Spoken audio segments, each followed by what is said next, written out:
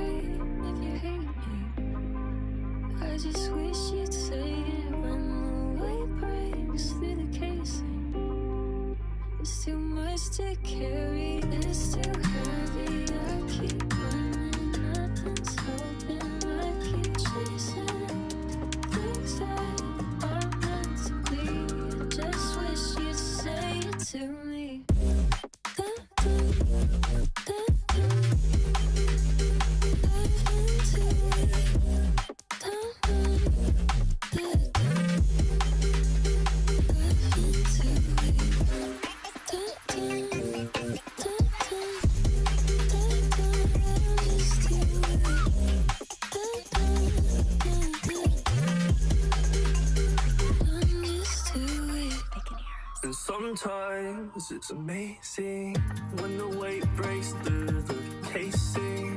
When you tell our stories, do you taste me? What if I told you it's not there? What if I told you I'm not here? I know that I've chosen to erase it, but it's my sin. I wait up, I hold on for so long, so low.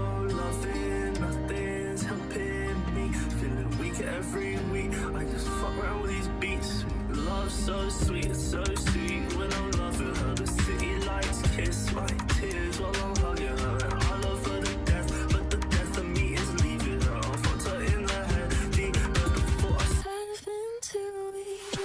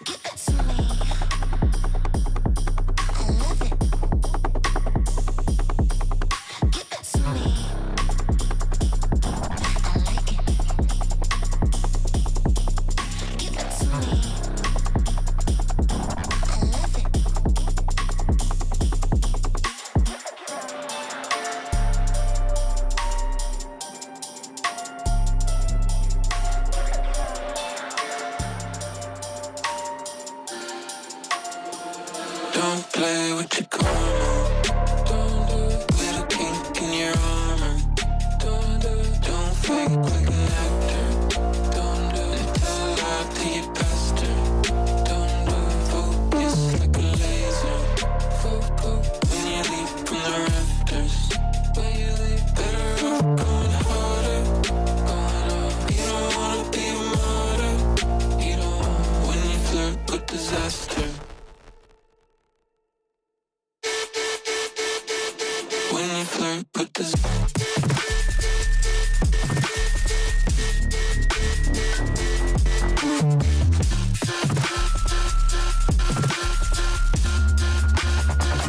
When you flirt with this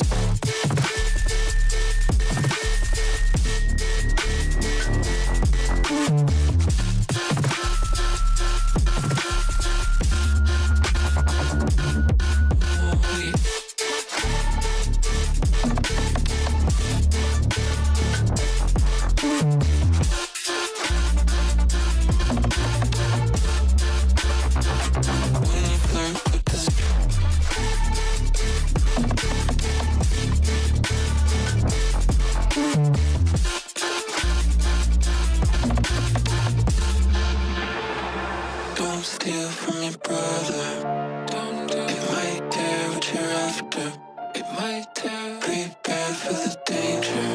Prepare when you call out your master. Call him out. Don't trust in a stranger. Don't get killed in the caption. Get killed. Sabotage in the parlor. You don't wanna be a martyr. When you flirt with disaster. When you flirt with disaster. When you flirt with disaster.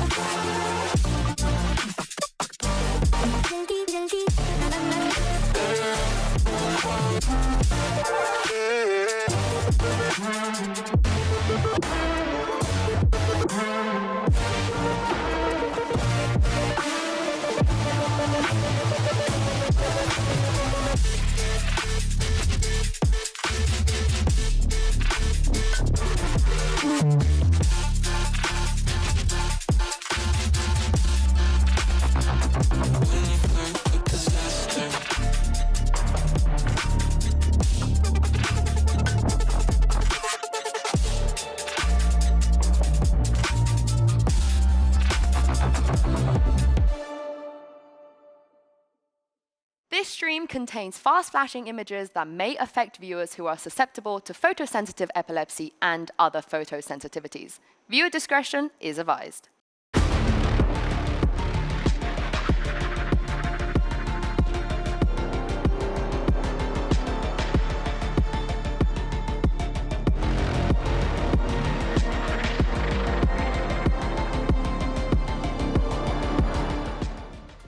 It's time to put up or shut up. Time is running out and 4 teams are fighting to make to the final leg of this competition. Hello everyone and welcome to day 10 of Masters Toronto, coming at you live from the Enercare Center for today's elimination matches. Of course, I'm Golden Boy here, the bald guy currently yelling at everyone in this arena. You got Kukuka, you also got Mimi, and we're gonna yap about some video games today. How you feeling, Toronto? You feeling good? Bueno, I love to hear it, love to hear it. All right, so yesterday we were in the upper bracket and started the day off with the Wolves doing the freaking impossible, people. They managed to not just defeat Gen.G, but they did it, Mimi, in a 2-0 fashion. What the hell? Yeah, both of these games were comebacks as well. They were down big time on split, win a pistol, built some crazy momentum, and absolutely pop off. I mean, the energy coming from these players on stage, the kills they were getting in the second half of both maps, it's incredible. And now Wolves is a top 3 team. And we close out the day with the Paper X versus Sentinels, and Paper X also took the win in a 2-0 fashion. And that last round that we were seeing, that sneaky defuse that did not send us to overtime in Sunset. And this is how the bracket is loosened. All of Americas, all of what's left of Americas, is facing elimination today. Oh yeah, it's a tough challenge Also, for sure. all of EMEA. Hey, the one team. let me have this, okay? Maybe let me have this one thing, this one line for me. I was hoping, I was waiting to see if someone was going to say something. I didn't want to, you know, but it's okay, it's okay. Now here's the thing though, folks, right? These are some big games as we know, right? You got G2 going up against Gen.G. Good luck saying that 5 times fast. And you also have Fnatic up against Sentinels. That's going to be our last match today, which is, oh boy, that, I mean, like that I actually, funny thing, Leo Fari actually came into the green room earlier, right? And he was like, whoa, this is like a top 4 in any other Masters tournament, but these guys are playing for top 4, Kakuka. If you have your tickets from like a month ago and you were like, oh, I'm just going to go to this one day, you have been blessed because the matches that we're going to see today could have been any sort of final, upper final, and it's ends up in just a super exciting day. Yeah, just buy a lotto ticket. It's crazy that 2 of these teams are going home today. Already, it would be a top 6 finish. I think that's honestly kind of a disappointment for any of these teams down in the lowers. All 4 had such lofty expectations coming into this event. Yeah, I mean, you got G2 looking to get their first championship win. You got Gen.G continuing to try and hold down the fort. They look like world beaters throughout the Swiss stages. Sentinels as well. Fnatic. It really is just so many stories coming into this one. Every team here has won a global trophy before, except G2, who's made a final and nearly won it last time. Good call on that one there, Mimi. Now, of course, that brings us to today's MasterCard fan poll. We want to know which team has the best shot at survival today. Scan that QR code to cast your vote, and we'll, of course, have those results in just a little bit. And while you're at it, why don't you go ahead and use the hashtags on all the social medias, Valorant Masters and VCT, so we can feature your stuff on the show. And if you're here in the venue, head on over to our sign station. You can see it on screen. Make some signs. Get creative. Have fun. It's not like we're not going to feature some fan art, right? Right. Good news is we are, because we have a fun segment we brought all the way from Americas. It's Fan or Fraud. Now, here's how this works, okay? We're going to see 2 signs. One was made by someone in our lovely audience, and the other was made by one of our incredible crew members. And you all at home, you in the venue, and most importantly, Mimi and Kakuka, not me, have to guess which one is the fan, which one is the fraud. Technically, you're the tiebreaker if we disagree. Yeah, in that instance, I'll go ahead and do my veto vote. Yeah, for sure. And you guys get to play along with us. So let's go ahead and do this, all right, everyone? And I want to hear you guys say which one's the fan, which one's the fraud. All right, here's your first one. I just hope both teams have fun. And the other one says, let's go FNC, with some handwriting there that says, I love Boaster, and a nice little smiley face. Absolutely love the drawing on the left. So I am going to say that I just hope both teams have fun comes from the fans, because every single game has been so enjoyable. You just have to cheer for good Valorant.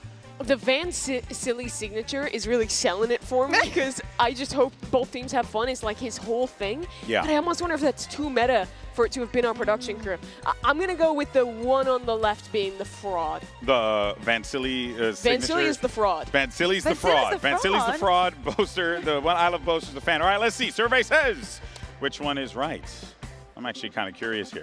Oh, whoa. Okay. Wow. Yeah. Look at that. Okay, Mimi, you're a fraud. All right, now, next up, let's see our other one. By the way, shout out to whoever drew that cat. Goodness gracious. Oh, this is a good one. You got the wolf there in the background. Can we get some wolves in the house? Woo! Come on. You got a couple. Yeah, I got like 3. They weren't ready. They weren't ready. I came at them a little too quickly on that one there. You know what I mean? All right, next one we got. Let's go G2. Huh. I gotta say, I'm gonna go. I like Fans on the right, frauds on the left. I think fan is on the left, because I think whenever we've done this segment before, our producers have gotten like way too into drawing the signs and like are you actually metagaming? Done very good drawings. Are you metagaming? Maybe a little. Silly game in our pre-show? A silly game? Yes, I am. Unbelievable. I'm going to say that the fan is on the left. Fan is on the left. So, all right, fans on the left for our 2 analysts here. Let's see. Aww. No, you're both frauds. Right. No, that's what I said. Oh, fraud you are? on the left. I like to live in a reality where you're a fraud, maybe. Okay. All right. Well, now, you do, but not for this reason. Let's have one more. Here we go. Damn. Oh, my gosh. The quality in both of this. That Valorant We made one of these? Nah. is insane. Both of these are fans. They got Yo, that Valorant looks better than the real one. This might be the trick question, both fans, because these look like they took a hell of a lot of time to draw. Yeah. I can't I like that. Both fans? Yeah, that's my guess. I'm going to metagame a little bit here, because our producers work incredibly hard, and I don't know if they would have actually taken the time to do this much detail. But also, they're very talented. So let's see. I'm going to say if there's one fan, I'll go, for the right one. All right. Whoever on staff drew that, you are so talented. Yeah, with that for real. Valorant drawing. For real. That was crazy. That was awesome stuff. There you have it. Fan or fraud. We have another game later on in the day here. You just have to stick around to find out which one it is. But let's go ahead and keep the love for the fans going. Send it over to Van Silly, who is at another great meet and greet for our fan activation zone. Vans, what you got? Then still in the fan activation zone where we have an opportunity to meet the legendary Pan-Poc duo. Hi, Poc. Welcome to Toronto. Why is it so funny? How's it going?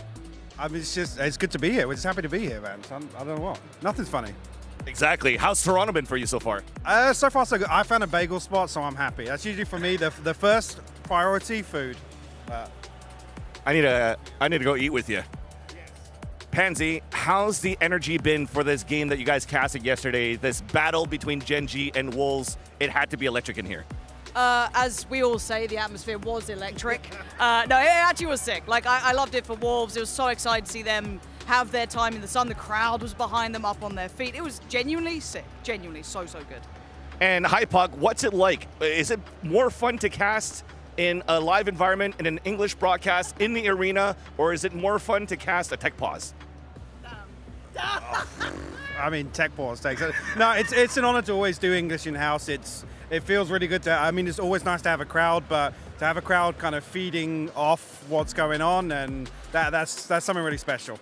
Awesome. Well, unfortunately, I didn't have a chance to do a meet and greet in Masters Toronto, so do you mind if I third wheel you guys and have a seat here? Are we cool with a new trio, a casting trio called Silly Pan-Poc? Van-Pockely. Van-Pockely kind of goes hard. Wait. That sounds like a spell. Van-Pockely, meet and greet time.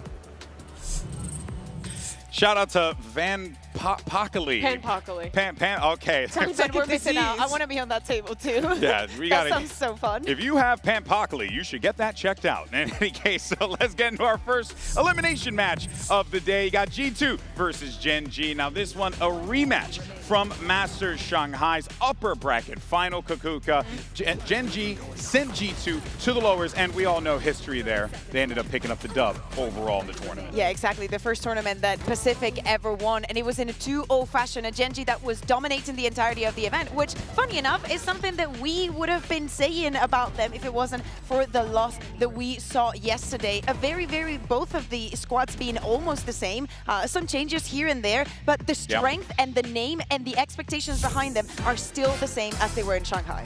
Yeah, for G2 as well, just making one change since then, bringing Jaw into the roster and trying to make another deep run here and get their revenge against Gen.G. They lost early on in this bracket to PaperX in that really close 2-0, but already look to rebound. That first series was so dominant down in the lower bracket. Yeah, G2 looked really fantastic in that XLG game. Really went back to the basics for them there, right? Showing that they have that, the work that they put forward. But the thing is, you go up against a Gen.G team like this, Kukuka, the basics are going to be, the fundies are going to be important, but sometimes, man, these guys could just pull off miracles in the server. Yeah, absolutely. I think that G2 having that first match that didn't go their way, we were speaking about the first seeds being completely cursed. Now they're coming off of a win, and a very dominant one. We see some changes here and there that only speaks great things for the G2 in the rest of the tournament. All right, well, earlier on, Yinsu got an opportunity to catch up with Texture and Leaf about this rematch.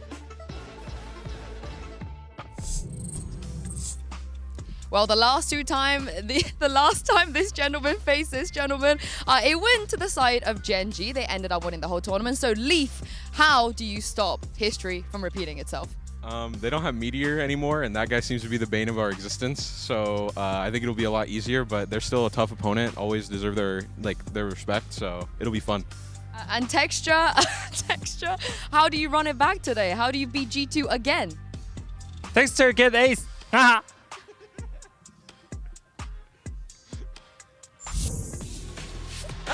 I agree. I agree. Texture gets the ace. I just hope that if Gen.G wins, he just does the same pose and just looks at Leaf. Even if he doesn't honestly, get the ace, you know? He should just do it regardless. If someone stood up on the other side of the stage doing that to me, I'd be livid. Do you think it's his turn to stand up if he gets the ace? I think he should. I think it's in order, right? I think he should. I don't think he will, but I think he should, you know? He's going to get in it. It's just 4Ks all day It's for just Texture. Mr. 4K. That's why he was holding up the 2 peace signs. Exactly. For every 4K he's going to get, Yeah, for the kills he gets, he only gets 4. Of course, though, G2 may have dropped their first match to PaperX. But as we had mentioned before, things really did turn around, Mimi, when they went up against XLG. And the big thing that we had noted there was just, it was like a real statement maker. They came out there, played a clean game, and shut down their opponent in the best way possible. I think this is exactly the game that G2 needed. They had a really rough loss to PaperX. They made some mistakes that I think definitely stuck with them, having to now rally through the lower bracket. But this was a quick game. They really inspired confidence. The players that needed to had amazing individual performances. That's the game to start the momentum of a lower bracket run. It has to be. It needs to be. Because so far in the tournament, Americas has only won against the Chinese teams. And you can say that, you know, a 2-0 clean fashion. But XLG was not showing what we saw back in China because of the change and whatnot. So the strength was not there. Now G2 faces up against a very, very strong opponent. If things had already been hard, they're only going to get harder from here on. And I will say, to that regard, you're totally right, Kuku. If anything, the 2-0 just reaffirmed to me that, oh, the G2 team isn't going to be stumbling here because that needed to be clean. Otherwise, we'd be asking a lot of questions about what's the viability of this lineup. But the good thing is that they have so many weapons on this team, and one guy, well, one Leaf, as a matter of fact, he dominates the server whenever he's in there. An absolute beast, can play practically any single role that you ask him to play, Kukuka, and he performs every time. He's just this good. I mean, it's what I expected from here, especially here on this Haven. It made no sense. He won 4 clutches, 1 1v1, and 3 1v2s. Every single time that he was alive at the end of the round, if you're watching from home, if you're watching from the venue, you know there's still a big chance of G2 winning the round if this man is alive. He was having an impact on Icebox as well, the classic outlaw merchant on that map, buying that gun constantly on their defender half. Leaf does so much in the fragging department. He's also a super vocal player who's helping to add ideas to this team to keep them in the matches during these tough series. So a super critical player for G2, and no surprises that he pops off there. Oh yeah, he's such a playmaker for this team, right? He always seems to be in the right place, in the right position to do so. Speaking of though, Mimi, I know you had something you wanted to break down regarding what we've been seeing from G2. Yeah, so I think in the PaperX game, G2 struggled in some of their like late round team fighting stuff when they were going into retakes, things like that. So I wanted to look at a round against XLG that showed the G2 I know, who has really quick reactions, who always has the right idea of what to do into their opponent. You look at this, they're starting with a pretty default defensive side setup. They love splitting their Sentinel util. There's Thorns there, and a wall on B. And there's also going to be a Yoru TP that off rip is sending all the way over towards A to be able to fast rotate. As we play this one out, XLG is going to start this round with a really telegraphed hit. Stun, ult, and I want to go back for just a second here, because watch, as Coconut goes into heaven, Valen teleports from site. Look at, he's right here, starting on the site, and then Omen TP's up top, cancels out that ultimate because he's in the face of the Omen, and now XLG, when they go for this execute, they're going to pop the Rolling Thunder, they're going to have a TP ready to go on this Yoru going right into this corner. But watch what's happened on the map already.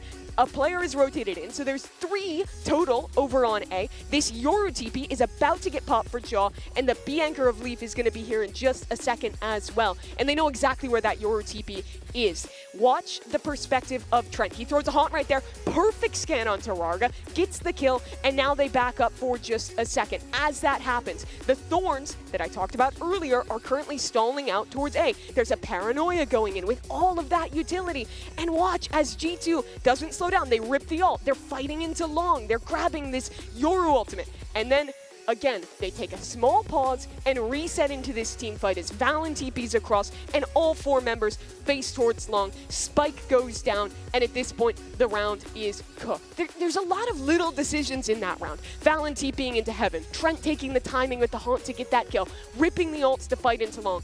Every one of those plays was a conscious decision that G2 had to make in a split second, but they were on the same page in all of them. And that kind of perfect coordination in chaotic rounds is what has brought G2 their great success that they've had for the last 2 years, and that's what was missing against PaperX. And it could very well be the thing that leads to success here today, but there's also another layer to this as well, Kukuka, because a lot of teams have been struggling, not necessarily struggling, maybe not the best word to use here, but trying to figure out what these compositions are. What should we use? What should we bust out here? Try this new thing. And G2 actually has been trying new stuff. We saw JonahP on the stage on Icebox, and we were seeing some pretty sick plays from him. Yeah, absolutely. I think that deciding to go back on the drawing board and go back to a non-duelist composition here on Icebox is something that we've seen a lot in the past. And it's so good that after the Tejo is gone, so many teams have not only gone back to what they were playing before, but actually looking at new alternatives on how to play the map. Number one priority, of course, getting the spike down. To me, it was all about the retakes and all the potential that the composition was for that Icebox. But when we look at this head-to-head, at the duelists coming in for today, JonahP and Texture. JonahP already playing the Neon, playing the Sage, going out of his comfort. We've been seeing him so much on the Euro, a little bit of race, a little bit of Waylay as well, that I would love to see personally. But today, Mimi, against Texture, is a different beast. And this, to me, is one of the biggest representatives of the difference between these two teams, that Jaw is playing Sage on a no-duelist comp. He's playing a lot of the Yoru still, despite Teo going out of meta. Whereas Texture has been playing Neon in the vast majority of his games. They have both had a profound impact, but when you look at the kills they're getting, the stats they're pulling off, Texture has been way flashier because he's playing this super fast-paced Neon. He's getting tons of priority in the utility from his teammates, whereas Jaw is still flexing more into a position where he's kind of a supportive player. He's the one diving in, and it's Trent and it's Leaf who are getting the most impact on G2. I think that there's also a big difference in what you're saying between G2 and Gen.G, because whenever we have seen Gen.G facing off a problem on any map, imagine on the attack, you're on the attack on split and they're pushing you all the time. The one piece that Gen.G will move will be Texture, because they know that that is the number one thing the other team is going to consider a big problem. So in many of these occasions, we're going to see Gen.G maybe calling a timeout, or maybe the players just saying, okay, Texture, we need you to be here. We need you to be the one dealing with this. Yeah, no, makes sense. Texture is such an impact player for this team that you see it every single time he's out there. He's always putting up numbers, but more importantly, he's getting those multi-kills. He's doing everything that you would ask him to do, and it still wasn't really enough in that game against Wolves, despite the great efforts that we were seeing there, Mimi, from Texture. In the two first halves, though, Texture was excellent. Their macro on defensive split, I was very impressed by the way they called around Texture's off on the Neon and how mobile he is on that agent. That all looked great, and it made me think they were just going to run away with this game because they were out-calling Wolves in every way. But then, Bea, Wolves locked in this second half. The defensive anchoring popped off, and they came all the way back to win the series. You could see it also in the stage, right? Like, we were seeing a Wolves that was not celebrating, that was pretty frustrated. But as you're saying, the defense half, it was the key for both of the teams. And even though Gen.G had all of that momentum, ended up in a 9-3 half on the first map with all the confidence and all the good rounds that they had, a Texture that was shutting down the opponent duelist time and time again, they lose that. And that is something that cannot happen today. Something I want to see G2 learn from Gen.G's loss in their previous series is using smokes a ton as anchors on sites. Not just the default ones, think like you're always going to see an anchor smoke on A, on Haven, but Wolves was throwing down one, sometimes even two anchor smokes on these sites. And with how Gen.G enters sites, a lot of the time, it's just Texture with util behind him. So if you have a smoke to get in and out of, it can be a lot easier to isolate him, kill him, and then buy time for your teammates to flood in. That's how Wolves was destroying Gen.G on that defensive side in both maps. Yeah, we're seeing some really unique setups, some great reads and ways to be able to shut down these players. And we mentioned before about what we've been getting out of some of these compositions. One agent that actually has been the talk of the town this event has been Deadlock, because Deadlock has been pretty much locked 56% of the time here. But when we see her in play, Kukuka, we're seeing all that utility play such a big role in these fights. And it gives a lot of layers to Gen.G, because as we were saying, like, dealing with Texture has to be a #1 priority, and I think that the initiators for the side of G2 know that that is a priority. But the second one is, especially in this maps, in the sunsets, in the split, you have to keep a very good eye on how the setup is moving, the tells that they have to know where the utility is being placed and how Foxy9 is going to be playing around it. Yeah. GravNet is refreshable util now, and in my opinion, Gen.G is the team who has realized that and used that the best out of anyone in this tournament. They've been playing more single initiator comps, but they're making up for it by playing this deadlock. A lot of their early rounds on defense will be a GravNet into the operator of texture, posting on that line. So they're making sacrifices in their comp in getting rid of some initiators, but they're making up for it with the GravNet that the deadlock brings on top of the rest of your already very strong kit. And I think that's a really good read for Gen.G. Yeah, I mean, talk about being ahead of it too, right? I mean, because that's something that, you were looking to be like, oh, okay, it's refreshable, that's okay, maybe we can explore with it. Gen.G seem to have baked this into their strategy, and it has been working for them. Granted, it didn't work necessarily against the Wolves. They found ways to counter that. They found ways to shut it down. Can G2 do the same thing? Let's go ahead and hear from JonahP and how he's feeling about G2's chances in this one in our Omen player moment.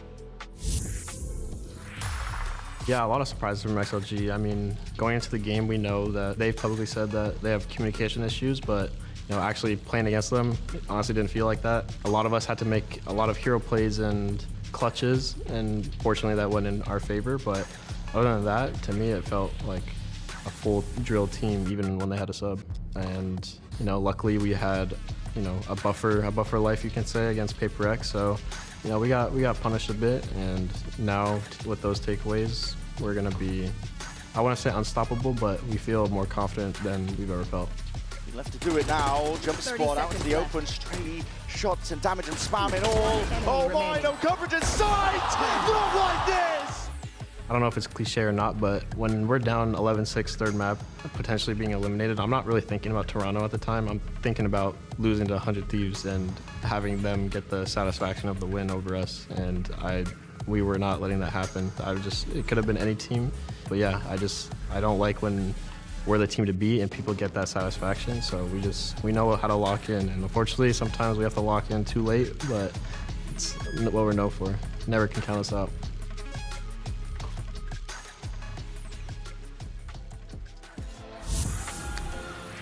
We're heading into our 10th day here in Toronto, so it's time to see how the desk is feeling. And also you lovely people here in Toronto as well. We're going to play another game. It's Agree to Disagree. Now, we have our snazzy thumbs here. We got to the agree, strongly agree, it doesn't matter, and disagree, all right? And also for you guys in the audience, make sure you guys play as well. If you agree, just yell out agree. If you disagree, just yell disagree. Who cares? All right, let's do this, guys. First one, we have Wolves is on the most impressive debuting run we've ever seen at a global event. Ever seen at a global event. I mean, technically, Sentinels winning Reykjavik was a debut run, because no one had played a global event before. But yeah, I don't think that's nobody the spirit could play of the the game question. either. It might be. I'm trying to think of. I'm going to go recency bias, and I'm going to say I strongly agree, because every single time we're thinking that, they will make it, and every single time I feel like yesterday it was a clear statement. Everybody is loving their personalities as well. So I'm going with I strongly agree. Yeah, all of the great runs I can think of in Valorant came from teams who had at least been to a global before. You think like Team One, they'd been there, but they hadn't been great.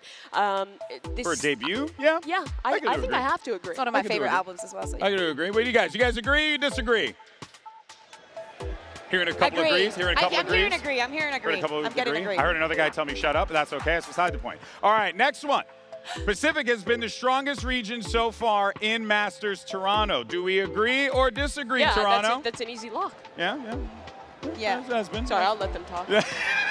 Come on, you stop talking over people, my Mimi. bad. It's really rude, actually. I mean, this is factual, no? Yeah. It's pretty factual. I can't disagree with that one there. All of the teams that made it to playoffs. Yep. All teams in playoff, 2 teams left out of 6. That's the best of any region. Not bad. All right. Here's one more. Okay. One of the teams playing today will win Masters Toronto. Do we agree or disagree? Chat? Toronto? How are we feeling? Oh, okay, let's remind people, right? Wolves and Paper X are currently taking a break, and we'll see them on the other side. Or, of course, they're not playing today, so it's either between those 2 and the 4 that are playing today. I'm going to just give you guys a hot take. Just going to go with disagree. Disagree. Who do you think's winning then? Paper X. Paper X? Yeah. All right. Finally, I still believe in curses. I I'm still gonna go with can't Alex. predict I'm supporting GB here. Paper Yeah, X to win a tournament. I mean, look, yeah, you know what, you're right. Thank you so much for doing that, actually. Balances things out so that this way we don't get caught in the future. But yeah, I just you can't argue it. You can't argue with it. They look so good right now. All right, well, there you have it, folks. Now it's time for the results of today's MasterCard fan poll. Earlier, we asked you which team has the best shot at survival today. The results are in, and not shocked. Gen.G sits at 40%. This team has looked absolutely stellar, Kakuka, throughout this entire event, outside of that loss that they suffered to Wolves. Yep. So this does not shock me. Absolutely not. I think that from groups, fan favorite, a crowd favorite, they have to be, and especially anyone that plays the game and watches Gen.G, they understand their strengths. For the other ones, I guess that you can make some cases, right? As I was saying, America's only winning against China so far. G2 maybe not showing on their first and opening match what they could do. And Fnatic, you know, EMEA has been suffering, so I understand. I understand. I do think G2 being nearly last place there is some devious work from the voters here. I think that the Paper X train is going to. You can jump on that train because they already sent. I'm speaking. They already sent. Okay. They already sent G2 and Sentinels onto the lower, and the good thing is that we're in Toronto, so you can catch that train back to NA. Oh my! You just did that. I'm speaking. I'm dead. I'm done, man. It's all you, buddy. Where's the comeback? Yeah, I know, right? You got one. What else do we have? Work on that. I mean, we just. You've actually just portrayed me as sitting in the corner, just quivering. All right, team. Let's take a look at our predictions. What did our broadcast squad think about the matchups today? And Rob Moore is still there. Okay. So here we go. Not bad. Kakuka, you kind of beefed it yesterday, by the way. You were going for the anti-Achilleos, going for 0 and God knows what, and you kind of screwed it up. So now you just look like you don't know how to predict. Yeah, so I've given up. But for today, as I just said, and I made in my statement, I think that Gen.G are going to bounce back from what happened yesterday. And for the side of Fnatic, honestly, I think that this is very, very 50-50 because I think that the map pool favors Sentinels more. But man, it's EMEA. What you want me to do? I know we all talk about Achilleos, but again, gotta give love to the GOAT, Gen Lee, continuously getting it right. Just one behind Achilleos. Eat your heart out, Seth, you bum. But of course, this is it, folks. It's coming down to the wire. I'm so excited for today, guys. These matches. Toronto, are you excited for today's matches? I think we could try that again. I said, Toronto, are you excited for today's matches? There you go. That's what I want to hear. That's what I want to hear, because you couldn't have asked me for 4 better teams in this situation competing for top 4. This is a stacked lower bracket. Any other tournament, this could have been the top 4. This could have been the final 4. But 2 of them have to go home. 3 of these teams have won global trophies before. For any of them, going out in 6th would be a big disappointment. The pressure's really on today. Oh yeah, it definitely is, folks. All right, well, you see the countdown starting to wind down there. Everyone's getting ready to go, and today we will get our final 4 because elimination is on the line for all of our teams. And one thing is for certain, you do not want to miss a single round of action because this is VALORANT Masters Toronto. Day 10 of Masters Toronto starts right now.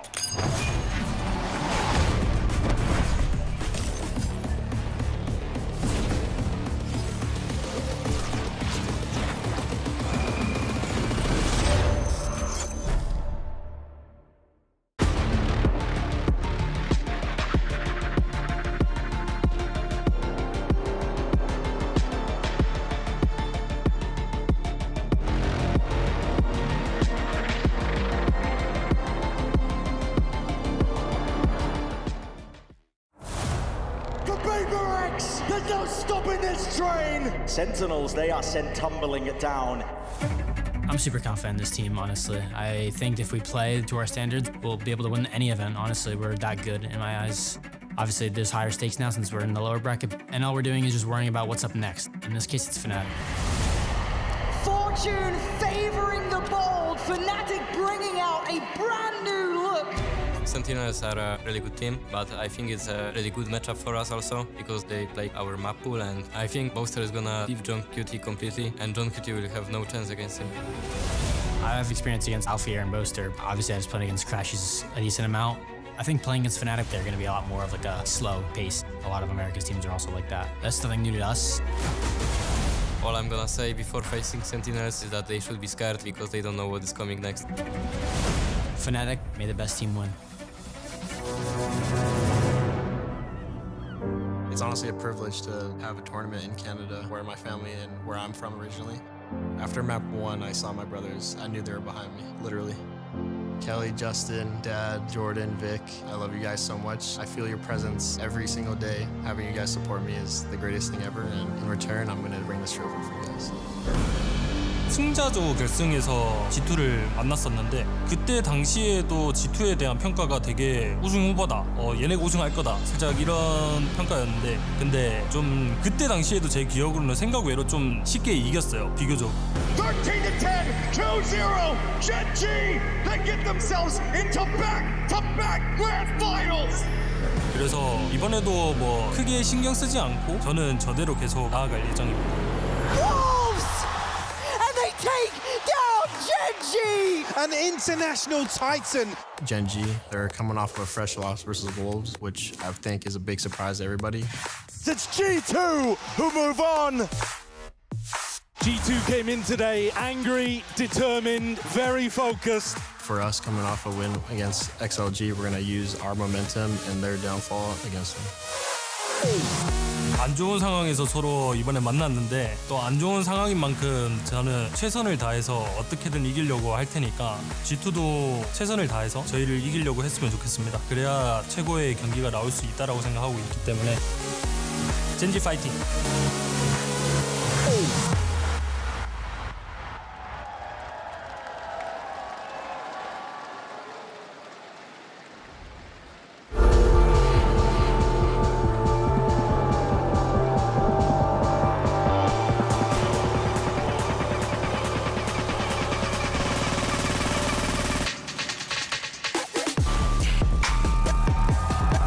G2 Esports versus Gen.G.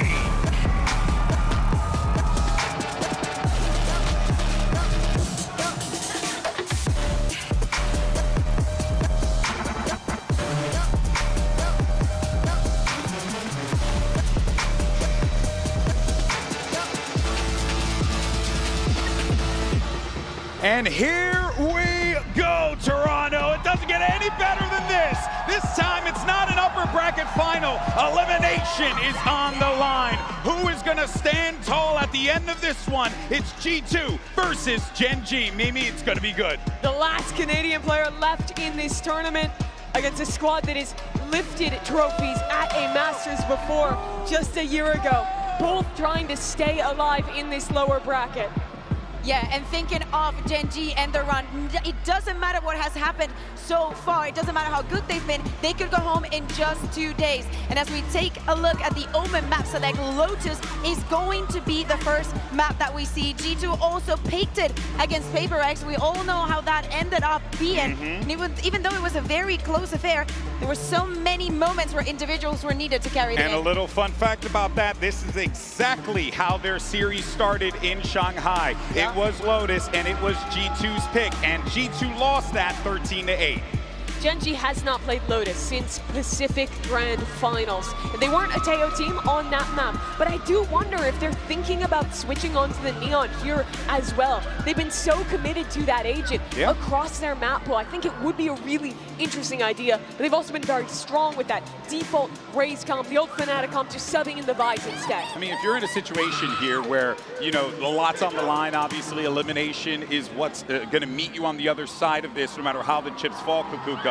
Do you go for the adjustment in your composition, or do you stick to the thing that you know can very well get you that win because it did it last time? I think that for them, it might be a chance for comfort. I think that G2 wanted to go for a map that they probably have not played on stage, as Mimi was just saying, and maybe not be as warmed up as the rest of them. Because if you go for something that they've shown a lot and you think you have a read on, they probably also have put some work and some hours onto that. Changes, I would stick to what they know. Probably that is the card that G2 wanted to play. Are you expecting us to pick this Lotus? G2 lost both pistols to Paper Rex. They got bonused by Paper Rex. So last time they played Lotus, it was still a 13-11 game. They made mistakes in that series. They're in the lower bracket for a reason, but I don't want to overreact to that map because I still think G2's macro, especially on the defensive side of this map, is world class. Yeah, the retakes I guess you're mentioning. Again, number one thing to take account of is the map that you're seeing in the screen right now is texture. How are they going to deal with it? Is JonahP going to be up for the task? Are the rest of the team going to be able to shut that man down? Oh man, you can feel the energy here at the Undercare Center as everyone's getting ready to go.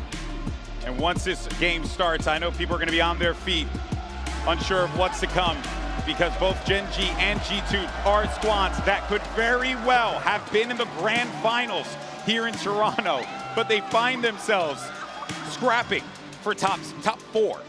I think it's extra pressure for G2 after being so close to winning in Bangkok. Yes. To go back to the same kind of demons that haunted them last year. They lost to Gen.G in Shanghai. They went out immediately after that, and that was Gen.G who lifted the trophy.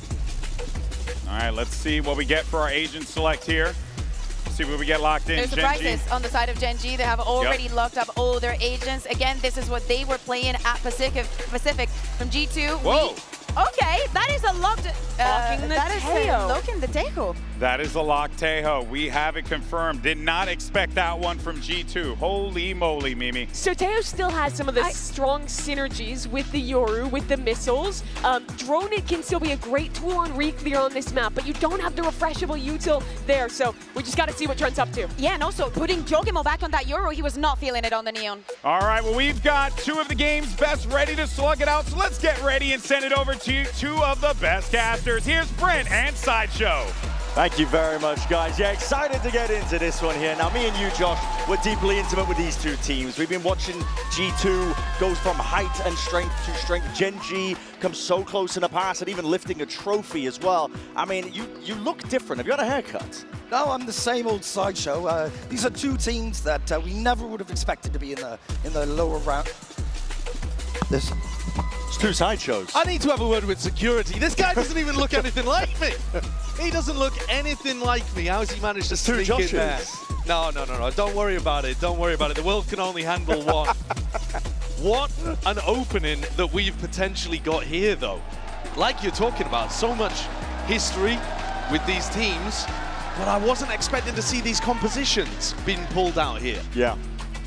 It's an interesting one for sure. And as the desk has been already mentioning as well, this is elimination on the line. A scenario that both of these teams were probably not expecting in the slightest as well. We're talking about 2 juggernauts of prior years. If you look at them in a vacuum as well, for each of these teams, equally, they've had moments where they've been potentially the best in the team, or the best team in the world. We would say that for G2, for Gen.G, moments in this tournament where they've had those heights. So let's take a look at the pistol round. It's slow going for now.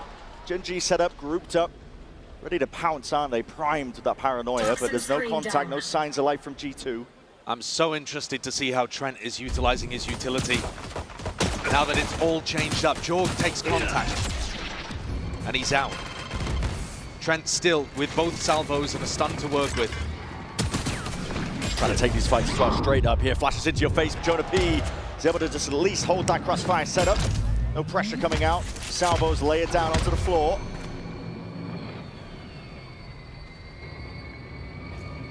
Gen.G now looking to contact their way through this scenario. And the refight called for. G2, they want to try and take the fight straight to them anyway, before they can even escape. A beautiful pistol round there from G2.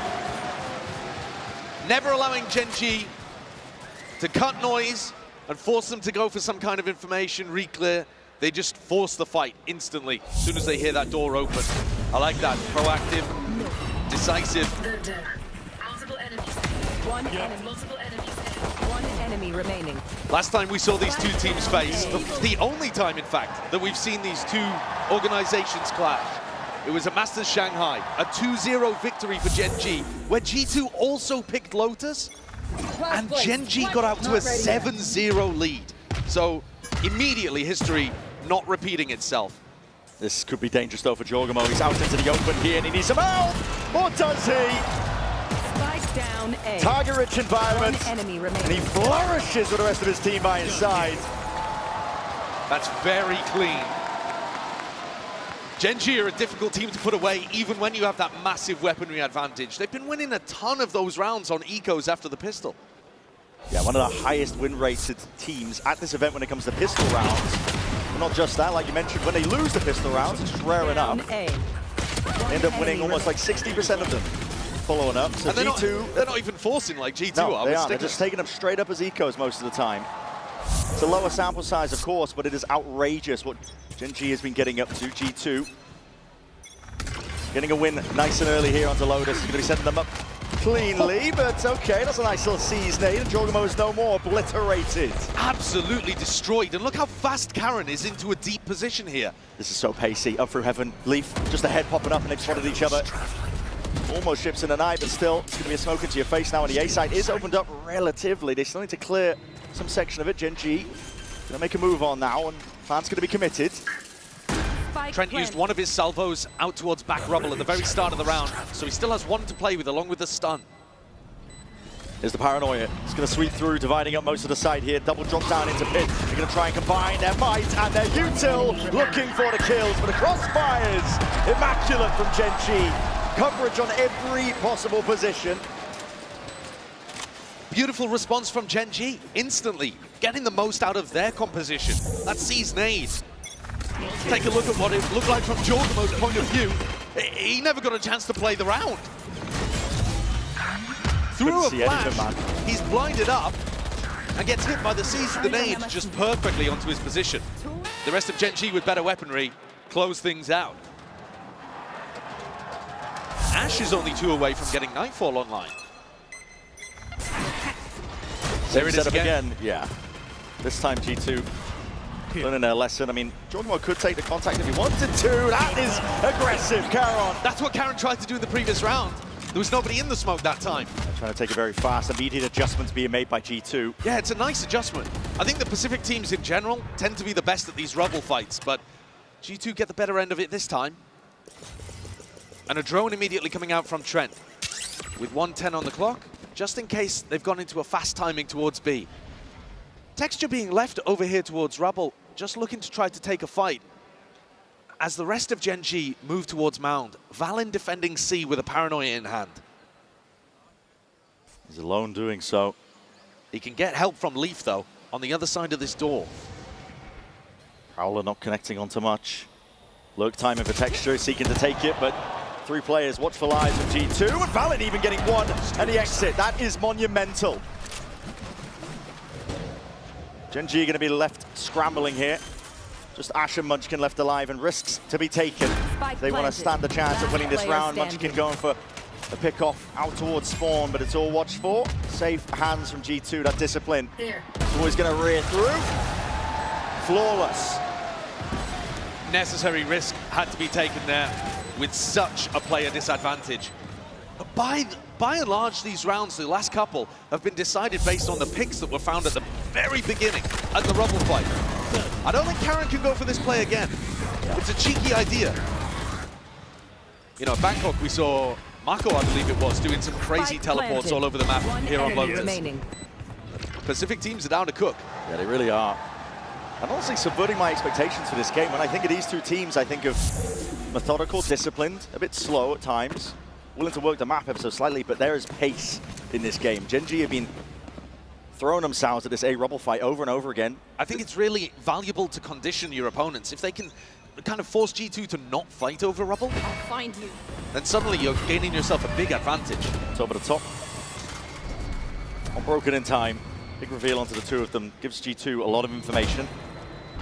Foxy9's actually utilized his wall very early on to stop a potential B push. So that means it's not available for a post plan, where the Vice can be at its most deadly. Doors opened up though. This is going to be putting Jorgamo under scrutiny. Can he deliver? Was it ever in doubt? It's 2 ripped array at a moment's notice. Sight's still going to be gained though. He's got no sound cues to work with. Still going to be TPing back and evacuating. Now with the dimensional drifting, and even catching that late lurk. Foxy9, there would be no backup policy. Gen.G are the ones who are left scrambling, picking up the pieces of the round and just dying straight away. It's all set up from JonahP, isn't it? Valen being the closer. It looks immaculate out here for Gen.G. This is a team that is determined to get redemption. Sorry, the G's are confusing me. Immaculate for G2. These rounds, I mean, Jorg should have been under a decent amount of pressure, but he's 7-1, and he deals with that hit, killing people who are barely looking at him. I mean, when Texture goes into the site there, he's having to split his focus so much on Blue Room as well. Dimensional Drift getting value as well. Just stands exactly where the player planting is, so Valen knows exactly where to spam. When I've watched round from JonahP. When I've watched Gen.G play in this map previously, and this, I believe, is the first time that we've seen them here at Toronto playing it, they've gotten a huge amount of value from either rebel fighting or getting really good lurk timings into places. I think that's something that Karen's excellent at, but Munchkin in particular, with the Viper, can provide you huge value if you default the rounds towards Mount at the beginning, because then Munchkin's able to get in on A and work his magic. And he really is a superb lurk player. But Gen.G haven't really been going for that. They've been trying to insert players into deep positions on A early on, and G2, they are so happy to be re-clearing, fighting, taking timings to be active. And with this double initiator, and both of them with information tools, both of the initiators, you know, you've got the Prowlers, you've got the drone, you actually have more re-clearing tools than even with the breach in the composition, you could argue. Sure. So these players in advanced spots are getting rooted out, and then Gen.G forced into site execs where they don't look great so far. Gen.G have got to turn this around. Timeout taken, most likely for the next round. Weaker weaponry, Munchkin, he's blinded up, just looking for the haunt position. JonahP not starting from B, so no, wasn't the same haunt position at all. But didn't even use it. One of the anti-strats that people have used in the past against G2 is trying to punish Leaf. You know that he's going to be jiggle peeking or jump spotting this deep C angle. And Texture, he's got a Guardian in this round, so I think that's the kind of fight he was looking for. This push out though, I mean, listen, JonahP is taking liberties. The deep drone from Trent Pryor. Here comes the hit coming through. Not shying away from investing the ult, the Nightfall's in. And here it is, bodies collapsing onto the floor. Gen.G, it's a bloodbath! G2 just taking him over, and again, the weaponry wasn't ideal for Gen.G. Got to keep that in mind, of course. But if the weaponry isn't ideal and Texture's the only one with a Guardian, why is Gen.G sending him into sight alone there instead of... Yeah, why are we not looking for picks? Seeing if we can bait out individual fights and rely on Texture's aim. It's a strange way of playing the map so far from Gen.G. Feels a bit rushed, a bit forced. And we might be seeing glimpses, I think, of what caused their downfall. We haven't really mentioned it too much, but against Wolves, Gen.G, they threw away 2 leads in the second half of the maps. It's what landed them here into this lower bracket. But this is the round they took the timeout for, Brent. And it needs to come up with a good here and now, trying to face it, doubling up as that wall drops down! And there it is, Munchkin and Caron happy to collect. This time, establishing slightly more passive positions, baiting G2 into fighting over towards Rubble, and then ripping them away when G2 overextends slightly. A 4v2, you've got to convert on this one. Has to be a second round for Gen.G. And you know that Valen and Leaf are going to be looking to try to take risks. Yeah, business is booming. Their money almost capped out. If you look at the kills, a lot of noise made. Valen's already got the one. Anticipating that Munchkin knows the plan. You have to He's taken out. It's a 2v2 in the blink of an eye. Thorns deaded. Anything to slow down the approach, the onslaught. The G2 are delivering. Rapid run around. G2 looking to group up. Hit the switch. Moving around. There's a smoke into your face now, and you're going to have to call this timing well. It's disjointed from G2, and Karen's got his eye on it. 1 for 1 at that. Not to be outdone. Playing further back positions here. Gen.G do not want to throw this advantage whatsoever. Weaving in and out, trying to ping pong here, but the time is ticking, and now it's ran out. Valen, no more chances. You can at least bring Karen down to the grave with you. That's actually really important too. Yeah. They've done insane economic damage there. Yes, it's a must-win round for Gen.G, and yes, they do get it over the line, but at what cost? The economical damage has been ridiculous there, inflicted by Valen and Leaf. What was that hop-up to delete Munchkin? He's waiting for the flank, but he's just not expecting that movement. And now, Gen.G is still behind by 3, and they're coming into this one with double Guardians, light armor. They're excited about it because it gets them on the board and starting to roll forwards. But it doesn't get any easier. And the money's looking pretty damn dire. Texture seized. Quick takeover towards it. Might be seized. There's no follow-up though because JonahP's opted into the operator. The big boomstick. Now he reveals his hand. Had to shoot the Prowler, had to evacuate and exit out. And JonahP happy to use a lot of utility. There's only one Prowler to try to get kind of passive information. My ult's ready. And they've had JonahP push back here too. So I think in terms of the macro game, Gen.G kind of winning this round. Jorg's going to have to go for some kind of info peek. Nobody set up to punish, though. Gen.G inserting a bit of a pause, I think, expecting that G2 were going to go for some form of reclear. But that's actually allowed JonahP to get back on the line. Leaf in a tucked position. If this ends A, wall up, wall down. There's a timing here that Gen.G looking to utilize, and there's the Prowler connection. Still Leaf gets one. This traded, showstopper not expected, but there it is. Collapses onto the floor, JonahP from the high ground. It's the operator looking to get value, looking to get a few more. Running it down to the side, the extremities are getting cleared up, but JonahP counted for, taken out. It's a 2v2. G2 versus Gen.G Valen. Trying to clear, trying to be diligent. Blinding. Paranoia sweeps, no connection onto Caron. He's still going to see this one open, sighted. Ash is seeing it, takes the connection. Knows that he's off of it for now, but the C's did not connect. Smoke's going to be blossoming, blooming, covering the intent of G2, and they cannot be denied. They're looking incredible in these kind of scrappy moments. Gen.G need a huge player advantage to be able to close rounds out, because otherwise, G2 are everywhere. Even in this spot, Leaf should never be getting one. But they find themselves in a 4v3. Even clean up Jorg. But coming back through, Trent applies so much pressure onto that defuse. And you got to give credit to Valen. He's having an incredible game. He's 12-1. Locked in. You don't expect him to be out here smoke diffing Caron. G2 under that pressure to perform a perfect lower bracket run. Seems to be creating diamonds. And the money, bottom of the barrel purchases for Gen.G once more. Slow as you go.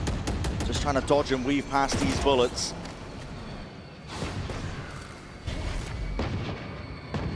Working the map a little bit for Gen.G. They're hoping for a pickoff or two, and rubber fight, hold up. Munchkin spotted out. Round to the side here, stun, maybe avoided. JonahP was watching the one angle. Salvo onto the other. Got to deroot this guy, but Munchkin could potentially get some kills for his trouble. Spot him for the info, and everybody just calls it quits. That's going to make Munchkin panic a little bit though, isn't it? This is one of the only rounds where we've seen Gen.G put that default over towards C, let Munchkin lurk, and a slower pace round. But it is on the eco. So how much can one guy really get done? He's calling the rest of the team back over to him. Yes. Trent's fully out of utility. No opportunity for those salvos to regenerate. 35 seconds left. Slowly going for this one again. Don't really have the weapons to be taking this fight. 30 seconds All contact plays for now, but looking to explode potentially into blue room. And there it is, it's a Visalt. They're tucking in close with classics and shorties. Here it is. It's the pistols that have to do the work here. JonahP, he's running hot on your heels. Shorty in hand from that kind of range. He's done the damage, but not quite the kill. JonahP looking to redeem, and he has indeed shut down the kill. What a shot to find, leaves it down to Ash, and he's on double digits. There's no chance in hell he can make it out of that spot. 7-2 in his scoreline now for G2. Rough moment there from Munchkin towards the end. Kind of panicked, jumped up. Maybe a bit of a mouse problem. G2 are storming away with the lead. Again, look back towards the historic matchup that these two teams have played previously. Lower bracket final, Masters Shanghai. Tournament that Gen.G ended up coming away with the victory, and one enemy since left. they came out to a blistering lead in that match on Lotus. Now G2 fully in control. Where are And Gen.G generally have been in control of their games. They normally go up early in the first half. And then it's about whether they can close out. Here they're struggling to stay even close. Just a float. Up shot, rattling past just to put a bit of fear into Gen.G. They've been conceded Rubble control. There wasn't really much of a fight put up by G2. I do like the slower pace, though, from Gen.G. I think it's more likely to find success. Footsteps already crossed past, but unanticipated that Jorgamo would be there to Nightfall now. Scatters across, sound cues are cut away. Moving forwards and back, there was that gate crash, but here we go. Roll out the red carpet, roll out the salvos. There's nowhere to stand. Very few pockets indeed for Gen.G to be safe, but with a minute on the mark, they can bide their time. Let's play this one together. And a player advantage retake for G2. They still have Paranoia, a flash from Jorgamo, a stun from Trent.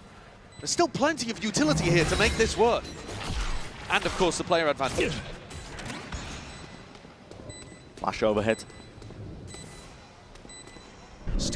Out of Paranoia. Go button's going to be called for here by G2. They want to try and make it go of it. It's good with the positioning still. Ash is doing tremendous damage and tremendous work. Jorgamo doesn't try and clear up that upper area, but the site is kind of flipped over. Gen.G, holy! Jorgamo just locking on. One to stand. Karon! 3 bullets left and just swarm just in time. G2 again. Just box Gen.G into the site and hit them with so much util. The operator from Jorg is also just getting astounding value. He's, despite getting pushed off his early lines, he's always finding a pick as they enter the site. And then also still somehow being able to find value. Nice! From the up and the shorty on the retake. Gen.G at some point in this tournament, after they've beaten Fnatic, I think, Time to were most people's favorites to be the top team here. There. They need to wake up here in this game. Looking out of it. Completely out of it with no real chance here. This is unbelievable. Oh, Jorg is looking great with the op. This kind of form. He's just unleashed here in the LAN environment on the big stage. And he's dominating Texture. Texture's 2 and 10. This is one of the favorites for MVP here, if you were just looking at individual performances. I think it was Paperthin who said, there's no doubt who the best player in this tournament is. Well, he's just getting shut down, shut out.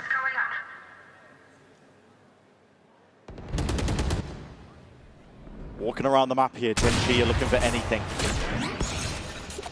Bit of presence by Foxy9, maybe feeling that the impetus is on him. Someone needs to step up and maybe get the ball rolling to get any sort of round they can. As a timing is caught. Foxy9 can't get more for his troubles, but maybe one is enough. Still, Munchkin also going walkabouts. Paranoia connects. All up, it's going to be saved by it.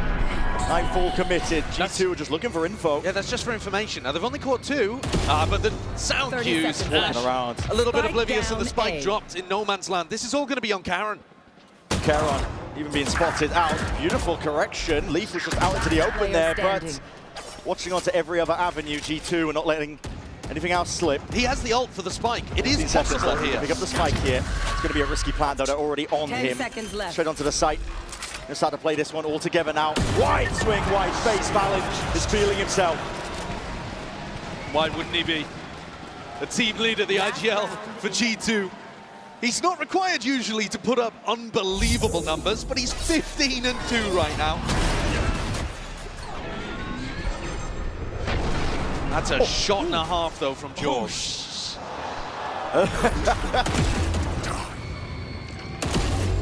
Rifles back in the hand of Gen.G, though, as they try to close this one out with a 9-3. It's the best they can possibly hope for. Double operators, because the wealth is that large.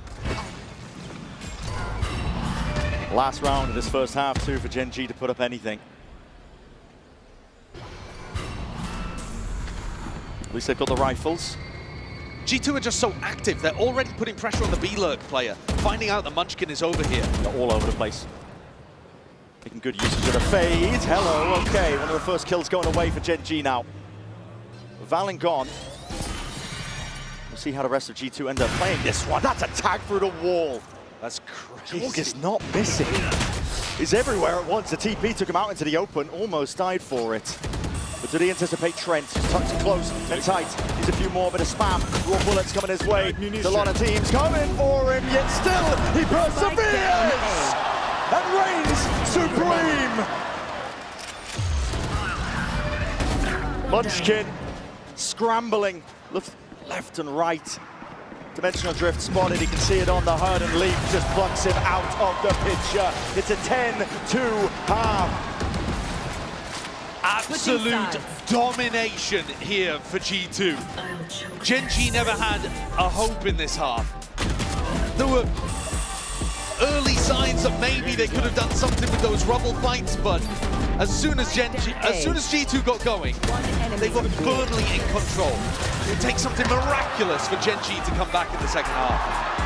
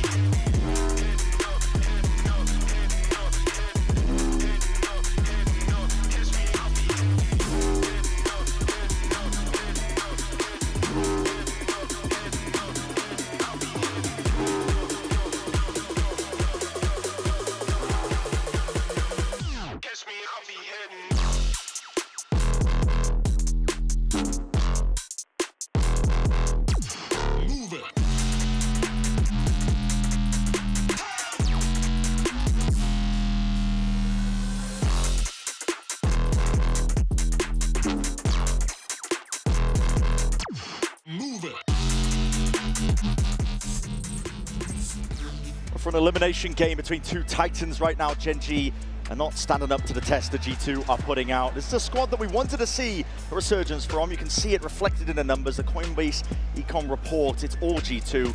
There has been so far this entire first half. For Gen.G though, Josh, listen, on the back of that Wolves game, we needed to see a resurgence. They lost that one. They crumbled under the pressure of the second half of each map. They really throw away their advantages. Here, they don't have an advantage to work with.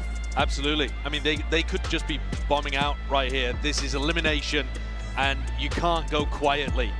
Texture in particular, I mean, you're seeing it here reflected somewhat, but once he gets onto the defense half, you need to be getting an operator into this guy's hands, I think. You saw what Jorg was able to do with it, and Texture's been immaculate with the operator and so good on defense. If there's any chance here for Gen.G, you need this guy to activate, but you also need the economy to even put the op in his hands in the first place. And so Gen.G need to get back into the business of winning these pistol rounds. And one of our best teams at this event, over 73% win rate for pistol rounds.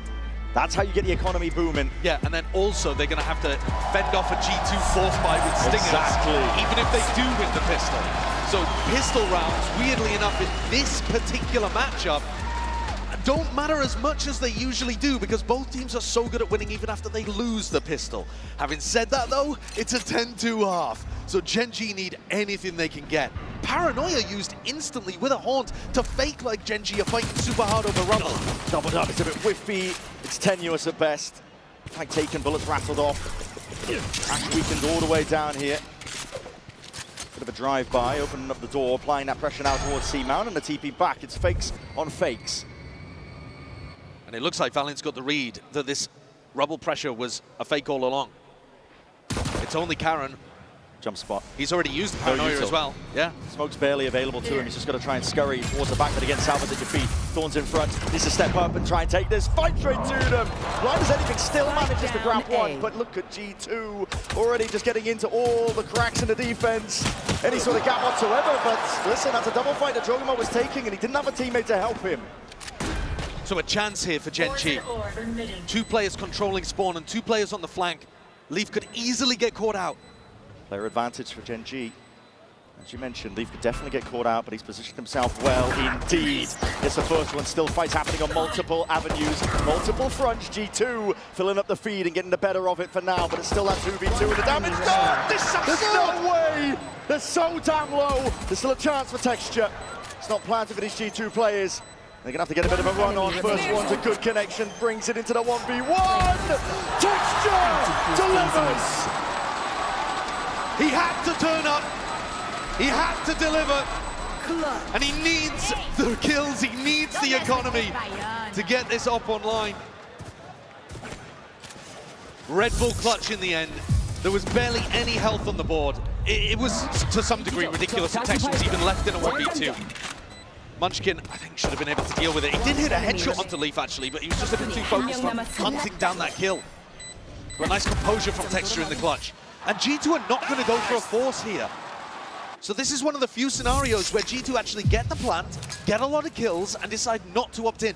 And I think this is actually the right idea, because if they force and lose, Gen.G are starting to build up some momentum.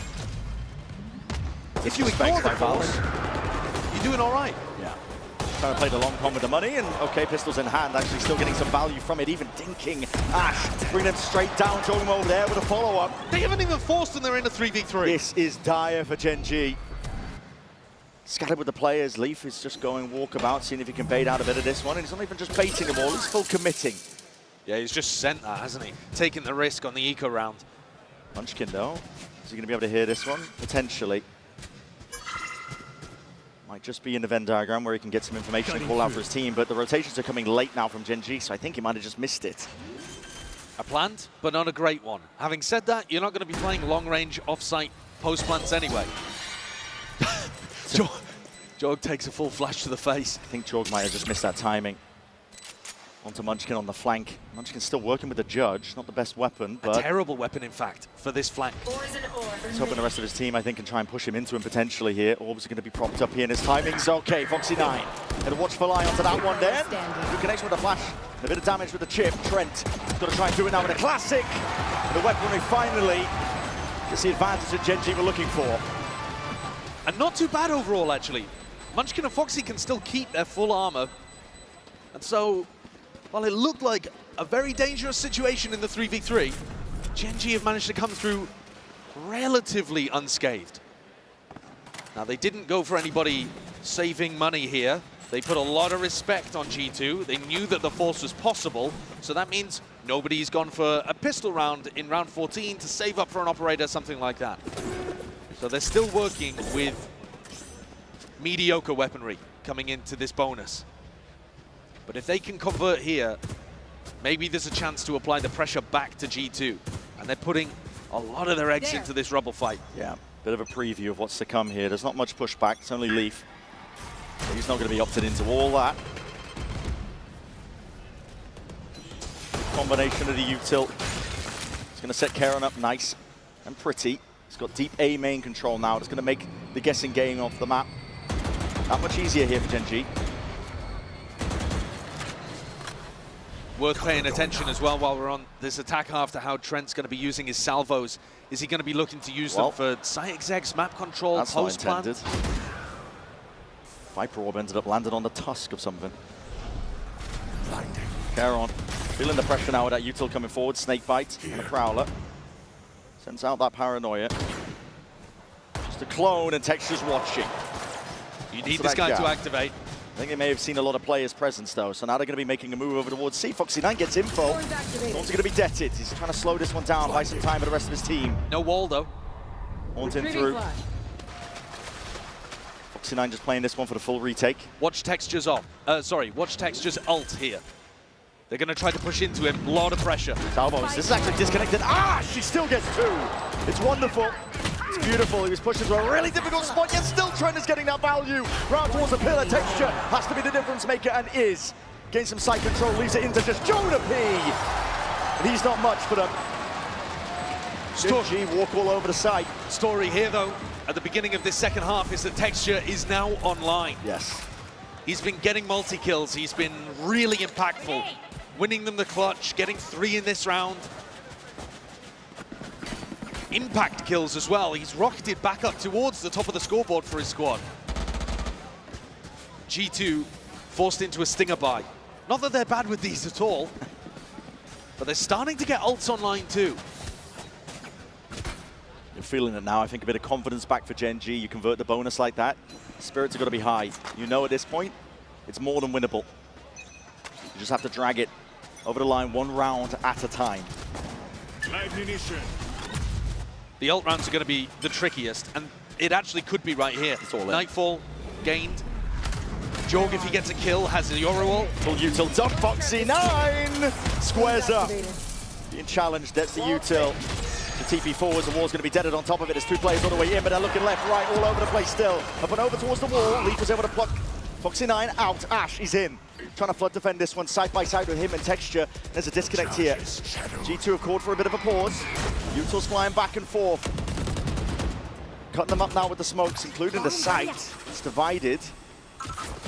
Both teams looking for a pick. Doesn't really look like there's a safe opportunity to plant here. Drone out wide looking for info. G2 with their backs against the wall. Gen.G have got them cornered. Karen's actually staying all the way over towards Rubble in case G2 extract themselves, but Valen and Trent are really committed. Hard stuck. Gen.G cemented themselves, rooted. High-low setup. How do you work a play here I don't even if know. you're G2? They're waiting for the smoke time is for 1. Propped up, now trying to take the fight. Ash! It's monstrous. Huge performance, timing taken, and the Prowler just misses it for Texture. On the high ground, watches for it, Gen.G. This is what we were expecting from them, a bit of a bounce back. G2, though, chose not to invest any of their ultimates. They did have a couple that they had one, the Nightfall, that they could have gone for in that round. But this is what they're saving. This is why they didn't force in round 14. This is why they haven't invested any ultimates yet. It's because when you have such a big lead, when it's a 10-2 half, you know that you should be able to close out with ult rounds. And this is one that we're about to watch here. Jorg with the Dimensional Drift. JonahP can turn off everybody's audio, allow Jorg to make a play. How are they comboing these, if indeed they are? I'll handle this. Sending it now, though. Dimensional Drift forwards. Salvo's in, breaking blue room, gives him access towards it. It's going to go for the B-split. Cheeky idea, Nightfall now, cutting away to Sound User. Yeah, no! Anticipation. As you mentioned, they cooked it up, they combined it up. The ults getting tremendous value. And the Taeho getting tremendous value to knock through that door and allow a safe path for Jorg. Very cool opening idea by G2. They need another layer to this one. Gotta watch for it. On top of the box, that's an angle that is hard to get onto. Texture is punished for it. Trying to peek past it. 2 plays up towards heaven. Gen.G to make a go for it. It's a 3-2-1 in the swing, but right through the smokes. It's a hard fight to win. 11 rounds now. Finally, G2 get a round on the board on this half. It's a tough one for Gen.G to deal with. It's just straight out of the strat book. Beautiful idea from G2. Gets them 1 step closer to the finish line. As long as you can convert those kind of rounds, you're not too worried about Gen.G winning the more neutral ones. It's a beautiful idea. And it also got Trent's ult online if they needed it. Didn't have to use it though, so maybe there's another idea here that JonahP can cook up for them. The round's already begun. Seeing emphasis placed over towards C. Now, Texture, finally. Down, C. Business booming operator in his hands, and now he can't really let loose. And this is where the danger might start to mount for G2, because when Texture has an op, he can be a nightmare to deal with. If they were thinking about setting up some kind of play with the Taeho ult as well, that's no longer available. Entire game plan might have to shift here for Valent. Creeping and crawling, though, up through B main. This is a spot that Leaf himself loves to play in. Yeah, with the wall. Munchkin get a quick punish off. They try and jump spot this one. They're going to hear it walking, and Munchkin! It's beautiful work. Astounding stuff from the IGL. 1 enemy remaining. And G2 are just dropping like flies. Fantastically clean round there from Gen.G. Once the economy started booming, as you said, they got the op, they got the Odin, players into standard defensive positions, and Texture and Munchkin looking lights out. G2 forced onto another eco round. And they're going to take a tactical timeout here. I think a lot of this is going to come down to, do they have another good ult round in the bank? Yeah. Can they try to concoct something with the Armageddon, with the Viper's Pit? And Gen.G, this is another opportunity for their coaches to try to add input and preempt those kind of game plans. Gen.G Very good at that. defense-sided map, though, so far. It is. Yeah, game of two halves, really. Gen.G coaches are very good at preempting certain ideas, trying to predict, feed information. Munchkin has definitely highlighted that in press interviews, talking about how good the coaches are, I think, actually setting him up to be a really fantastic IGL. Always anticipating your enemy's moves. And they are dragging us forwards one round at a time. Dragging maybe the wrong word for it at this point, because Gen.G are in full control of this half. With G2, they do only have to get 2, yes, but sometimes those last few rounds can be the hardest to get. And you might think that G2's composition should be great in the post plant, but it's difficult to get to that spot. You know, Trent usually is not going to be able to save his salvos to just play some kind of cringe post plant setup. G2, they like to play for retake a lot, but Gen.G are only playing about half the time to let their opponents plant. So most of the time they're playing up front, denying you at the choke points, and Trent's going to get his util forced out early. Rounds up and over. Flash into his face, still pre-aims out Haunt. It's a good play by Kara. Bleeding out a ton of util from these G2 players. Does he have a backup policy? I mean, he could Has he got escape. exit? It's Foxy9! That's the bloody policy! Looking for even more up and over. Still they're cleaned up. And this, against the G2 with not too many guns, upgrades are going to be acquired off of that. Yeah, Karen didn't want to teleport away because he would have abandoned Foxy9, and in the end they go 2 for 2. Munchkin gets in to reinforce, but he takes a fight. He's gone. Cover going out.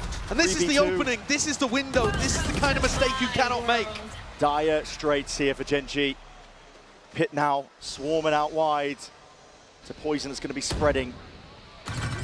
Ash trying to go for a bit of random spam, see if he can collect these kills, but there we go, Seize and a nade, and Valen is no more, still the pit remains. Defensive wall is propped up here, these G2 players are going to try and make the most of it. Ring around the rosies, operator in your hand, on top of it! And Ash, left reeling, left wondering, he has played it well, trying to pick up some sort of rifle. Leaf in front of him, it is a game of those timings. Leaf dominates it! That's incredible precision there from Leaf at the end. Needed to hit that one, because Ash had the read exactly on where he was. That is mad that Texture goes in and swaps away from the shorty to the off. I can't believe he went for that. But overall, a fumble coming out of the tack timeout that Gen.G cannot afford. Gets G2 up to map point. Let's go, Damien. And that's it, one more round is all it takes, and this is it, the brawl called for. Sees connects though, Jorgen. Mo attacks out with the operator, and that is not expected. That's an ult gone now. Texture no longer to be the playmaker in this pivotal round for Gen.G. Map point for G2. The tension in the air. Foxy9 and Munchkin both holding aggressive angles, looking to maybe be the playmaker. Trying to make something happen for the rest of the team. More for the exit, salvos towards the back. Foxy9! Crazy. Just trying to play and overstay. Completely flushed out by one salvo there. This is methodical. It's G2 dissecting the map up now. Armageddon rolls it out, TP into the back from Valen as well, full access. Munchkin, he's already rolled away forward, trying to take that timing, trying to take it well, god damn man! If they needed him, he showed up and put up here, and it's a pivot for B. G2 call for the pause, but 30 seconds remaining, and heads are being popped straight through the wall, damage being done. It's G2, tepid, trying to make these fights out, it's a triple face in the end, and one player left to do it all, Karon, TP, throwing mind games into the mix, expecting potentially the pivot over towards A. But the plan is stuck now. G2 get into this one. JonahP and Leaf to lock up this map. And one kill is all it takes. Lotus goes G2's way. Seemed like an inevitability after a 10-2 half. Utterly dominant at the beginning there, G2. But Gen.G started waking up and getting back into things.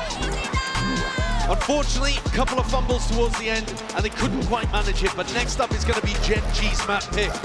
A haven, where hopefully the team looks a little bit more in it. Yeah, some territory where they can get their heads back into the game and potentially hold a candle against this G2 squad that are determined not to exit out of this tournament early.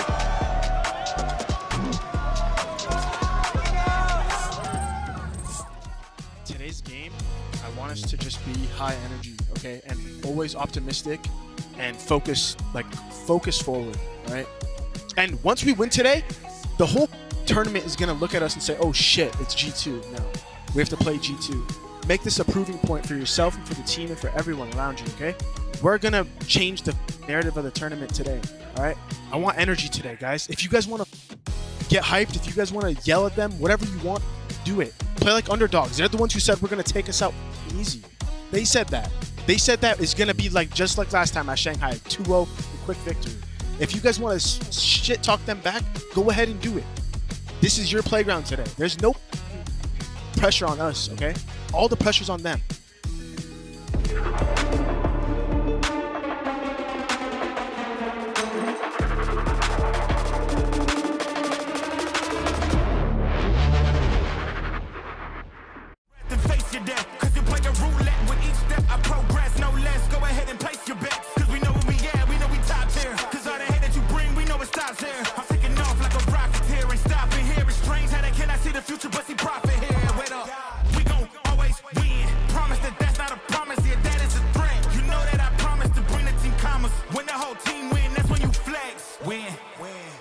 Do it again.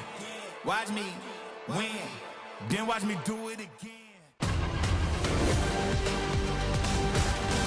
Hey.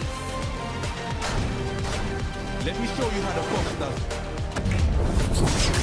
Oh man, I was just getting warmed up.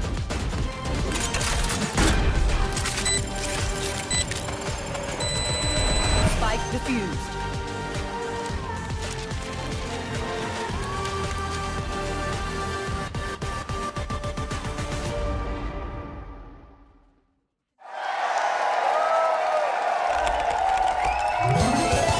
Red Bull gives you wings.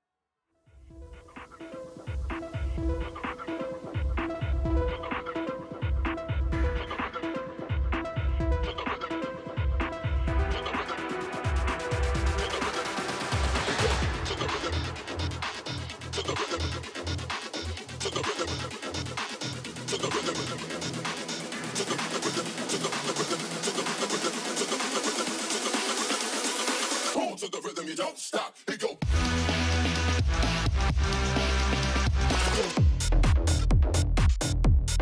Watch that tongue.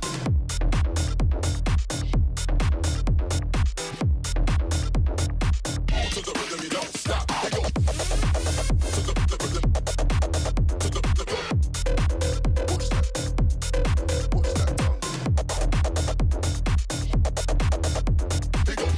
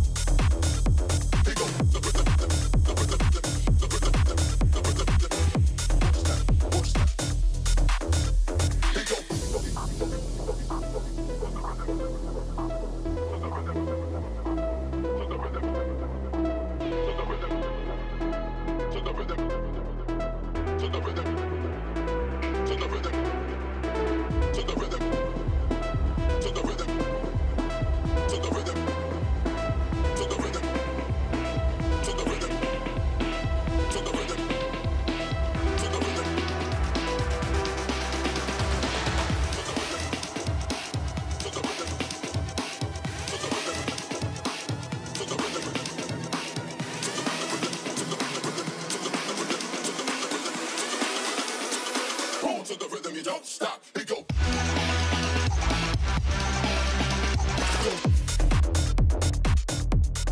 Watch that tongue.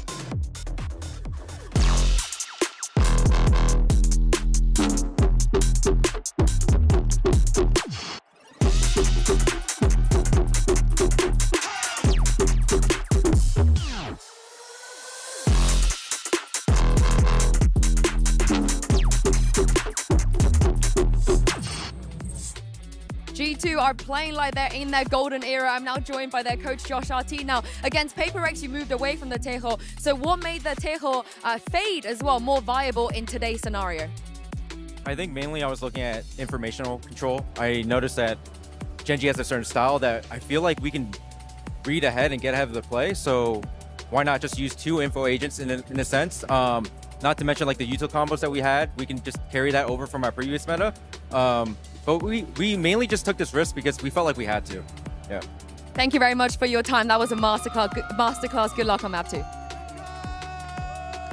Hey, and that is exactly what we were saying up here on the desk as well. They needed to throw something at the wall, and well, they ended up throwing the thing that they've always thrown at the wall throughout the course of stage 1, which was Tejo, and that, as well as the sum of all of its parts, worked together to get G2 that victory. Let's take a look at our Verizon high-speed moment of the match, and you know you got to give it to the dog. It's JonahP, who's got just all the plays, Kukuka. This guy was on fire with the op. And speaking of the changes, of course, the initiators are important, but it also lays down on the comfort that JonahP was finding back in the Euro. I think that for him, he feels more comfortable with this. He feels like he has the freedom. He reads better and fits better within all of the plans. And I think that just like Josh RT was saying, they knew what they were trying to achieve with this composition. That is why this round's 10-2 on the first half on the defense worked so well, because they had a response to everything that Gen.G was putting on the table, and it was actually very similar in most of the rounds. And this is the comparison on the first time that he played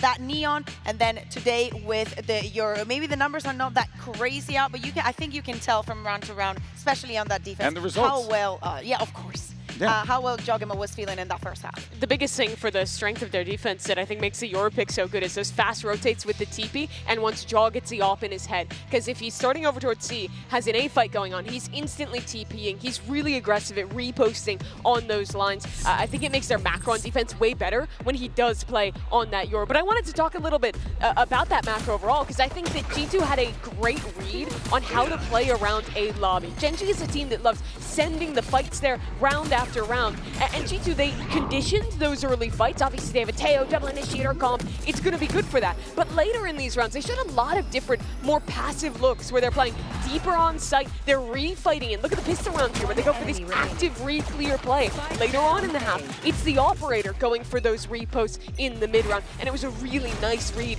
into how Gen.G plays that. Yeah, you really did get the idea that whenever those plays were starting to manifest themselves, Gen.G were kind of like lost and not sure how to react in those moments because G2 were hitting them fast.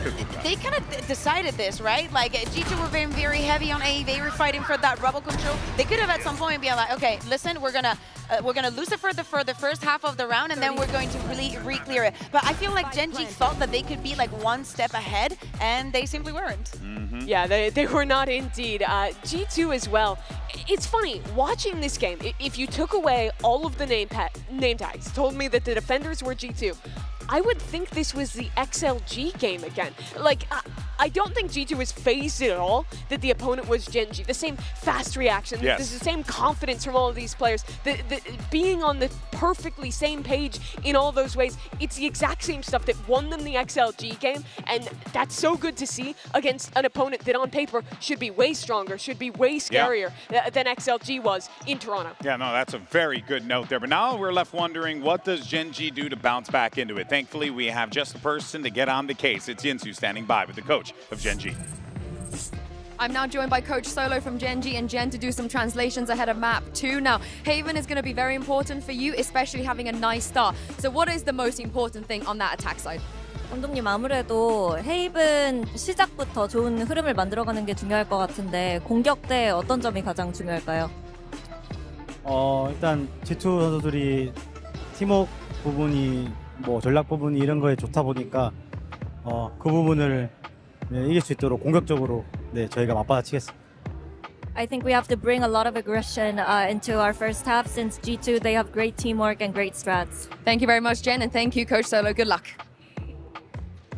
All right, well, they're going to need to be coming out with a lot of aggression here. Haven is going to be the battleground for map 2 in Kukuka. We've seen, both teams have success on this map, have some struggles on this map. What are you looking for here? I'm looking for that Vice that we saw from that I think changes a little bit of the shape of the map this time coming around for the side of G2. Gen.G, even though this has been a good map for them in the past, they were able to beat Fnatic, also changing a little bit of the composition here and there. I think that they have to be very ready and sure that they can read onto all the layers that G2 are having on this Haven.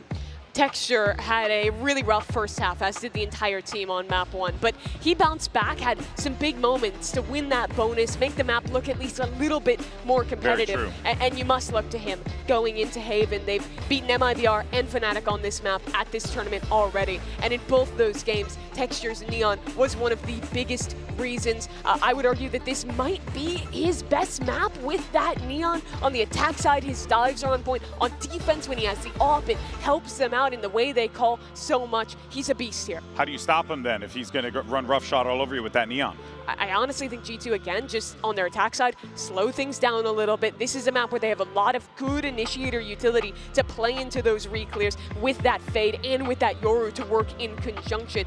You just cannot... You cannot go in too quickly to anywhere he might be because he's so willing to disrespect you and walk down on the extremities.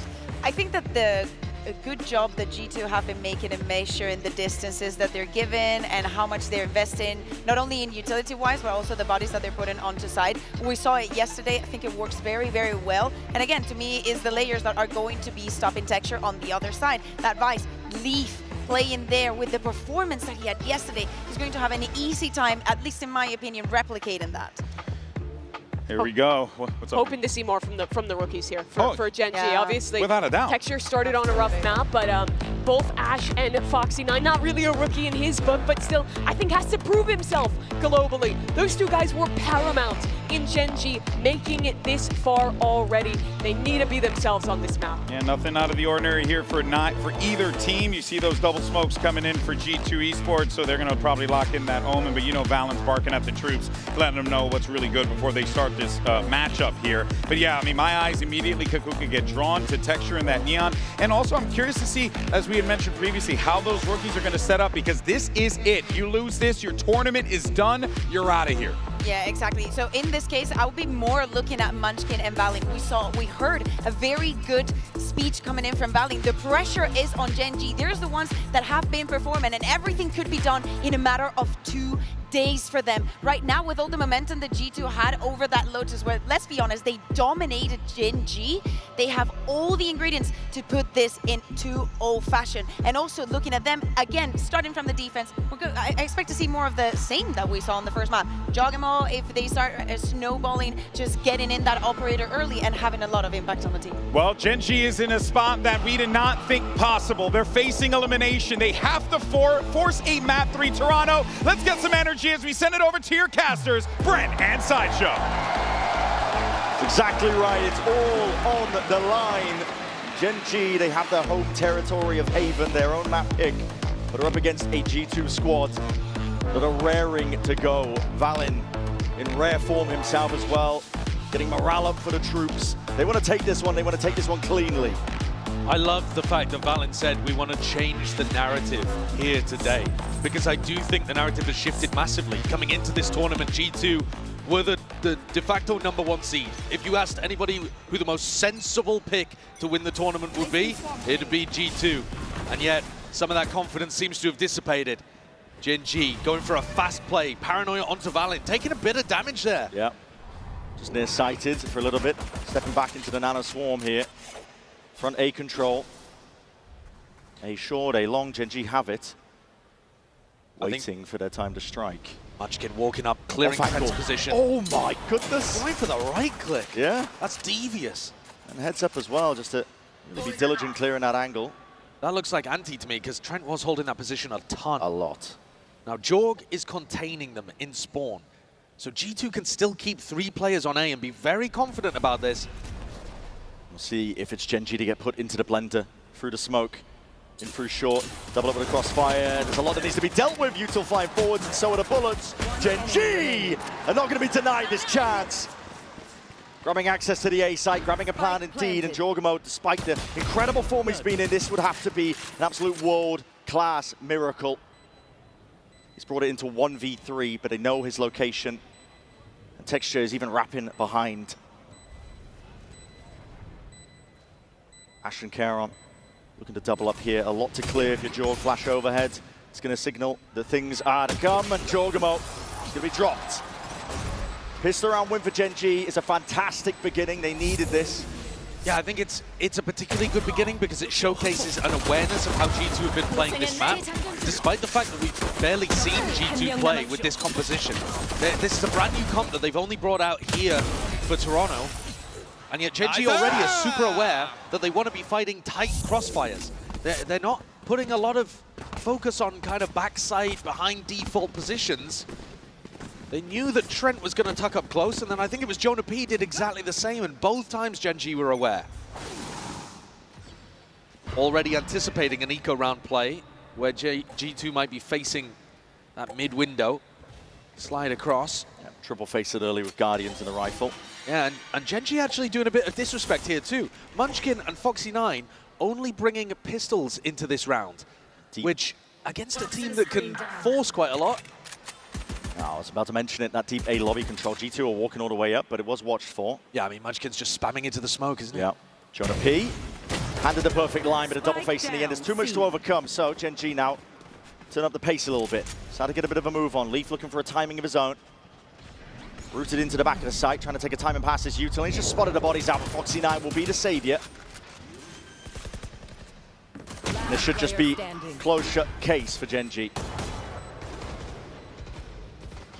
See who wants to build up their ultimate. I mean, prioritizing Foxy9 potentially here would be a good idea. He's already got the pistol in hand as well, so he could go and chase this, see if he can grab another one. Gen.G with a very clean start to this map, and that's exactly what they needed. They just went down so early, almost without a fight at the start of Lotus. But we saw them start to get back into the game, and they do feel like they are at least shooting back, sharp, Shadows traveling. not willing to go out of the tournament in easy fashion. Nobody chasing as well, looking for this kill onto Valen. So an ult orb denied. But Gen.G, they keep the 3 rifles that they bought into this round, and they're going to be able to buy up 2 more, so, or at least 1 more. So this is going to be a pretty dangerous bonus round here that you've got to imagine the Gen.G coaches have got a specific game plan for. Hefty purchase for them. Gen.G love doing kind of fake pressure. Take Garage early on and allow Munchkin to be the playmaker. His lurks through A are diabolically good. Going to be another face in mid. Jorgon's going to be at least meeting them, 2 of them facing, and are they going to be expecting this? I didn't see it in the last round. Here it is, glide to the side, taking that fight out. Why? Jorgomo, only the 1. He does well to get 1. Which is crazy enough when you're facing that many players. And here's that A lurk. Munchkin disrespecting, taking liberties. It's a core part of the way that Gen.G play, is making sure that Munchkin can get those lurks off. He's found this timing, hasn't he? Trent is jiggle peeking the angle, thinking that he's got information. If anybody was to cross short, he doesn't realize that Munchkin's already here. Yeah, now the IGL calling for the team to get into position. The Prowler's good. Connection there. Trent with a jump spot. Gets the info he was looking for. Now there's 3 players of G2 here. They could put up a stand, but instead grouping up for the re-clearance. G2 with a nice read. Recognizing the Munchkin's over here, and it's been quiet on the rest of the map, but they're playing B and C for full retake. Paladin connect. Leaf has been inserted though. Deeper position indeed. That's a critical one. We've cleared up A short now. A lot of the bite out of this A hit is going to be removed, and Snakebite just forcing the issue. Texture could have gone backwards, but instead chose to take the fight. Just felt forced. His hand there. Gen.G got to be starting to realize that G2 have been stacking A really heavily and very quickly in these rounds. 30 seconds left. Despite the fact that Gen.G came away with the win on the pistol, everybody from G2 was there. 28 seconds, roughly. It's ticking down now at this point, 20 to work with. Revealing area. He's the side that they're going to be looking towards. Still, it's a 2v4. That means risky business here for Gen.G. They're going to have to put the guns and bodies on the line, I think, to try and stand a chance for this one. The Haunt barely broken. Ash is going to be connected, rooted down into the spot, but no one's watching! Oh my! 2 dropped in the blink of an eye, but still all managed in the end by G2. Got dangerous there for a moment, though, didn't it? An opportunity for Gen.G to win. G2 maintaining composure and dealing with that final player. Only 2 rifles survived that, though. It's a cool idea that we're seeing. But I do think Munchkin's a smart enough player to realize that G2 are putting massive focus on this A stack and A defense. They're not playing A for retake. in any of these rounds. And a heavy premium on re-clearing A short. Yeah, so I would imagine you do a little bit of A pressure, and Munchkin's going to be smart enough to realize that's opening up B and C massively. This time, though, looking like they want to pressure Garage early on. A new beginning. Viper Wall is just one more element to really try and get past here. Deep Haunt. Alongside the Flash. We've seen G2 go for this play before. Put up the Viper Wall, Flash Haunt through it. See if you can catch people as they're about to enter Garage. But Gen.G had a passive start to this round. Yeah, patient. Very cautious. Perhaps anticipating it, actually. If they've done their research and their homework. Yeah, super possible. And Ash still has this drone, which is a great tool for setting up texture for this opening kill. Valen. They'll look to try and put a stop to this one. A lot of pressure into Garage. Wall still up and Jorgamo walkabouts once more. So many players waiting on the other side. And the timing just not, Core Force opposed, just not ready for it. JonahP was in control of the wall in that spot, and that means the go button called for. Gen.G are forwards. Trent not accounted for. Still, onto the high ground. Caron sets himself up and sets his team up nicely, but the Snakebite is going to be putting a pause to the plans. Gen.G have got to get a few more bodies in here because G2 have them surrounded. Still that high ground angle. Caron getting amazing value, but here's G2. From all sides of things, they come out swinging. Foxy9 in a 1v2. Damage done to JonahP. A bullet to the chest will do him in. The spike is retrievable, but only 14 seconds to work with the time pressure. He's going to have to commit to the B plant. JonahP isolated, but the timing gets the worst of it. JonahP gives him a bullet to the temple. I really like the way that G2 have changed around their compositions. We didn't talk about it too much, but on Lotus, it was a massive change of comp that I think led to that dominant first half. And here, though it's not specifically against Gen.G that they've altered this composition, it has changed the way they've played a lot. I mean, they're no longer playing, they're playing a flood, just a ton more. The Snakebite there to put pressure onto the plant, and then they're through, they're in, trading out. Valen swings, JonahP comes back in behind him, grabs two. G2 are applying a lot of pressure onto Gen.G as they're trying to get the spike down. Spam offered up on either way. Trent gets the better of it.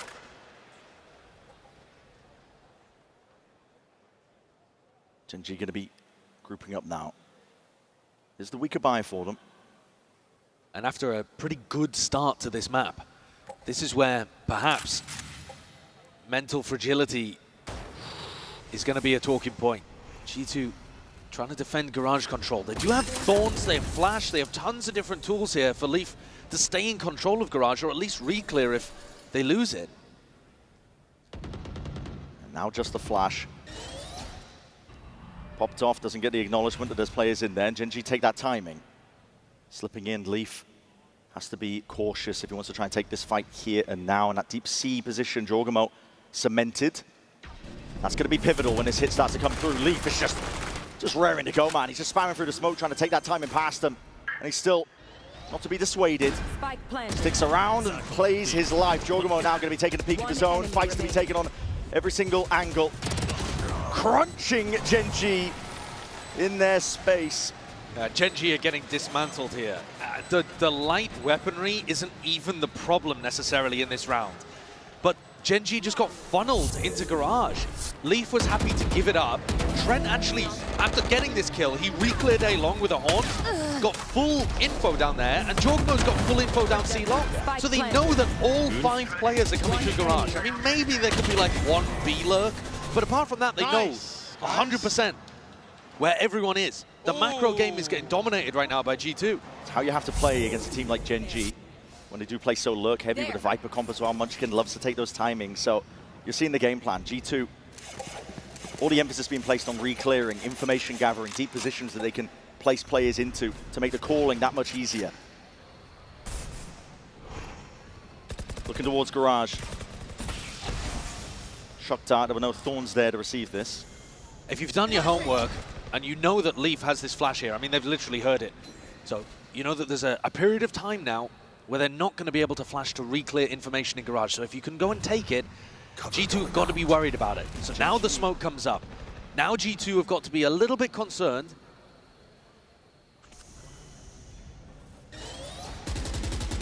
And And this really is where Munchkin could try to activate on his A lurk. He's just dodged a Prowler. There's pressure on his shoulders. 3-2. It's a narrow margin in terms of the way that G2 are winning, but they're up a map. Haunt breaks it. He's going to reveal it. Inserted himself there into A long, and Munchkin's gone. Jorgamo. They've got such great game plans for dealing with this. They know exactly how Gen.G are playing. And they're just drawing the blood out of these Gen.G bodies. One step at a time. No fancy re-clearing protocols, just really just offering themselves up to try and take it. And now Gen.G, less than 30 seconds left.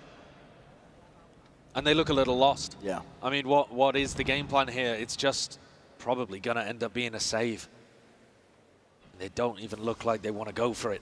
They are losing massively in terms of the macro game here. 10 seconds left. They've put so much emphasis for months now, actually, with different variations of these compositions, on Munchkin being able to crack open A on his own. God. And G2 are hyper aware of it.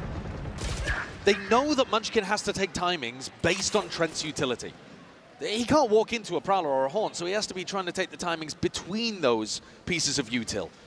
And then they're so ready for it. Yeah. Jorgamo pushing up short, catching him on the backstab as he has to retreat after the Haunt is thrown. And really, Gen.G's game plan there was to go and try to put pressure Garage and force G2 to re-clear it. And then, all right, you know that there's 2-3 people from G2 re-clearing Garage. They didn't even bother. No. They were just happy to give it up because they knew exactly what was happening. They knew it was fake. Brutal how much currently Valen is inside Munchkin's head. And the Gen.G coach is forced to take this tactical timeout to redress the massive gap at the moment that's burgeoning. It's a 2-round lead for now, but you've got to get that fire back, that passion in your bellies to know that you're capable of going a distance and going far. Even against a team like G2, you need game plans to do it for now. Getting outplayed, as we've already mentioned. And you might think, all right, well, what about if you just do something fast? What about a fast C pop or a B pop? The problem is you might run into the Vice wall. Yeah. You don't know where it is. There's 3 good spots for the Vice wall. If it's going to be either at C main, it's going to be in the middle of Garage, or it's going to be at the front of B. And you can't afford to run into it. Because if you do, that's probably a fast round just getting melted. And then if you try to go quick over towards A, well, that's where G2 are playing usually 3 bodies. And you're running into kind of potentially a snake bite or a seize or, you know, something that's going to lock you in the choke. So it's really tough to increase the tempo. It's going to get even harder. JonahP, that's a pit earned up, lays this one down over towards C. And you can see in this round that that Vice wall is in Garage. So a flash, trying to keep Gen.G honest. Deeper position. They are going to walk up, though, and at least be able to bait the wall out this time. Drone is here. They finally spot it. The wall's just trying to get baited out. A bit of jump spotting for it. Thorns are deaded. So now you could back up and go into a B exec because you know the Vice wall isn't there. There is a little bit of freedom now for Gen.G, but C is tough with JonahP's ult. Still, JonahP's now worried about his back because they've put that pressure into Garage. They removed the util, and Gen.G looking in a different direction. Recon back in 2. Yeah, grouping up now for the pop. We're going to see it happen. Texture, it's going to be the tip of the spear. No players anchoring on site for G2. All up and over. Stun through main. Last time G2 flooded. They didn't play a set retake. They were ready to fight. This time, though, they don't really have players in position. Breaking a bit of the util. There's ults to be used for G2 if they want to try and play this one in the retake. And here's the first one, Dimensional Drift. Jorgamo is going to be getting information. Spots it out into the smoke, trying to body block Texture. Going to be collided there, at least with the Nightfall. It's going to be scattering forwards. Caron. What the hell has he got there? Texture eliminating, trying to eviscerate a bit more, yet he's put down entirely. Sova ult. Leaf sticking. Sova needs to get value. It's half onto the defuse already, and Trent is taken out. Munchkin delivering a death blow. 2 for it. Leaf has earned himself win cons potentially, but time is ticking in a 1v3. Good luck to you. This is up onto the edge. Doesn't stick it, he's looking for the fight, and Munchkin will give him it. A good round there coming out of the tactical timeout for Gen.G. They were forced to call an audible after they ran into the Vice wall in Garage. I don't think that would have been the initial game plan that the coaches called, but a nice adaptation from Munchkin. And Caron here, I think he was just ulting to try to escape away from that Dimensional Drift. It was a Yoru ult paranoia play that G2 were trying to cook up on the retake, and he ends up kind of evacuating and catching somebody. That's a big one, an important one for Gen.G. But now Jorgamo with an operator, and he was doing nasty, nasty stuff on Lotus. Yeah, phenomenal work. Has to take the timing a bit more passive though, because Texture lays down it, but it's just a half clearance. In for a short, deals with him. Shorty in the back pocket. And then set up by Fade Utility to re-clear and get onto an angle. Posted back up, trying to take that swing. That's Valen going down though. This should be the C side cracked open. Enormous impact kill from Foxy9 on the entry. And they have Munchkin's ult to be able to work with. Viper's Pit even being committed. Thorns to tangle them up. Leaf wants to try and take this fight forwards! When it just reduced down to the side arms. Even expecting where Karen could be, Leaf is just absolutely monstrous. Munchkin still alive. Pit will remain, but for how much longer? Not at all! You thought that Foxy9 had created the opening for Gen.G. He gets in, barrels over Valen, a pit down on the side. And yet Leaf, constant thorn in the side, rips away all of the weaponry and charges through like a bull in a china shop. They are trying to rewrite the narrative today and get back to when people were putting not just respect, but fear on the G2 name. Yeah, a team that you do not want to run into at any stage of the tournament. Karen's come into this round with just a ghost. They're half buying, even though 4 of them have weapons. That's weird. It is weird. They have money still. It's an odd situation to be in. Could buy for the next round, potentially. But they're just struggling to deal with the setup defensively. Munchkin, though, that's a critical kill. What a shot. The drone even spotting it off into the corner. Leaf will have to get the hell out of there. Munchkin walking around. Even Trent himself just... No, Util used to clear that one. This is a game of timings that Munchkin has one out, finally. The spike drop, though. The spike dropped in window. What is occurring there? Ash in a really exposed position, and that's going to slow everything down, but I don't think G2 are going to have the timing to be able to get back into A before the plant comes down. No. Problem is, Leaf's just really far back. 4v3. Just walking straight into it. That operator has exchanged hands, and this time, G2 feeling the ire of it. Texture, it's no slouch. He almost missed the timing, but hits the quick scope. JonahP's in, though. Past this one. A lot of angles to account for, though. He needs some backup from Leaf, and they go for the 3-2-1 swing. Good movement from Karen. Almost went wrong for them. But he offset the aim of JonahP. Leaf's just going to tuck himself in. We've seen him win a clutch from this spot before, but it very much different circumstances against Gen.G situation with the spike ticking in the way that it is. Yeah, he has to give this one up finally. Gen.G going to be happy with this one, and finally the IGL of Munchkin getting value on his lurks. Yeah, mostly just set up because he hit a blinder of a shot onto Jorgamo. And to be fair, Jorg does miss, even though that's the exact fight that Jorg was looking for. So, you know, crosshair placement's not perfect. He's on a bit of an open spot here. But he misses one operator shot, and that's the only opening that Munchkin needs. Trent hoping that Munchkin wasn't taking the fastest timing in the world. And JonahP, by the look of it, expects perfection, because despite the fact that Gen.G still look like they're struggling to get into this game, G2 have taken attack time out here. Yeah. Already looking to make changes and mix things up with 3 rounds left to play in this half. You can feel how important those last remaining rounds really are. Gen.G just trailing ever so slightly. But respect on their name. They can catch up. They can put up the numbers, and they can put you all the way down to that 3rd map. That's what they're hoping for here, and that's why, as you said, JonahP calling that timeout, hitting the button. And I think one of the things he might be mentioning here is that Munchkin is conditioned to play quite slowly on the lurk. Now, I did just say that he took a fast timing, but that was after he'd already killed Jorg. Yeah. Right? At the beginning of the rounds, he's going to be playing fairly passively in A lobby because he's respecting the fact that Jorg could be there with a shorty, Trent could be throwing prowlers and stuff like that. So G2 might not have to worry so much about A at the very beginning of the rounds, and they're actually swapping Leaf over to defend that. So it will be a more passive setup on the A side. Josh calling a pretty big pivot, and there is potential for that same Flash Haunt kind of set play Because Gen.G taking a bit of garage control early. Yeah, just trying to force out where the util was. And we know that Leaf has set up shop in a different place. Already, though, that Prowler is going to tell them that something's different. Yeah. If Trent is over on garage, where is the Vice? And also, who's defending A? These are the kind of questions that Munchkin's going to be thinking. Karon's position holding anti-flash just in case G2 go for that fast play. The Haunt and the flash, of course, the Haunt used prior. Sees as the drone is going to be clearing most of the way. That's a tag through the smoke. Got to respect that. Trent's got to back away. Could get wallbanged. Yeah, that's pretty big. I'm wondering if they're going to lead with Foxy9's ultimate, but it doesn't look like it. It looks like they're going to pop.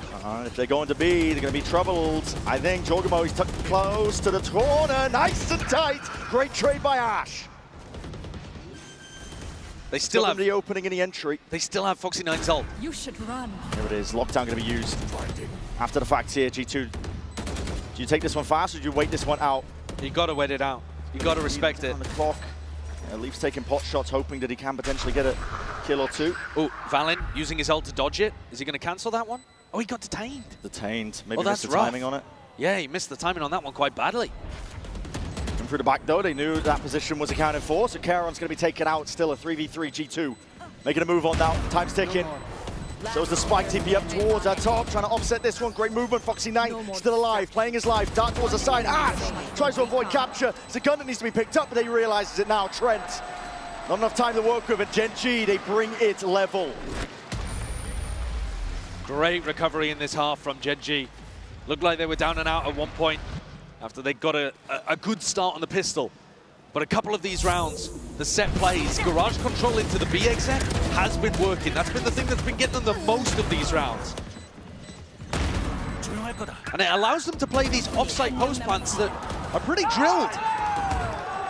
Munchkin sat all the way back. Player in Cubby. Ash deserves credit in that round as well for hitting some really important shots, including the trade onto Jorg. And G2, their economy is finally shot. Gen.G roaring in those replays. You can see how much this meant for them. JonahP. Walkabouts through mid. Alarm not going to be broken. It's going to be signaling that there is that deep push going. And what's the reaction from Gen.G? They want to go fast. They're going to be contending with all that Vice util. Well, not anymore. Leaf's gone.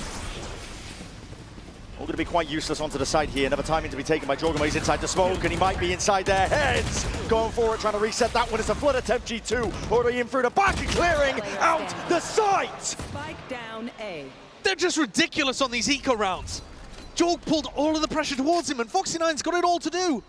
That rifle still snaps towards it, has the angles, finds the kills. Into the 1v1, JonahP doesn't know where he is. Tap, trying to bring him out into the open. But the timing miss once more. So snappy from Foxy9, he almost managed it. But G2 close things out in their 3v1 and win the MasterCard Thrifty. They're just... The play from Jorg is absolutely perfect, just to pull eyes. Look at that, that's a free kill for Valen as he runs back in onto Munchkin, who's spamming back into the smoke. The flood is perfectly timed off that anchor pressure from Jorg. And he's got his head in his hands. He knows he should have been able to win that one. Could have been Gen.G taking the lead back.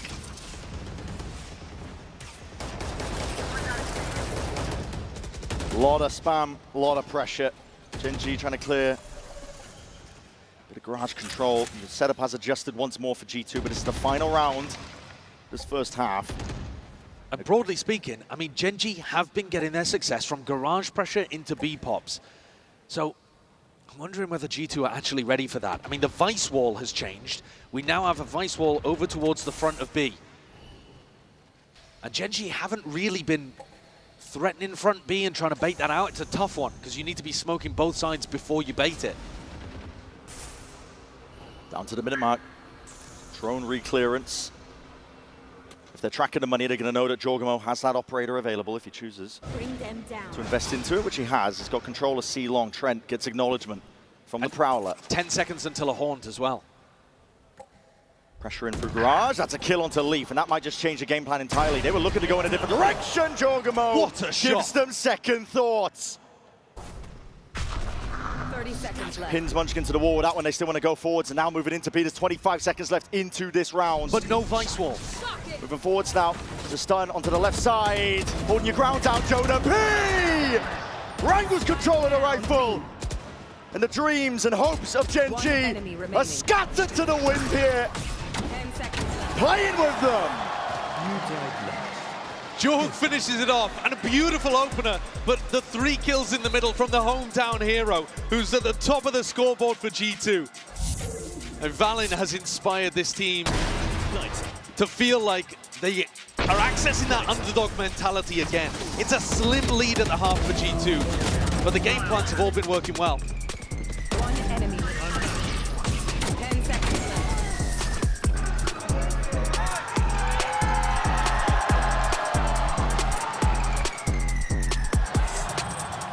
I don't really like committing to things. I'm scared. But when Verizon announced that I could lock in a low price for 3 years, I mean, yeah, that's what I'm talking about.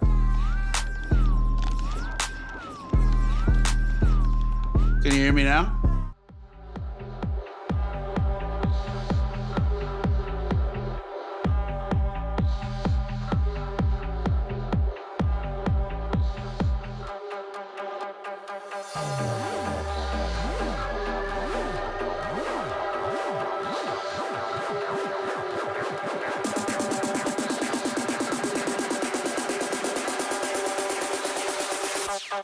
Old school.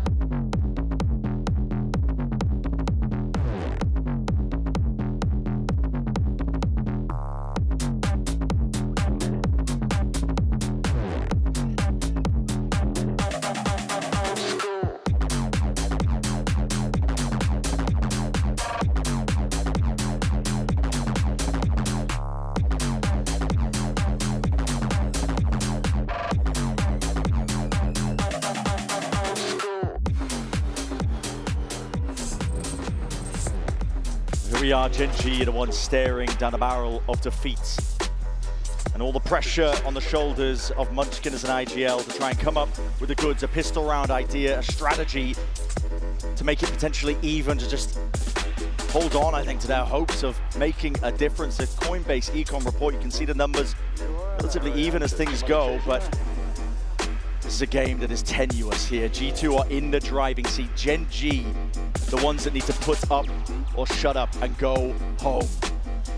They were the team that said they would win 2-0 today. I mean, some of that's bluff and bluster, obviously. I mean, they're down to talk some smack, but also that was what happened the last time these two teams faced. Despite the fact that G2, maybe you could have argued, were favored at Shanghai.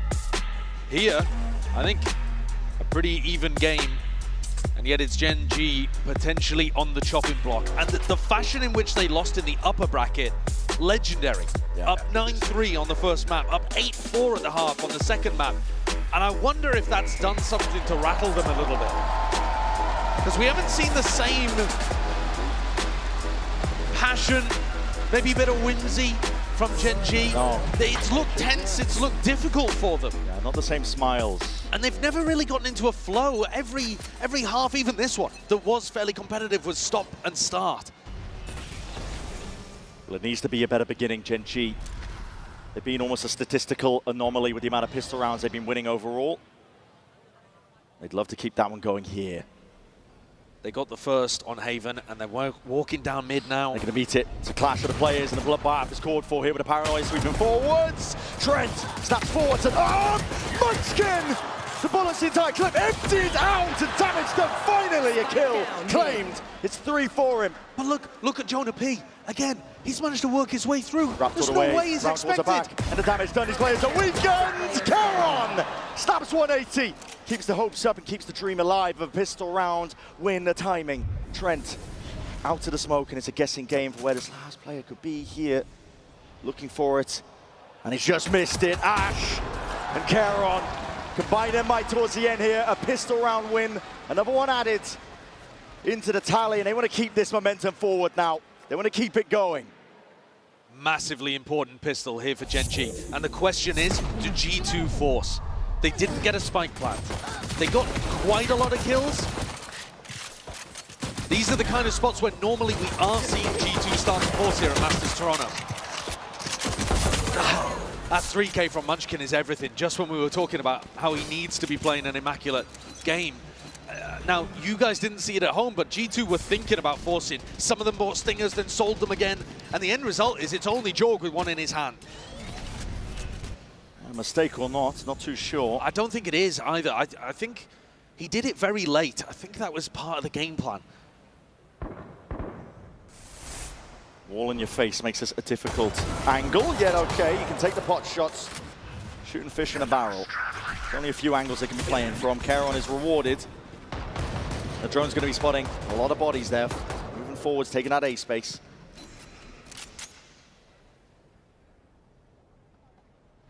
G2 themselves are going to be trying to make great use out of the Viper wall, applying pressure to the A defense.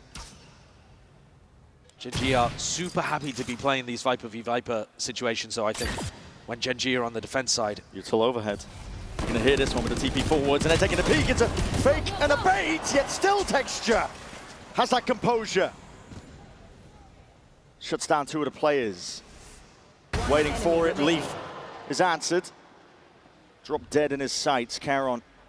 He's got a full lock now onto the side, and Ash gets the follow-up here. Flawless for them, everybody surviving. Yeah, the roar from the Gen.G players, you can hear it from here. Yeah, massive amounts of weaponry saved. Even, I think, 3 people not even having to rebuy the armor, so an exceptionally clean round. G2, remember that one of the players, Jorgamo, did actually force into this. So they're going to be coming into the next round, an anti-bonus with 2 Stingers and 3 rifles. It's a weird one. It's a very strange one for G2. Gen.G starting to smile a little bit more, getting the whimsy back. Handshake with the util. And once more, as soon as Texture's able to get an op online, the things he's been doing with Neon op is unbelievable. It's disgusting. His movement's spectacular. One of the most active players we've got. So G2 need to be putting up these rounds early before Texture gets that weapon. Munchkin a lot of trust in his aim here. He's crouched out into the open. He could be overwhelmed at a moment's notice. He's got no backup. Here's the smoke drone. He gives him the timing, layers down that snake bite. Use pound for pound, slightest of angles, and he will need to respect that now. Bullets flying forwards, breaking a portion of it. High ground, Charon. Good awareness from Leaf. And he's knocked. Forwards though, Horn needs to be broken. Kills. Potential for it with the Bulldog though, it's not the weapon of choice. The still a blood attempt is called for. Gen.G trying to get themselves in there with bodies. And more Ash! Second guesses it, finally catches on to it. Trent. Spike planted. Latches to the corner, what a shot top from Ash! He's brought them a win con, he's brought them a chance here.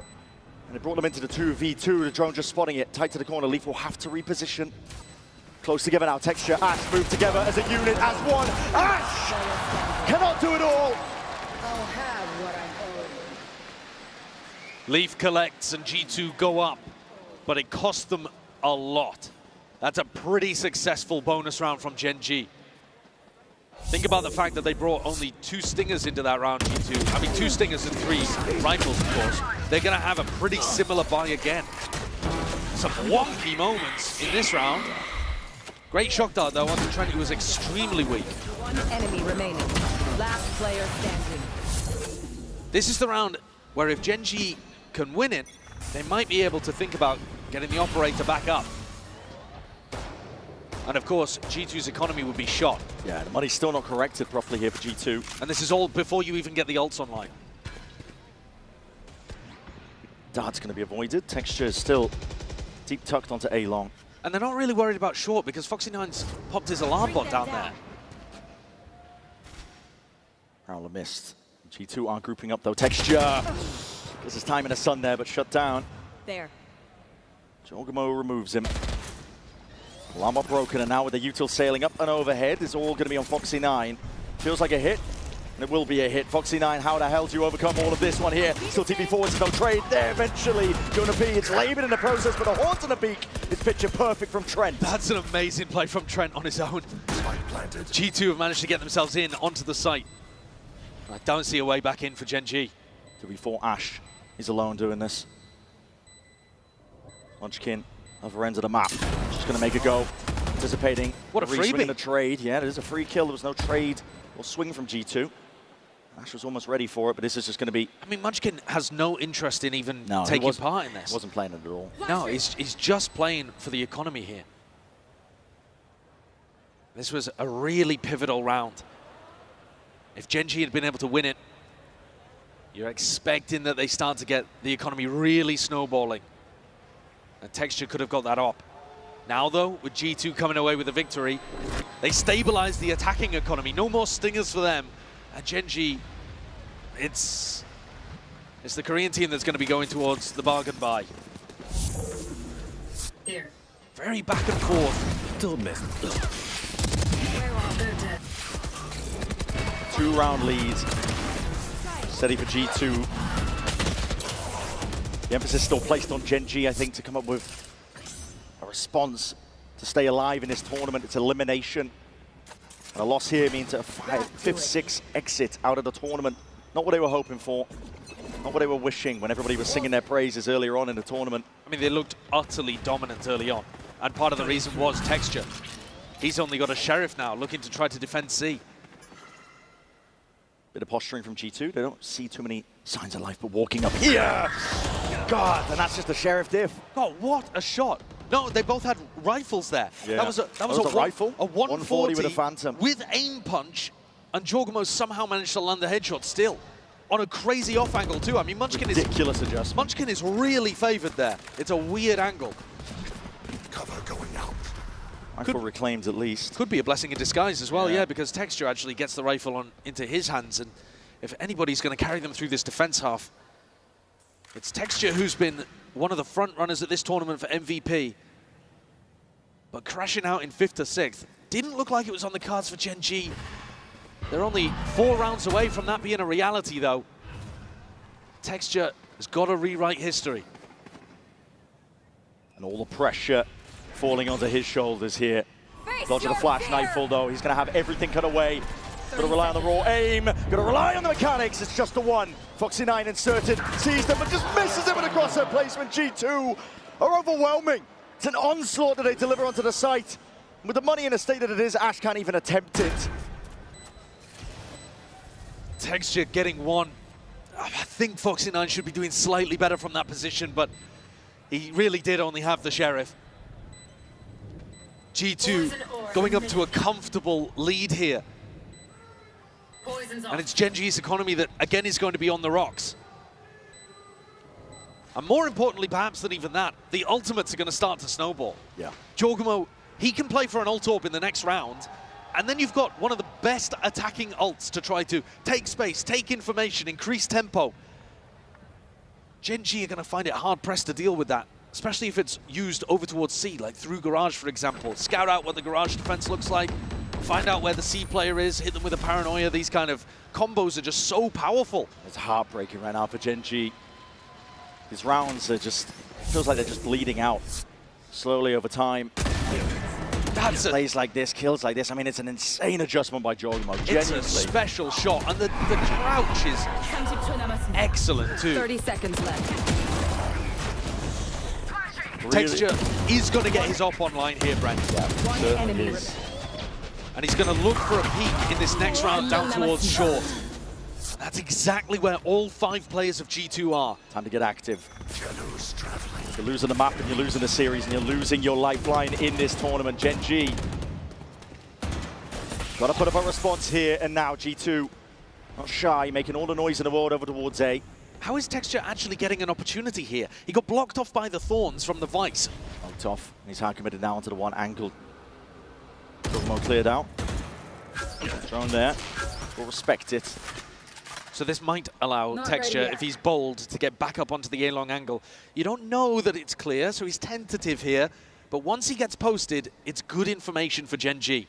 He's easing up. We'll have to worry about the Viper wall if it gets pushed up into his face. G2 we're going exploring now elsewhere. Through mid. Thorns into Garage. Feels like many things here, but the pressure's now on Munchkin once more. Smoke, it's a weird one. I mean, it's to smoke off the alarm bot and threaten a B-lurk, but Munchkin looks at it and he's like, well, that's a fake, 100% of the time.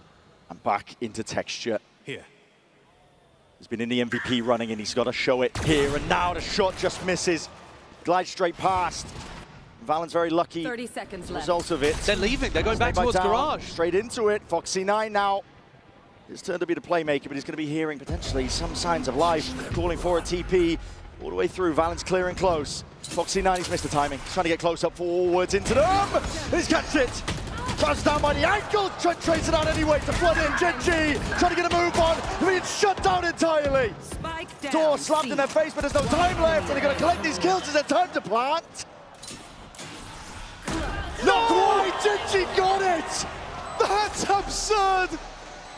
Ashy wins the round, and Jonah even committed the ult. Oh my goodness. That's mad. I mean, we've got to see a replay of that, but I think that was literally milliseconds. I had no idea whether or not they were getting that plant down in time. Holding my breath on that one. What was the timing on it? And like you said as well, JonahP committing the pit. They thought they had it. A Red Bull clutch, technically.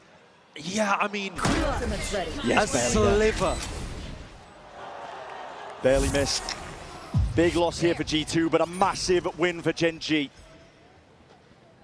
Only trailing by 2. Dimensional Drift committed, along with the TP. Spotting out Munchkin here. Ping's happening.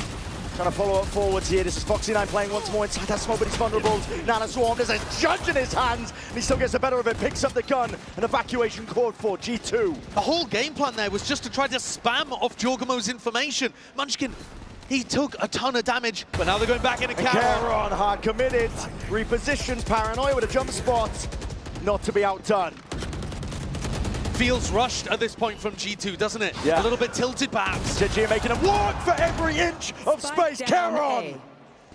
He's monstrous right now. Doesn't want to be removed. He's a line of defense for this team, and as much as you want to bait those shots out, you're not getting squat. The tiniest of margins, milliseconds on the clock in that prior round. Feels like it could have changed the game here.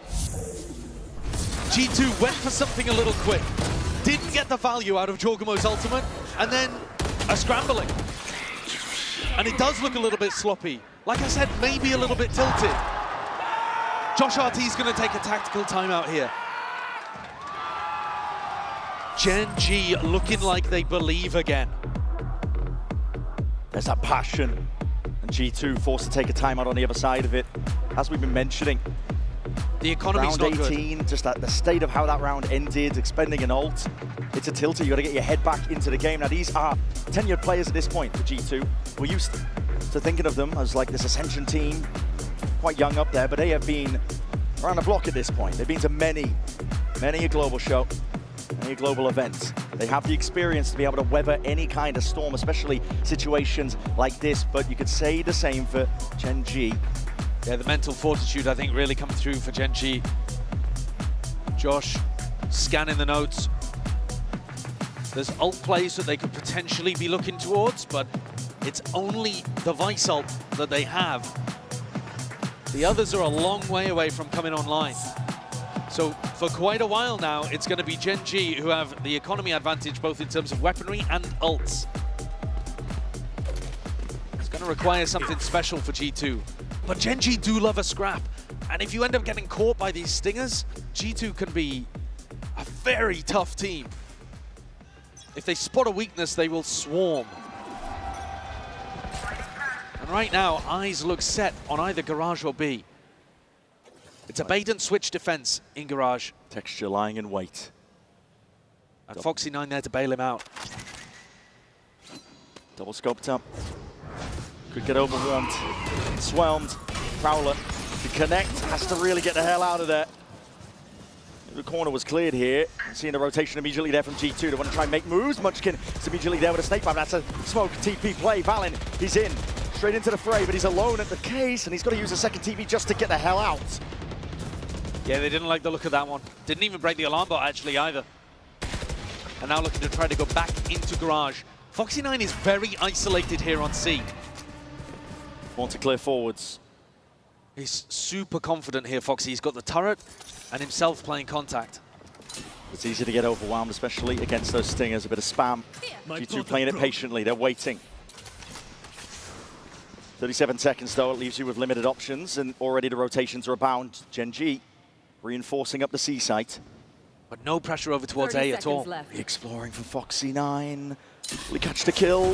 Yes, he will. Jordan's done. Finished off here. G2 going to try and get a move on now. Bodies potentially falling. It's running and gunning from Valen. He's just trying to claim any sort of space. Munchkin dominating. Reign Supreme onto the site. You're getting a mad dash and a scurry, but Ash is going to be waiting for you. The time's not even barely there. It's knives out for Jonah. And no chance now for G2.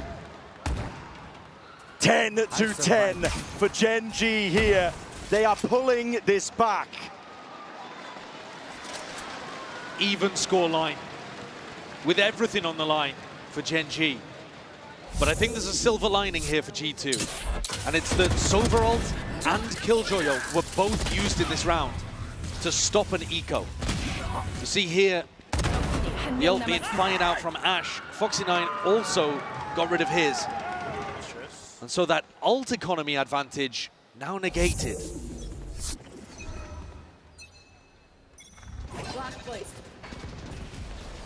New beginning here for round 21. Ash is too diligent there with breaking some of the util. Tech's just getting a free walk down C because G2 are never breaking this Killjoy turret. And it sees down C long and into the garage. Taking full advantage of it. Just a wall to hold him back here. Drone timing. Saw it, I believe. Yeah, the corner towards bricks. JonahP was spotted out there. Gen.G not going to be budging. Pressure towards garage though. G2 looking for something here, and it's a spike into the hands of these players. A lot of damage. Slam through the wall. They still haven't broken the turret. They're still convinced that Foxy9's going to be fighting them aggressively somewhere, so they don't want to show. They used a huge amount of util just to get in. JonahP's aware of it. Look at him trying to jump spot, but it's an off angle by Texture. It feels like Texture's the playmaker here. Yeah, he's trying to play ahead of all of this one here, and he needs to get this kill onto JonahP. Surely hearing the util now sailing up and overhead. JonahP, he's finished. And here it is. Stun ricocheting back and forth. Reinforcements here. They've arrived in time with the Texture even needed. Charon delivering death blow after death blow. G2. 20 seconds to work with here. They call for the pause and the hesitation here. This discipline at work, G2. They spot it, the last remaining player, Ash, is left reeling, backing away. 15 seconds, and it's time enough to get the plant. 10 seconds left. Deep position, and forward is Leaf. There was a chance there for Ash, but now down to just Texture. Spotting out the one. Was he expected? Damage done. Trent was low enough, and it's not planted. It's a horrible plant. Not planted for Leaf whatsoever. Patience. Patience. Leaf is not budging. He calls the bluff entirely. Another tap. Texture! With the movement, he still can't claim the kill. One more for good luck, but he needs to hunt down Leaf, and Leaf sees that it's not being stuck. He finds the timing again. Texture is being toyed with. Leaf has had it for breakfast.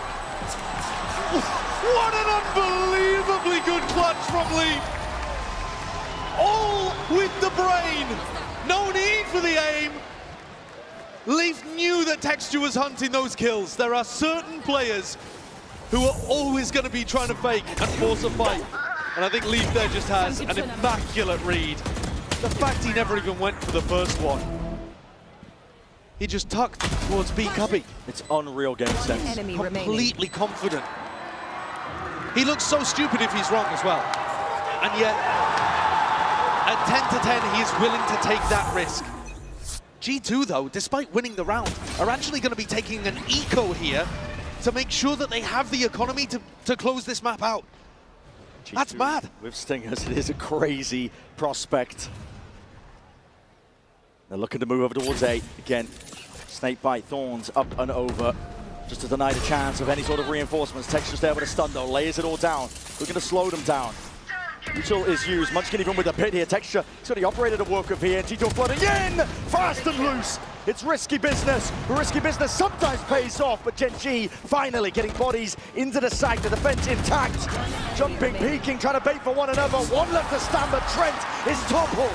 11-11, Gen.G, they're not done yet. Huge rounds flying back and forth between these two titans. But G2 deliberately managed their economy in that previous round in order to invest in this one. Was it the right play? I think, listen, that's a tough one. That's a difficult argument. But the fact of the matter is that G2 went for a soft buy, allowing Gen.G, in all likelihood, to tie the game again so that they could win here. What is the game plan that Valen cooks up? Texture. Flash in your face and a peek. That is disgusting work. He's so fast. It's rapid. Trent as well, down to 30 health. Did he get legged in the middle of that too? Or yeah, he was on top of the box. He did. That's mad. Damage through. G2 going to be limping through the rest of this round here, but Gen.G got to be smilers from how this has started. It's an explosion out now, out towards this B site. G2 want control of this one, but a snakebite at the feet makes it pretty hot and heavy to try and handle. Precarious at that, still sticking the plant down and now playing off site. Dangerous prospect. Munchkin is still alive and he has that wall to deny them info. The G2 are still sticking 2 players onto the side. It's up to Valen and Jorgamo. Can they deliver any sort of kills inside the wall? Is a timing with the dart. It's a great tag. Jorgamo, he's gone to the dust and to the mud with him. Valen has to be that next player in, but perfectly baited once more. And there's that wall, smoked up, facing it up. Every single player from Gen.G putting up the challenge. They found that 12th round. Map point here for Gen.G. Winning 5 out of the last 6. Forcing G2's economy down, getting huge value out of the operator. There it is. And skewering those G2 players at the start. That is such impact from Texture early. 22 kills, by the way. I feel like he had a bit of a slow beginning as well, even on this map. As soon as you get him on the defense side, though, especially with an op in his hands, he's a monster, he's a nightmare. And one more is all it takes for Gen.G to extend this play and stand a chance of staying here in Toronto. Their economy's just been so much better this entire half. G2 constantly messing around with Stingers, Guardians, Bulldogs, not a single player with a proper rifle. And Gen.G have got the right read, 3 players defending A. So much trust in aim for Foxy9. 80 stop. He's out in the open there, but G2 moving over towards A. It's a nightfall to set them up. Snakebite's going to be used reactively. Prowler's going to be broken, and Ash is trying to play tight tuck to the corner. A bit of spam just catching Jorgamo into the leg. But he's able to get himself out of there. The weaponry, just a touch on even that. G2 are working with scraps here to try and bring this to OT. Gen.G more than in the driving seat. Taking a fight forwards, and there's that stinger. Can't hold a candle, not against the rifle in the hands of Kieran. And this looks scrambled from G2. They can't exactly figure out where they want to go. They're threatening like it could be a C split and looking for the B pop. All on Munchkin, no snakebite. All in your face inside the smoke. He wants to dominate this angle nice and early. It's going to be dropping down, faced with multitude. It's evened out and traded out, but still that player advantage is there. He legged Texture, legged it, damage done, but he's out to the side and he's looking all over the bloody place. He needs help and he needs a bailout. Foxy9 just can't wrangle it. Leaves it to Leaf though in a 1v2 and Gen.G. This is it, the impetus, the moment, the turning point. It's theirs and well bloody earned. The mental fortitude, the tenacity and grit from Gen.G to be able to still believe and keep their hopes alive here in Toronto. That's an incredible map. Back and forth and ground out.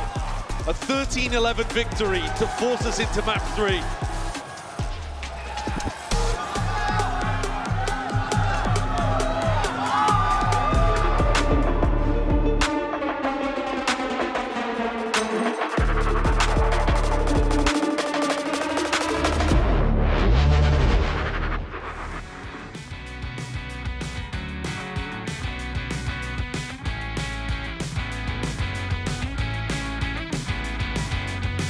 It's not the same when I'm with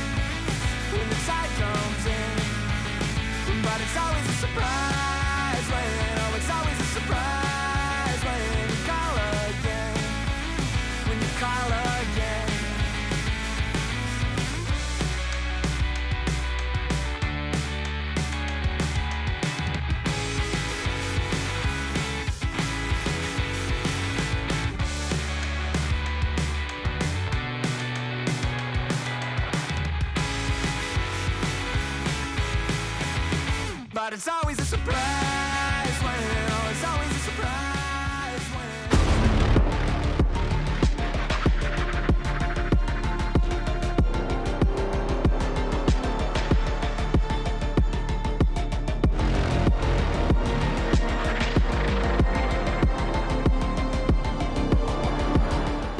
And you already know we had to come out here with the people because, folks, we're going to map 3! Holy moly, what a game we just witnessed. 13-11 scoreline. Gen.G picks up the dub. G2 scrambling to figure out what they're going to do as we get ready for map 3. Here, of course, Golden Boy alongside Kukuka and Mimi. We want to break it down for y'all with the people because we love you all so much. Thank you, Toronto, for your energy. Let's talk about this game here, guys. What did my eyes just witness because my heart can't take it? Yeah, definitely. Gen.G bringing it back. We saw a G2 with very clear ideas on how to play this map, but the Viper versus Viper sometimes ends up in this spot where timings are extremely crucial, extremely important, and there were so many things working sometimes in favor of Gen.G. We had the pistol rounds, that crazy diffuse. And I want to talk about the first half, because G2 came in with a really good read. The casters are talking about it. Munchkin's whole idea on this map is solo lurking A off of this Viper wall. You see here, he's walked all the way up long, but G2 are going to send in a re-clear play and be able to punish him there with Jojimo going through short. Gen.G, though, after losing him there a couple times, make an adaptation and instead start showing this look where they're defaulting into garage basically every round. Well, G2 is still putting most of their forces into heavy fighting for A. With that, they managed to get themselves into B post plants 2 rounds in a row, and that's what turned this game back into their control. They won a couple more rounds on attack and then had an incredible second half to win this out. And we had very numerous rounds, very in the G2 style of one leaf clutching rounds. Gen.G with a texture that is extremely scary and needs to be avoided wherever he is in the map. Many things, again, keeping these match up close. When we look at the number, yes, texture was up there, but as Mimi, as you were saying, in the first half, Jogimo was that man for G2. Yeah, Jaw was so good. Again, going back onto the Yoru here, but second half was a bit of a different story there. He was dying first on a lot of these entries. Gen.G had great ideas on how to punish it, and again, Bea, it's one of these maps where they're showing this Viper comp and how strong it is, especially on these flood retakes with that wall up. Yeah, and we're speaking about things that are keeping this close. Gen.G, we know that throughout the tournament, they've been very good at pistols. Getting two in this map was crucial because the rifle rounds for G2 were looking pretty good right from the get-go. But Gen.G, with this trust that they have for every single one of the matches, they come prepared with new ideas, but still the same kind of effectiveness. Yeah, it was just incredible to see how Gen.G were adapting on the fly, but also, I mean, this really was a heavyweight slugfest here, right? We were seeing guys take left hooks, right hooks, uppercuts all over the place. Look at Munchkin here. I mean, this is exactly what you want to see, and this is exactly how much it means to these two teams to be able to fight and get to that top 4, because that's what they're fighting for, Mimi. They're fighting for top 4. Not even at the grand finals, so this is a final caliber matchup. Absolutely. The last time we had this matchup, it was for the upper finals, and in games this good, it comes down to inches, and there was one round that exemplified that. That plant not getting off for G2. Very well. That would have been the overtime. Yes, that would have been them going to OT, maybe winning this map. Maybe this is a 2-0, and Gen.G's on a plane to Korea. Yeah, you really, you just hate to see it. I mean, honestly, there's no other way to shake it. I mean, everything that you could possibly want to. See it, but apparently you're going to see it again, Alex. Ah, well, yeah, it's true. We got to relive it one more time here. And just as you think they have the time, you can see Lee's face. He's wondering if he's got it. And the heartbreak of this round is Jonah ults. He thinks they get the plant down in time. They don't have that ult for the next round as well. Then they have the Yoru ult. They think they can do another C-pop. Jaw dies out of the ult after nearly spamming Munchkin down to 0. And this game slips out of G2's grasp. I mean, what tenacity for Gen.G, winning such close rounds, showing such big clutch moments. This is why it's a trophy-winning team that has done it before back in Masters Shanghai. Yeah, and well, guys, I mean, there's a big problem here as well for G2. Which one? Well, here's the issue. There's only one Canadian left in this competition. I see a lot of Canadians Well, here. in the competition, we got a lot of great Canadians in the house today, but we got one Canadian left in this one. This is JonahP. Can he hold it down? Can he hold the fort for the North? Mimi, it's a tall task for this G2 team after Gen.G comes back the way they did.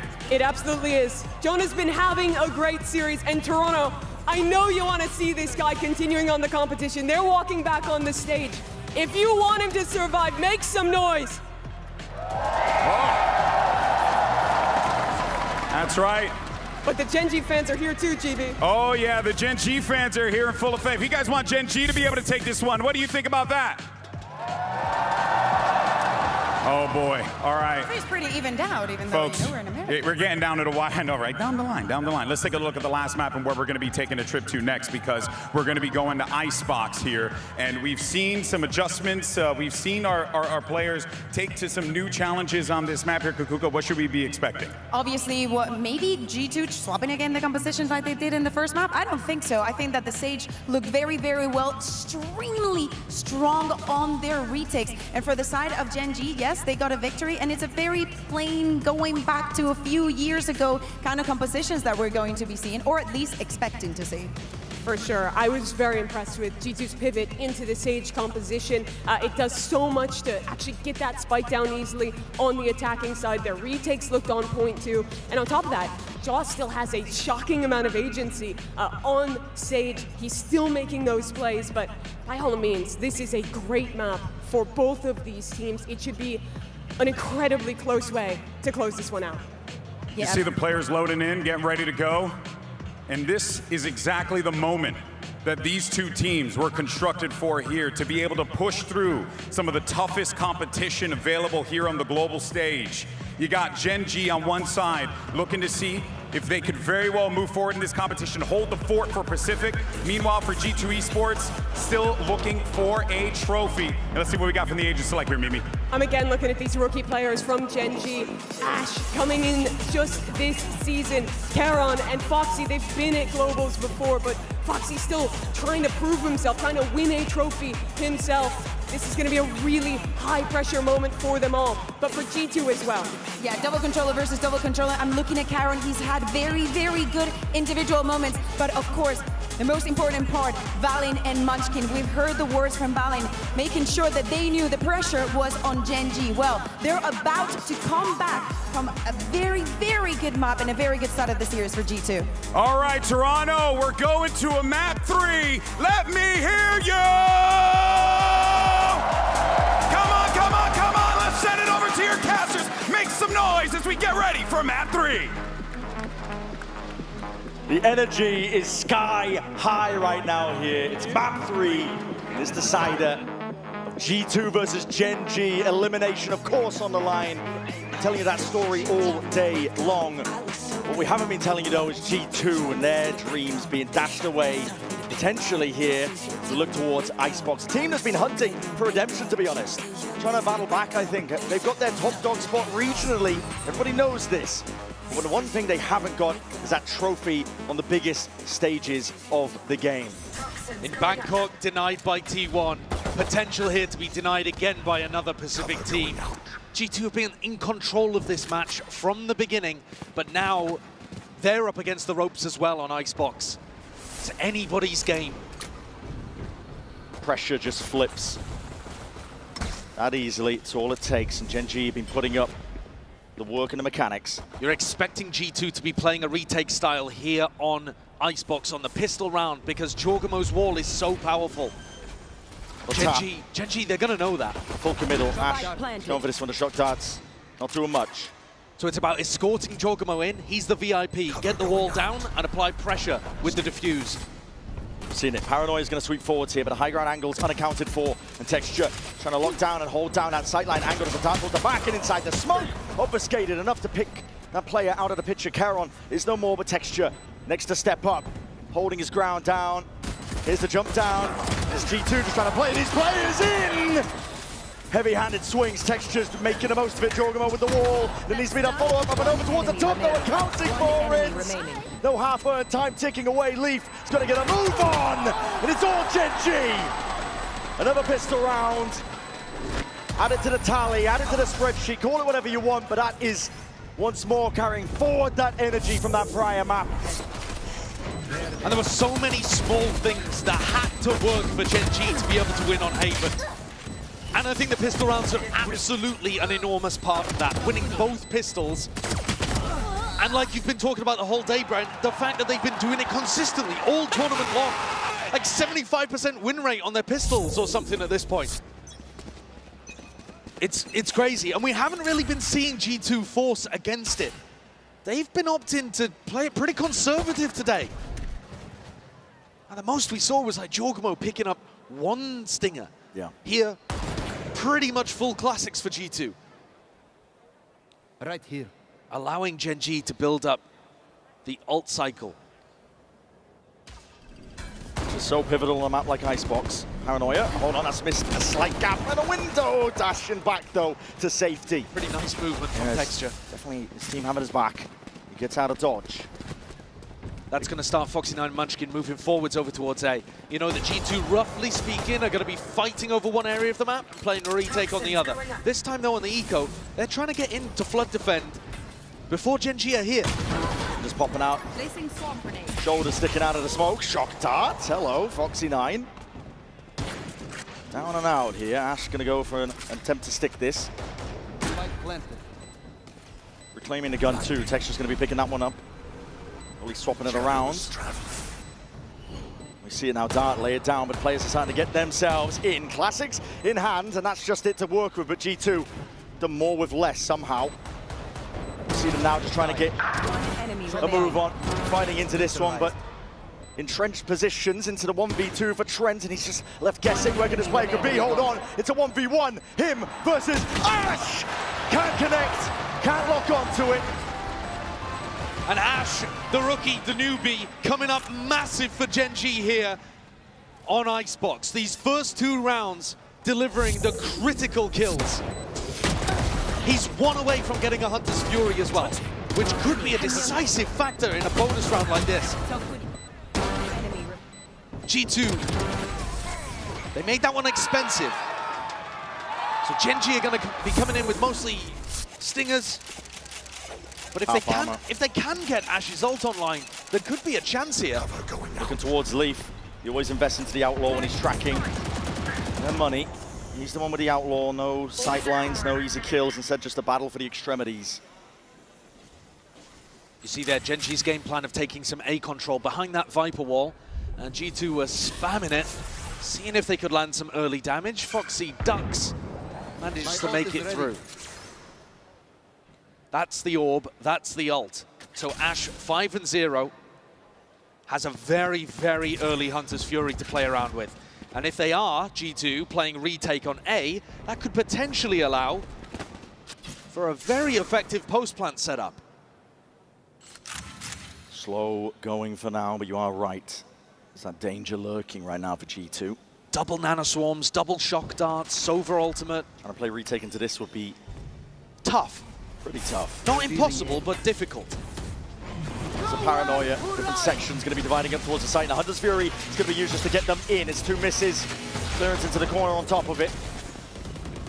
G just choosing to expend it. Plant down just yet, and watching for the peek up top. Munchkin's head rolls off the shoulders there. Leaf fast on the flank.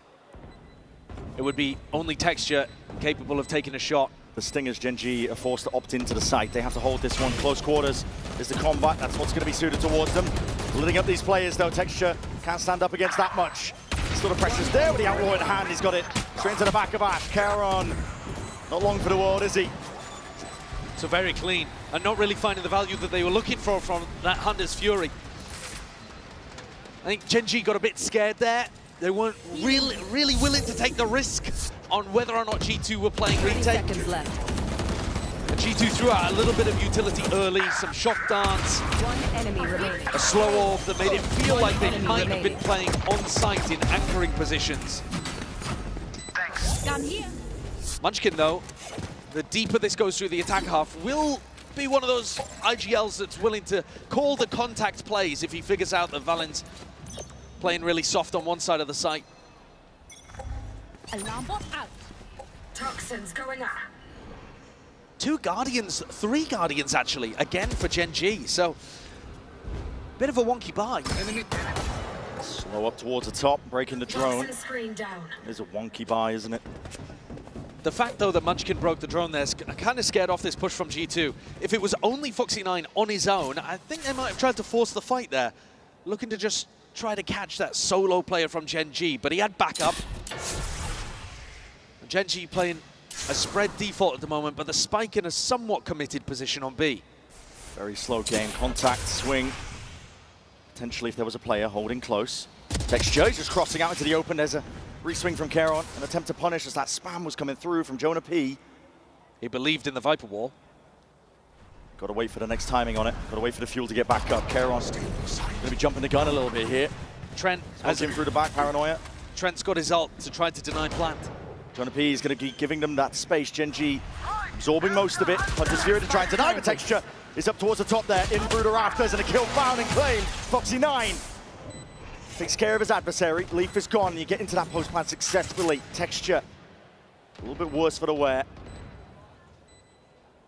Foxy9, he was on the lurk. Valen's got to be worried about that, but he's now, Foxy9, connecting with the rest of his team to play these double nanoswarms onto the plant.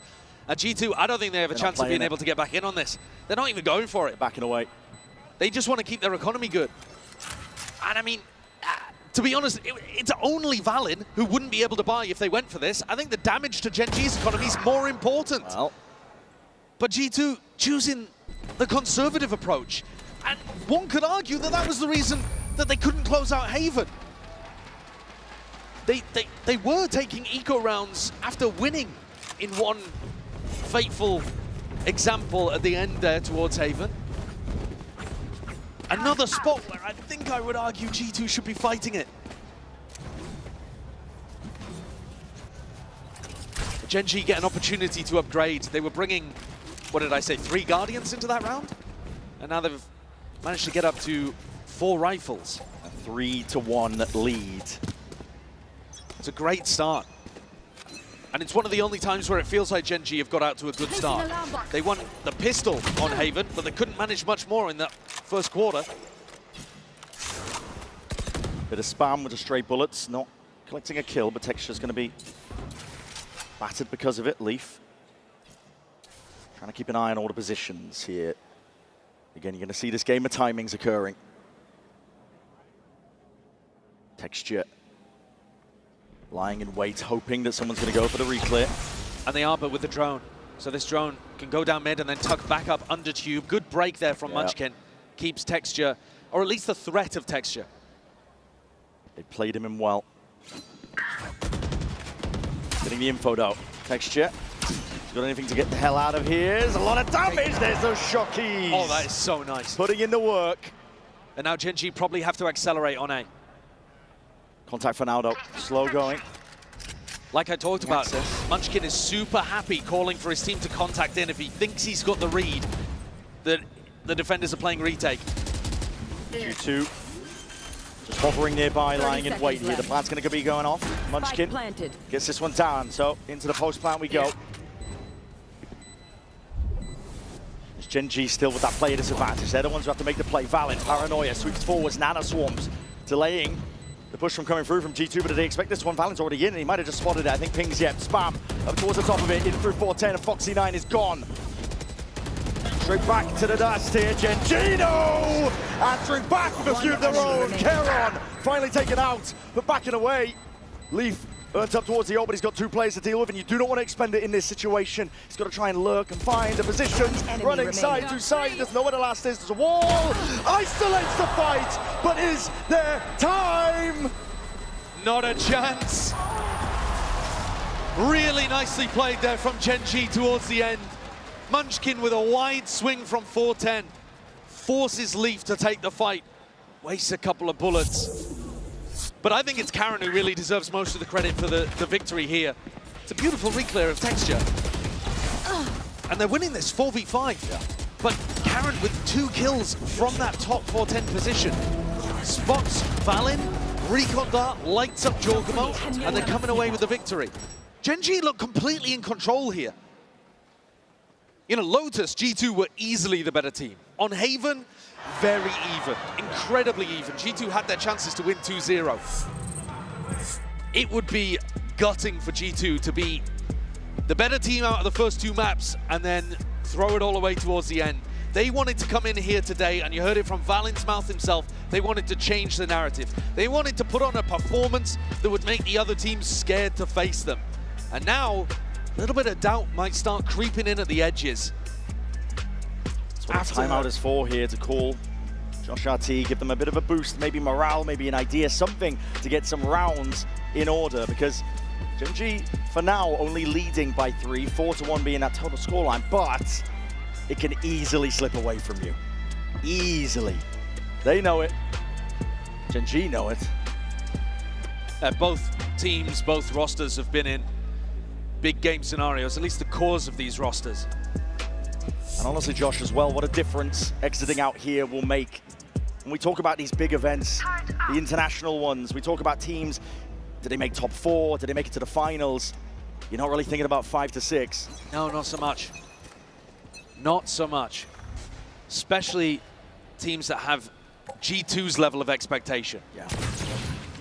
Placing swarm grenade. There'll be a blight on the record for G2 if they go out here. They've got to turn it around. The money's not good for now. Allows you to play a bit riskier. Taking liberties, potentially getting a kill or two. Gen.G are hyper-disciplined though. Pulled a little bit of Foxy9's attention towards mid, and I wondered whether Leaf was going to go for the peak, but it's just a shocking fight to take with a stinger from this range. Truly. And a lot of the impetus here might be on JonahP, actually. He's the lone defender over on B. Cowboys on his face, and he's going to be stepping up to the challenge. Not postured away. Maintains his ground here. Gen.G going to have something to clear this one. Might just be waiting for the dart timing to come back up. Toxins going up. Wall to feign like they could be going over towards A, and there's that exploration, but Ash one step ahead. Smoke just barely blooming out towards the back there, claiming these kills, racking them up. The feed that is filled up with red. Spike planted. Gen.G determined to put their stamp on this final map. It's a map that they've been excellent at historically. We've seen great moments from them. And right now they are dealing with this style from G2. Munchkin's finding the right reads at the right time to be able to get in. And also, Texture is online right from the beginning. Yeah. And that just hasn't really been the case in the previous two maps, especially on Lotus, where he was 2-10 or something to begin. Haven, it took him till the second half where he really accelerated and took off like a rocket. But here, he's 6-4 to begin, and he looks good, comfortable on the entries, taking these fights, stepping up aggressively to danger. G2's retake style is going to be helped by the fact that Leaf has earned the lockdown. He's had it in the last couple of rounds, but not found an opportunity to use it. This is a must-win for G2 here. They want to right the ship. This was the one that the timeout was about, and you're right. Course correction needed.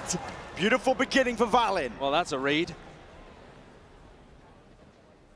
Just a bit of spam, a few bullets, and suddenly Gen.G are the ones on the back foot. And now I think you can just stack A. There is no chance that Gen.G are going to be ending B without the Viper Wall. Trent, high and mighty, but he's going to be watched for that beautiful instant res online. Jorgamo brings Trent back into the fray. Paranoid over the good connection. That drone is going to be clearing quite a bit. Even a tag. JonahP not allowed to play inside that smoke. Drone for a drone. Getting the tags up. Spotting it into Nest. Trying to get the ping down and trying to get the spam down. G2 looking for a chance to try and flood in here, but it's a forward play by Gen.G. They've got another plan of action. Lockdown's going to be dropped down. Hunter's Fury going to be used to try and take this one out. The forward position's trying to be played once more. Texture and Charon. Texture dealt with Charon over the top. Dealt with easily enough. Jorgamo now. No more. Put this wall up, sticking this defuse. He's got it to half, and he's bought his team that win con once more. Going for the face, going for the peak, and going for the jugular. Gen.G are hyper aware of the way that G2 want to play this one.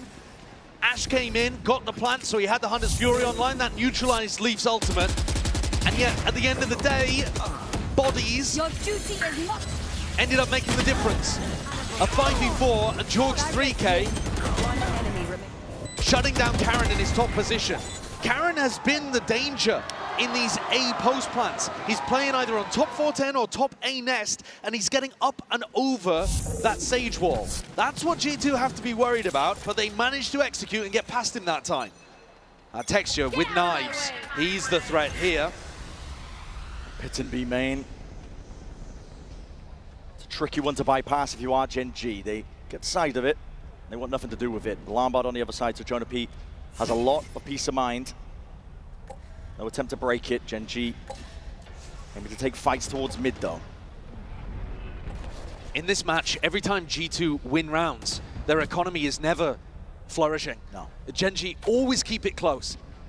And so again, they're coming in with double Guardian and a Bulldog. Valen's trying to take an aggressive fight on A, but with a pretty bad weapon. Yeah, Trent was with him. He's hopped off of it now, potentially missed the timing onto this one. Reaching that minute mark, you're seeing a drone for a drone. Just to clear out a bit through mid. They've given Foxy9 enough space here to use lockdown. He can pop this down on pipes. Really no answer to this. There it is. G2 forced to clear this one out. They can overstay for a tad. JonahP, he's even squaring up. He wants a bit of a challenge, but you've got to respect it. He looked like he was going to stay there. Slow wall might be critical in that spot. Just out of dodge there from the vicinity, and here comes the flood attempt. G2 going for it. Straight in, the pit's going to be dropped down. Reactionary from Gen.G, looking to try and survive him. With it all. It's before the plant. They're running away to B. They're running away, and JonahP, he's pushed out. The initiative has been taken from himself, and the knives almost gone entirely. It's another kill there. Refreshal for 12 seconds. They handed the spike over, and Karen with a TP. The ult has saved them. At least the plant's down for now. Cover going out. The Omen finding enormous value, but it's still player disadvantage for Gen.G. G2 don't exactly know where everybody is, but Trent's in a really pushed up position. This smoke, it's dangerous. It does. Dangerous situation. A bit of spam from either side to heal. In the back pocket, G2 starting to get a run on, starting to get a move on. Going forwards now, knives out, Texture, they've all gonna miss, but a rifle still is his backup. The movement can't save him. G2! It's clinical. What a scramble of a round, what a pivot having to be called there towards the end from Munchkin. Unweave our world. A miracle really that they got the plant down thanks to Karen's ultimate. But G2 changing things up in terms of how they were defending. Thanks to that Viper's Pit over towards B, they were able to actually kind of flood defend on A. And honestly, as soon as Munchkin used his pit before the plant had gone down, that A push was chalked. Yeah. And they were left without too many options. G2 with 2 in a row, both retakes. Nice, Alex. Starting to get back into this game. The lead cut down to 2. Looking for a few more. Bit of spam from Trent, reveals his hand with that one, but this is a heavy emphasis. Look at this, G2 placed up, and that's an off angle out into the open. Any trade inside to Paranoia, swinging, but Cloudburst at the feet, that's going to be some safety. Slow orb. Locking them all down. But critically, no trade from G2. JonahP is 1 away from being able to get a res. But I don't think he's going to be able to get, you know, a kill and somehow recover JonahP's body. It's really out there in no man's land. The Viper wall, by the way, committed super early on A, despite the fact that Gen.G were defaulting heavier towards B. But they are regrouping to try to play off that wall. They don't want to just rely on Omen smokes on B. It's tiny, tiny margins. Barely spotting it out, but sees the rotation now, and Leaf is hard committed. Hard committed indeed, needs some value, needs some kills! Just the grills, getting in the way there, the bars and the jail. Trent is next, on the chopping block, Texture.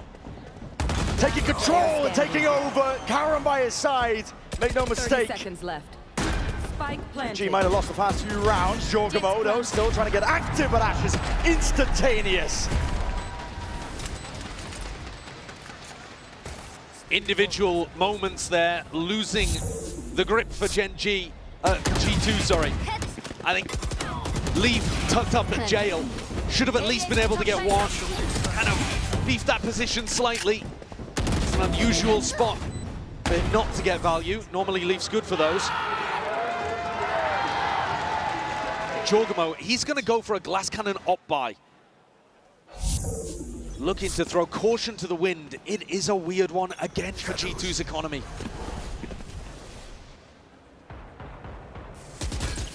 Drone not broken. JonahP was hoping to at least feign the intent that it could be holding close. Trent's going to be using one of his own just to clear this one all the way through. That's a heavy push-up. 2 plays through main. The operator in Jorgamo's hand to just watch belt, but all eyes over towards B. That's where the players are. That's where Gen.G looking to lay claim. Smokes on smokes, but no committal. Pressure here onto Foxy9. Foxy9 is going to be caught. Squeezed, in fact. Too much to watch for, and yet still manages it. Gets the one. Really solid awareness. Even expecting the re-peek as well. He's holding his crosshair, not running away. He's waiting for the next. He knows that there was a deeper drone, and he knows that Trent was lurking. Jorgamo, JonahP and Leaf gonna have to put this one together themselves. Just the 3 of them versus 5. And with the operator, I think this is where you have to save. There might be a save. They're looking like they want to go for it. Yeah, there's a wall up in front of their faces. Texture's already just absolutely decimating them, destroying them. His team by his side. Relentless. There's no mercy at all. Gen.G slowly accruing another one. I mean, this is looking like a dominant half right now for Gen.G, especially considering the G2's eco once more is cracked. They've got nothing to be able to work with, and it's Foxy9 who delivers them this one. Yeah. He's in quite an exposed position. He's trying to play it safe and cautious, using that cover, but his awareness ends up being his strongest tool there, because he turns around just to catch the timing onto Valorant. Gen.G could establish a very dominant first half here, and that's not something they've been able to manage on Lotus or Haven. There's wind in their sails right now. 4-round lead. This could easily be a one-sided affair for the first half of Icebox. And our last map here in this elimination game. Here. Last chances for both of these teams. It's got to be hard for G2 to put out of their heads the way in which they lost on Haven. So many small moments that added together when they could have potentially been able to convert that 2-0. Is it lingering in the back of the mind? They might have been dreaming of redemption, but the win here gets you further and farther away. Still a while to go to get to the finals. They want a shot at the trophy for G2. Not even going to be thinking about that, most likely just focusing on this round, one step at a time. Snake bite, round towards the bite. This is backup for Valin, trying to allow him to try and make the play. Dash over, Stinger in hand, but this is it. All collected with the kills over the shoulder. As soon as Texture goes down, you don't match for the rest of the weaponry. And Ash has been such a pillar for Gen.G. He's been delivering them incredibly important kills, and once more is that rock that Gen.G can rely on. 12 and 5, deals with the eco threat, gets the plant down. One down. And though Karen is dropped, it's still a massively uphill battle for G2 if they want to try to win a Thrifty. It's Nano Swarms, they need kills, they need more than that. They need time. Running out for them, Munchkin, a jar with the movement, snappy with the aim. They know exactly where Trent is now. Look at it, layers of util, added on top. Gen.G are getting a vice grip on this series. You can feel that belief emanating from the side of the stage that they're on. I mean, that is so nice there from Ash as spray control. But everything is working. Tex just picked up the op to use it on the attack side. G2's style, they just can't find their moments. They would need this final round. Get out of my way. And especially with how good Gen.G have been on the pistol, this game is gonna be tough.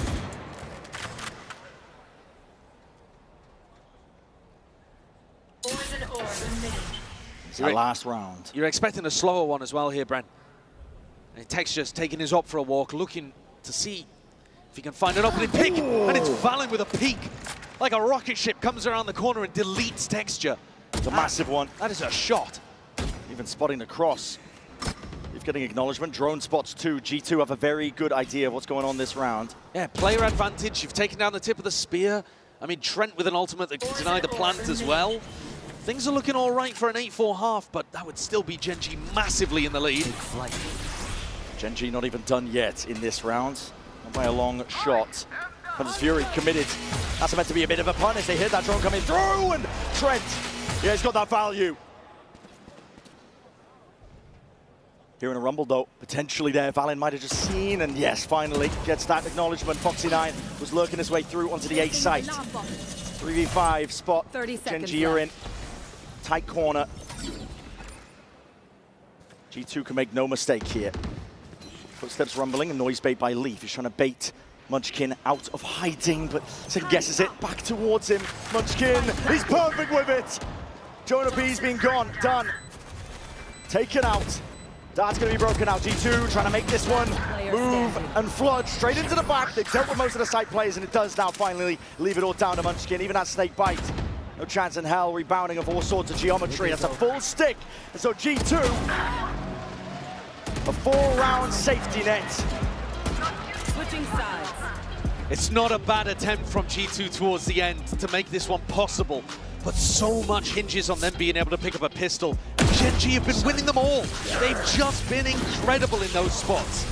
They've been a statistical anomaly. It's looking like Gen.G are just playing lights out. They've got that passion, they've got that fire.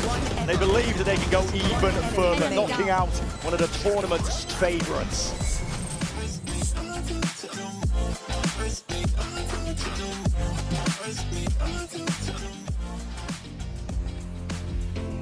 Save me from my silent hell. Break me. All right, Toronto, you know what time it is. It's time to get hyped up for your favorite teams. This is an elimination game, so both of the teams need your energy. So if you want G2 to win, let me hear you. Okay. And if you want G2, who's currently playing on America's soil, let me hear you! One more time though, it doesn't seem like it's loud enough. If you want Gen.G to win, make some noise! And the G2 fans in the house, let me hear you! The house is packed and the fans are split. It's time to conclude the finale of the series.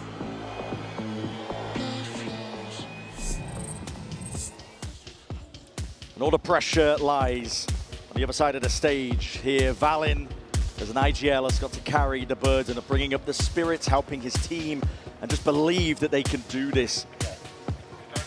And G2, they are probably the best team that we've had overall in 2025, but they haven't won anything globally. They've been in a grand finals at Bangkok, denied by a Pacific team, T1, who ended up coming away with the trophy. Now, T1 nowhere to be seen here at Toronto. Instead, the Pacific region sending Gen.G, sending Texture as their representative, and you can see in the Coinbase Econ report, Texture's having a great time of it right now. He came online very early and now gets to play the defense. But this could be an opportunity for Gen.G to deny G2 and shift the narrative, or perhaps even keep the narrative, as Gen.G being one of the scariest teams at this tournament. They had a wobbler against Wolves. It was a legendary match and a weird way for them to get knocked down to the lowers. A game to be remembered. But this one could be a game that G2 would love to forget. They came in with so much fire and it feels missing here on Icebox. They are going to need a pistol to get back into this, and Gen.G have been essentially immaculate in that department. Think of the pressure that is layered down onto G2. How much is round 13 is going to mean? You mentioned it, Josh. Gen.G have been near immaculate with winning pistol round wins. It's going to be an uphill battle here for G2. They need a good idea, and already Gen.G, you can see them cooking up something. Triple fakes, wide swing. In case there was a player there, they would have been deleted, but the turret will do for now. And now, quick run, wrap around all the way to A. It's so predictable, though. Gen.G are already ahead of it. They know exactly what Valen's going to call in this spot. The body's in. The wall not going to be broken for now. Trent trying to go for that plan. Rebound. It's going to be catching onto Dice. No Dice for the damage, but it does enough to delay and potentially buying some time here. Trent, full sticks now with the plan. Gen.G armed and ready. Yeah. Primed to pounce. already making their way in through, but again, this wall is tricky business. Paranoia, as soon as they hear the knives out, they know that they've gained access towards it, but there's nothing else. Yeah, that is early. Indeed, and Gen.G, one of their own. Paranoia sweeping forwards, Dart lining them all up. Ash is finding so much value, Gen.G! God damn, man, they can't be stopped! They've lit them all up, they've lit them all up indeed, and Trent is no match! Foxy9 with a pop-off towards the end. The confidence flourishing now, and Gen.G, they get another. Every pistol round, it feels, just going in their direction all tournament long. They've got a specialty, and it's one of the best things that you could be specialists in. Because most of the time, that's going to give you a free 2 wins to start a half. And G2, they have not been going for their classic Stinger force buy very often in this match. I think there have been 2, maybe even 3 occurrences where we thought we would see it and we didn't. Now though, look at what's happening. G2 are finally going to go for it, but only with 3 Stingers. Yeah, we've seen this before. JonahP puts his body on the line just in case there's that outward purchase. Gen.G, again, similar game plan. Bit of exploration potentially towards mid, a smoke off onto the turret. Makes it feel like there could be lurks, but as players, bottom tube, Ash is going to be exploring, clearing up the question marks. It's quite a nice timing though, because Gen.G, 3 defensive players are having to get pushed towards mid. Drone. And that creates a bit of an opening where only Munchkin is defending B. Lone for now, but reinforcements have arrived. Gen.G. The read is just so good on the defense. I think Munchkin's calling a great game here. Stacking with the bodies. And Valin backs off. Calls for his team to regroup with Leaf on the other side. And still allows himself to be seen. So there's still that threat that G2 could be re-hitting B. Breaks the drone too. Like you said, there's that threat. Lying in wait, there's bullets raining down, crossing up through mid. For G2, this is everything. For Gen.G, could be the killing blow. And now making signs of life and noise out towards it. Alarm bot's going to be triggered down in through the back. Did Valin hear these rotates? Because he's making the perfect call. He is. He's telling G2 to come back over towards B. 25 seconds. Wall's going to go back up, and now it's a mad dash. Flurry of activity. Gen.G getting bodies back over towards B, but they're a little bit late to the party. Trent entrenched here, trying to avoid most of the fire, but JonahP cannot. Straight through the smoke, that's Ash, and Leaf caught out wide. 3 to do it all from G2. Gen.G, a methodical, dissecting this map, dissecting the site. Do they clear Trent? He's about the only hope for G2. Got to be the problem player in a spot like this, and yes they do. The awareness is all there right now for Gen.G, and where is the first push of Munchkin? Is just sticking this, drops down half, and everybody dies from G2. Gen.G keep the ball rolling. They keep going. And that is a fantastic beginning to the half. All of the threat taken out of it. A 6-round lead, plus G2 knocked down onto an eco.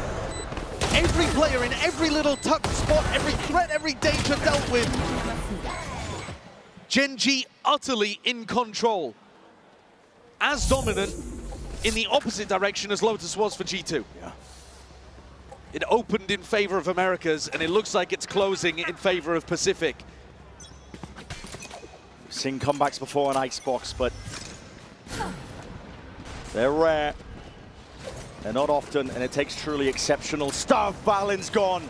Was a TP forwards trying to go for some cheeky play. Split into B, potentially to take that timing. Full group up of G2. All into B main. Clearance now through yellow, but they're going to be stunted out here. Munchkin's Viper all propped up in their face. A smoke to replace it from Caron. They are choking G2 out here.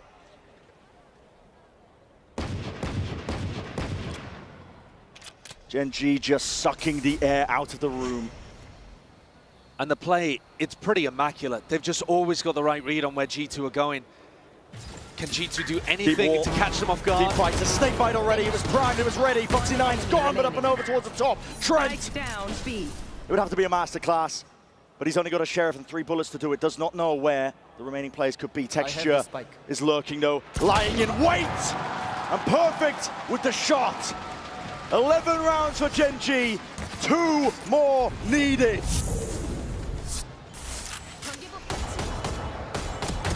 A game between two titanic teams.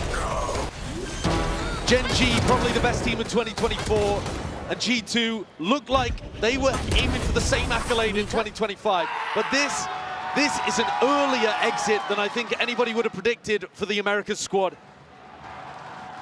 JonahP taking a desperate tactical timeout to try to right the ship.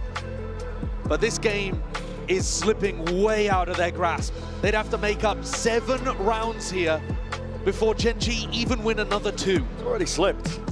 Yeah, I mean, after losing the pistol in the follow-up, that's devastating. The chances are just minute. And Gen.G, man, what an incredible demonstration of grit that they've shown today. Yeah. Because their start was so slow. They looked like they were out of it, maybe weren't fully mentally in the game, had put a bit too much expectation on their own shoulders, perhaps even. We were thinking, have Wolves boomed them? Yeah. Have they taken them out of this fight already? And Set yet, down. by the time it got to the second half at Haven, a 7-5 half that didn't go their direction, and then they win the pistol and get back into things, grind it out. And they've been electric on map 3.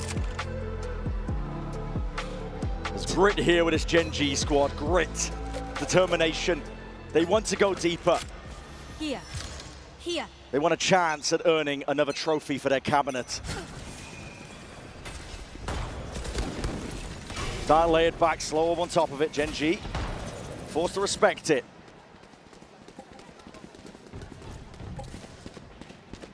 All that just to insert Leaf into a 4 position. And a big gamble coming out of the tactical timeout too. Gen.G are super happy to go for those. Munchkin just with an outlaw, defending B essentially on his own. Reckons that he can get out of danger if he misses the shots. Drone's going to be clearing it though. He takes care of it. Oh, he's so confident. Yeah, very confident. It's full armor and a multitude of players from G2, and they're going to be facing with the first one, but Valin was not so lucky! That's amazing! Munchkin! Trying to slam the nails into the coffin nice and early. It is answered back with Jorgamo. A tap. Oh, and they're so tepid here, Yeah. G2. They think there's more players from Gen.G ready to deny. Okay, going backwards, picking up the ult orb. If they can now get a plant for free, suddenly there's a res online. And Leaf, he might have an opportunity to backstab. But Foxy9's awareness has been unbelievable so far on this map. Watching for it. Res is available. Bring one of your players back into the fray. Pick and choose. You choose Trent. He's been monstrous in the clutch. They need it now more than ever. Gen.G are slowly getting a grip onto the site. Leaf is that backup policy, but this is explosive. Dash across and forwards as an operator in his bloody hands. Matters not. The weaponry. Give Texture a spoon. He's going to make you mince meat. Going to be denying this one though. G2 getting onto the plan, wrapping around. And the situation is pressing right now for Kairon. Now the Swarm forced out into the open. Isolates the first kill. Shot darts, lay it down, and Trent saves the day. Brought back from Death's Cold Embrace, and he's able to deliver the round for G2. What a lurk from Leaf as well. Somehow managed to evade all of the rest of the players, and they've recovered a 5v3 round. Yes, they got a res out in the middle of that, so it ended up being mostly a 4v5, but still, I mean, danger lurked around every corner, and G2 navigated it. And they are going to have to do that so many more times in a row, though. There's no real avenue for mistakes. It's got to be basically perfection from here if G2 want a run at this. Has to be the first of many. Gen.G, multiple chances for them. And they're so good on eco rounds as well, Gen.G. You know, put a sheriff in some of these guys' hands. Texture with the knives just earned up. Munchkin though, decapitated. Texture trying to get active, trying to get into the fight and the fray. Kairon by his side. Deep dart overhead. And so actually quite a lot of threats already dealt with there. Texture run out of knives, Munchkin dealt with, and a pretty open A site. So this round navigated pretty well for G2. But at some point, we've got to bring the discussion back to what we were talking about on Lotus. It's the ults for the team that's up massively in this spot. think about the next time the rifles are going to be online. Yeah. You know, Foxy9's going to have a lockdown to be able to work with. The Viper's Pit, this defense is going to be reinforced by massive ultimates in round 18. And that's if G2 can navigate danger here, because there's still a bit of spice in the round. Not out of it. Not just yet. Doubled up towards the back of the site. There's a fight to be occurring here, and that's it. Shots fired on either side. Texture is hard committed onto it. They're trying to drop and jump all the way straight up, trying to take this fight. It's a weird and wacky one indeed. Double face, double call. Trent delivers again. His team needed it most here, but that's time earned off, and there's no hope in hell for Texture. Maybe a gun reclaimed. Damage to the economy, though, would still be really useful, right? I mean, I don't think he's really going to get an opportunity. He's on the exact opposite side of the map. But you think about one of the big talking points we've had throughout Haven and Icebox. It's that even when G2 win, they're winning by close margins that don't allow their economy to boom. This time, though, 4 players surviving, 3 rifles kept. And the economy should be in an all right state. It's the ults instead that I'm looking at. Because Munchkin with a Phantom and a Viper's Pit. And on the other side, Foxy9's lockdown. And no Sover ult from Trent. Not even close. How do you break it? So, you know, this one is going to be really tough. It should be Gen.G, if they execute it well, getting up to match point. Through mid though, that's Texture with an off. He's going to be taking an early peek. Smoked off into his face. Ash burns up his own. Hunter's Fury. Faking the double teleport play there, Valen. He teleports up and back, but he's making it feel like they've gone towards orange. Trying to pull eyes, trying to pull attention, hoping that he's freed up a little bit of B main. Here. The weight of the world is probably what's feeling like right now on G2. You gotta just keep it together one round at a time, but the ults are such a problem. I mean, having said that though, Brent, Munchkin has not decided to use the Viper ult in this round. He's not even in a position, only just now, where he could use it off info, off noise on B. The later you leave it, the more this lockdown's gonna be a problem. And the Sover ultimate. Smokes up. Texture. Gives it up, but he hears it now. There's gonna be util coming out. Drone, Paranoia, lying in wait. Towards Belgium, a couple of jiggles, and they finally see it, they receive it. Hearing that operator, that's the acknowledgement they were looking for. Kara on TP. Gets the hell out of there. There's 35 seconds left. Where are you going, G2? Ash, he rips the ultimate early. That could have been a death blow if he'd just been able to hold on to that and realize they were going B. It does indeed, but Munchkin now could just be lying in wait. Back towards it. Dart not going to be dealt with. He's trying to find that timing. He does press himself forwards into a pit at least, but he's gone. Down and out. Texture trying to get instinctual as a dart. Okay, wall in his face and a dash backwards. JonahP at least finds Foxy9. The spike is planted. Mad dash. I mean, so far this has been the biggest fumble with the ultimates that you could possibly ask for G2. It's actually allowed them an opportunity to right the ship and avoid the snowball. Texture creeping. Leaf has his teammates back. He'll step no further. Gen.G still trying to make a go of things. But time has bled away from them here, and G2, in the midst of all of that chaos, somehow persevere. That is a miracle round for G2. Very little time on the clock. Still with a Sover ult and a Viper's Pit to navigate around, and a lockdown as well. Somehow, Gen.G kind of whiff on the execution of everything. Ash thinks they're committing to A and rips the Sover ult early, instead of saving it for a spike tap. One enemy remaining. Munchkin is under enormous amounts of pressure and decides to go for a risky Viper's Pit, and he gets caught. And I think the pressure, you're starting to see signs of it crumbling, perhaps. Gen.G immediately call a timeout. There's a panic button being hit. They have that ability. It's only the first timeout they've actually used because they have been in control, but that's signs that things are getting away from them. Yeah, I think you can tell that just from the outside, even without listening to the comms, that things got rattled there for Gen.G. They lost in spectacular fashion against Wolves, up at the half, in complete control of the game. Somehow, Wolves made outrageous comebacks against them on map 1 and map 2 to knock Gen.G down to the lower bracket. Gen.G are in control here. It should be G2 going home. It's only a short trip for some of the guys, especially for JonahP. But if they lose control of this map, it would be devastating for the Korean squad. Be dire. And And now, you know, the ult snowball kind of flips the other way. Leaf one away, Trent starting to get up to it. Another res online for Jorgamo. Here. It feels possible now in a way that it shouldn't have been. It's a balancing act between these two teams, and as you said, it feels possible. With those ults expended, G2 keep slow. Attempt to punish the peak if Munchkin wanted to go for it.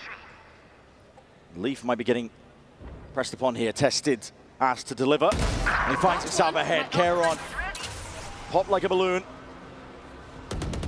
Drone clearing a lot of the way, spam into the corner. Munchkin still slips his way through, but look at that util. Just paramount to try and push him out and away with a paranoia. Foxy9 is available as a bit of backup, and he's out into the open. What a monstrous shot! With the jumping to set them up, but still G2 have the weaponry, they have the guns. Rifles in hand. And it is cheeky plays on order. Leaf will take that timing happily. You can hear it. Scuffling of footsteps. And he knows exactly where he is. That's really nice. Even maximizing the ultimates then. Throwing the spike over to Trent in the 4v1. Realizing that they've comfortably got the round and they can get closer to a Hunter's Fury. No disrespect to the Gen.G players though. They can hit shots. That jumping shot onto JonahP was nice. Disgusting. But they haven't been able to put it together all at the same time in an eco round. 4 in a row for G2, and they've cut the advantage down to just 3. Weapons back though, including this operator. But G2 are not heading towards it. Gen.G still have all the tools. Nanoswarm dealt with. Important one to break. Allows Kairon to just stay perched up. I mean, it looks to me like Kairon wants to try to deny Leaf's ultimate. He's got this smoke here so that he can punish Leaf as he gets close. Did he hear it? Not sure if it was a silent jump up or not, but a drone clearing forwards. Kairon, another one, and he's missed the timing onto that one. Just trying to back out, evacuate, exit. He's got coverage and he's got backup. A lockdown for a lockdown. Can Valin throw a smoke to allow JonahP to lurk up past this turret? He doesn't have one online just yet. But I could imagine that Jonah would be calling for it right now. Sneaking and crawling. Gen.G trying to fill up that space towards A once more. Oh, they're smoking off the alarm bot instead, making it feel like a threat underneath Tube, hoping that JonahP can squeeze onto somebody. Pressure onto the B players now, it's flipped. Munchkin and Texture. But nobody B main for G2. They've got to do it, Valin from the side there. Down B. Kills exchange is traded out. Foxy9 in through mid, and again, this game of timings, it could happen to any possible player. Leaf wins his, Ash wins out. JonahP is spotted though, out towards it, top towards Kitchen, and Ash is in a precarious spot. Where do you run? The entirety of site is gained by G2. B main control is still theirs. Peeking out wide though, TextJ's not scoped up for it. He's slipping away from Gen.G. They've got to try and answer back here. Trent is lucky. Doesn't go down to that one, and Gen.G are the ones falling, crumbling. Ash in a 1v2. The time ticking. Entrenched positions here from the G2 players. Snake bite Ash, sticking, half. Earns himself a possibility, but against 2 players it would have to be ridiculous. Tough, not being forced out. G2 far too collected. What a round, what composure there from G2. Original game plan of going over towards A with the lockdown stifled. But JonahP's lurk position up Tube allowed them that mid-round possibility. Gave an option for Valin to move the chess pieces around and checkmate Gen.G's defensive setup. Karen and Texture were in a tricky position down there towards yellow, but they couldn't make anything happen. Trent's kill on Texture was massive. And despite having 21 kills right now across 20 rounds, Texture has slowed down a bit with the impact. He hasn't quite been able to find those opportunities with his operator. And G2, 5 in a row. Something at this tournament is causing Gen.G to not be able to close out maps cleanly. And it could kill him. Second timeout for Gen.G, the last one left here. They might be ahead for now, but they have been losing grip of the series. G2 is not a team you want to allow in. Give them an inch and they will take a mile. G2 are hunting for their own chance of redemption. chance to continue their story in this tournament, a chance to even make it to the finals, to right the wrongs of Bangkok. And they're hungry for it. You can tell the energy has flipped. Gen.G had all the belief. 11-4 up. They felt like they were immortal. It was their destiny. And now, I think you're absolutely correct, Brent. The hope is starting to kindle in the hearts of G2. In fact, it's already there. I mean, you can see how they're playing. Yeah. Gen.G forced down onto another eco. One of the first times, actually, that we're seeing G2's economy properly starting to get out of control.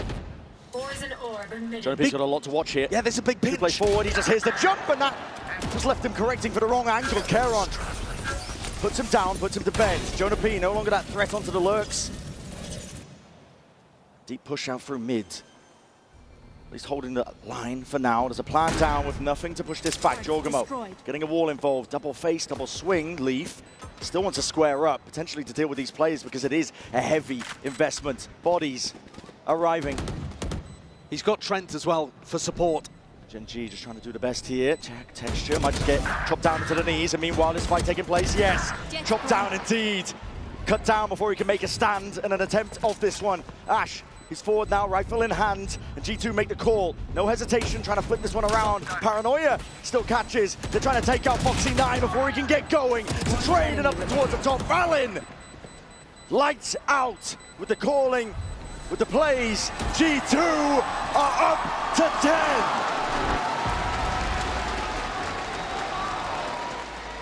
Some mightily impressive mid-round calling there from G2. After losing JonahP early, you've always got the opportunity to go back and try to clear that flank, but instead, calling for the fast pivot in, realizing that Gen.G were playing retake on A. They've got a free plan and flip the map. Force the fight into Foxy9. Look at the ult situation.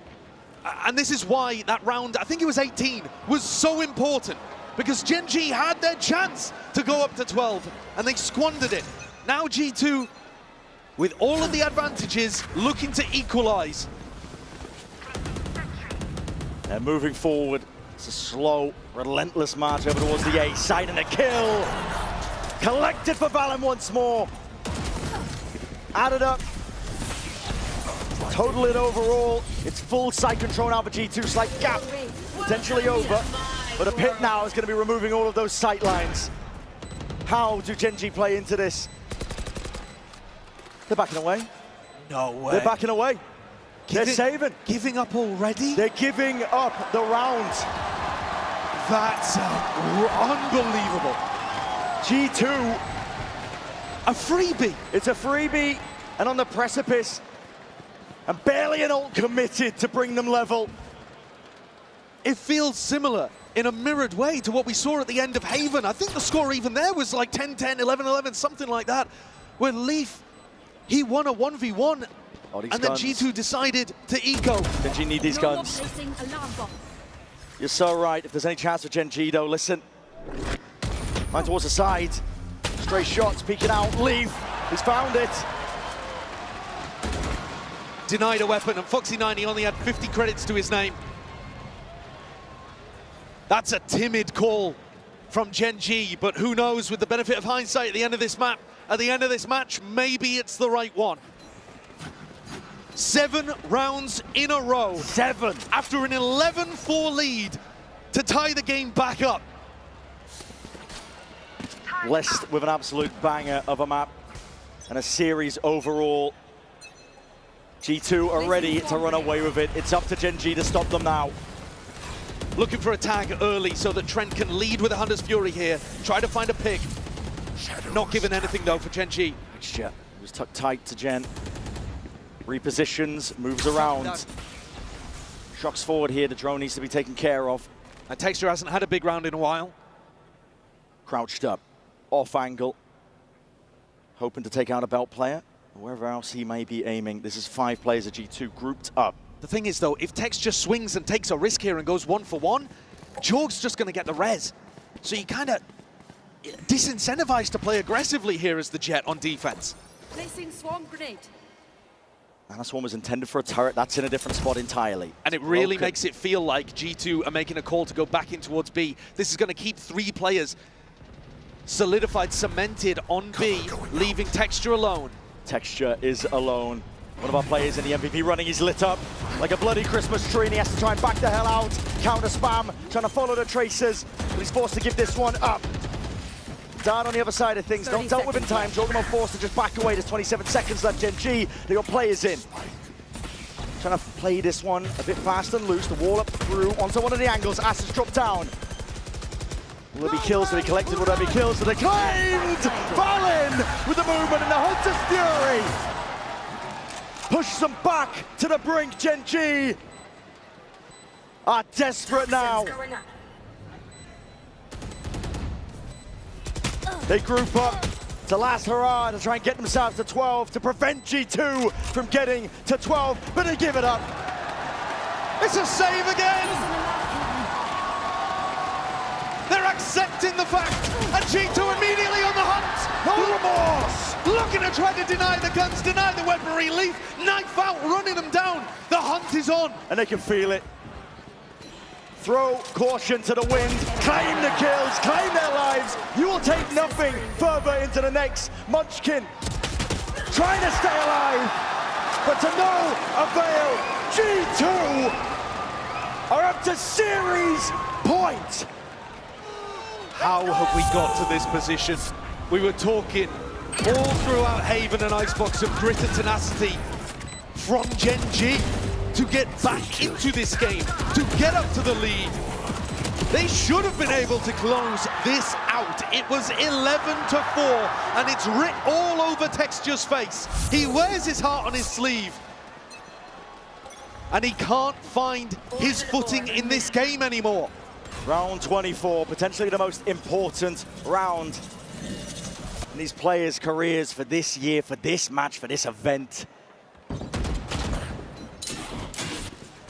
A bit more aggression here from Gen.G at the start of the round. They're not afraid at least to put their bodies on the line and go down, break that turret. But it is Munchkin alone, still defending B as other players rotate away from him. Entirely the wrong read. Munchkin, he's alone doing this. He hears the U-turn and paranoia. It's a good connection inside the smoke though, dominating the angle. Shots are fired, wrapping around him though. He's caught that timing and it's a bullet to the back of the dome. Leaf, instant correction, traded out, and the wall is still up for the safe plan. Ults are online. Gen.G, they're playing for overtime. G2 playing to close this out. Locked down. So Hunter's Fury committed. An ult for an ult.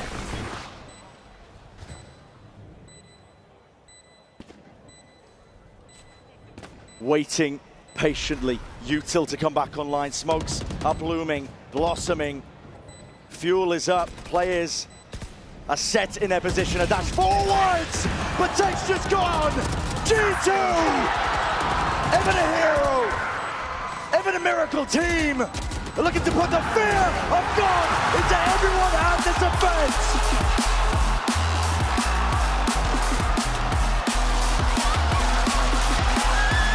That is a miracle comeback. History, legendary match there from G2. Gen.G should have had it wrapped up. A 7-round lead, 11-4 the score, and G2 win every single round from there. That is unbelievable. The way in which Gen.G have collapsed from this tournament is remarkable. Up in all of the important moments against Wolves and against G2, but G2 would not give up, would not give in. And I think Valen's right. I think they have changed the narrative at this tournament today.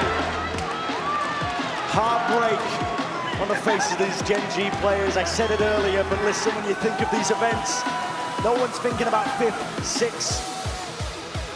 It's an earlier exit than they wanted, but for now we are celebrating G2. They've earned the right to continue on one hell of a run through the lower bracket. I can't even imagine what's going through their heads, and I feel for the Gen.G guys as well. But that kind of comeback does not happen often. And my God, the grit it takes. We're going to send it down to the floor now. Sue, take it away for the Verizon post-match interview. There is a reason why you should never doubt G2. They proved it again. But the question on my mind is, how do they do it? I am going to come over here and join the fans with Jogamo right now and find out, Jaw, how on earth did you make that comeback on Icebox? I don't even know how we made that comeback. It is what it is. But we know we're the most disciplined team, so we're going to keep doing our thing, you know what I'm saying? It required a lot of individual brilliance from every single one of you. What was the motivating factor for you to be so locked in? We ain't going back home. That's it, simple as that. We gonna be here for the whole thing. Oh, well, the fans want that. Now, you've already completed a lower bracket run back in Americas. How does this compare to that experience? I mean, it's the international now, so we're on the big stage, but if we complete this, our storyline is gonna be insane. Oh, it is that comfort zone. Follow me, follow me. Valen was going crazy on the stage. I need to get some energy from this man, my captain, my IGL. Tell me what is going through your mind right now. You got your revenge. I didn't even hear the question, but I heard revenge, and yes, we did. Oh my God, bro, I'm shaking right now. But, you know, I really didn't want to leave today because this crowd has been phenomenal. And let me tell you what, we're gonna win this shit for NA. Let's go! Oh, yes, you will now. Valen, you know, look, you were the favorites coming into this tournament after losing in the upper bracket. As you know, people always like to doubt you. They pray for your downfall. So tell the crowd, tell the fans why you are the favorites, why they should be with you all the way. Because we have the best resilience out of any team. This brotherhood, the way we hype each other up, I was like, guys, should I peek pipes again? They're like, yeah, Jay, go, peek them. And man, the trust, the brotherhood, the resilience in this team is why we're gonna win this tournament. I fully believe in you. Toronto, let them hear why you still believe in G2.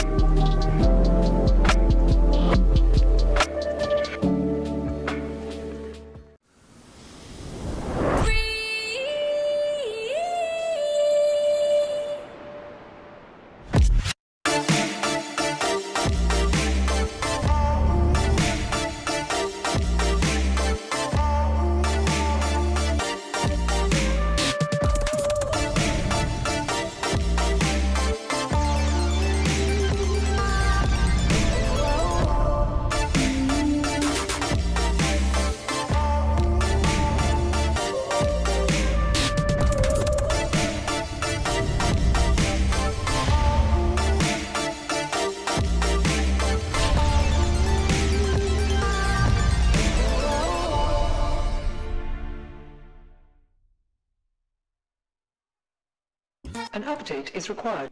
Financial system updating.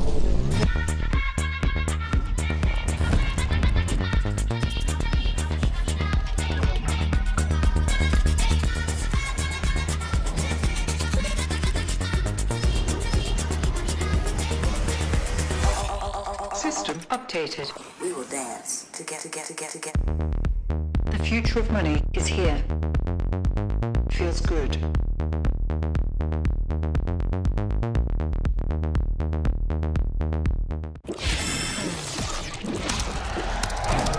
Red Bull gives you wings.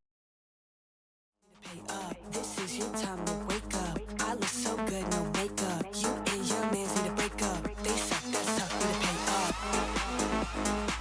This is your time to wake up. This is your time to wake up.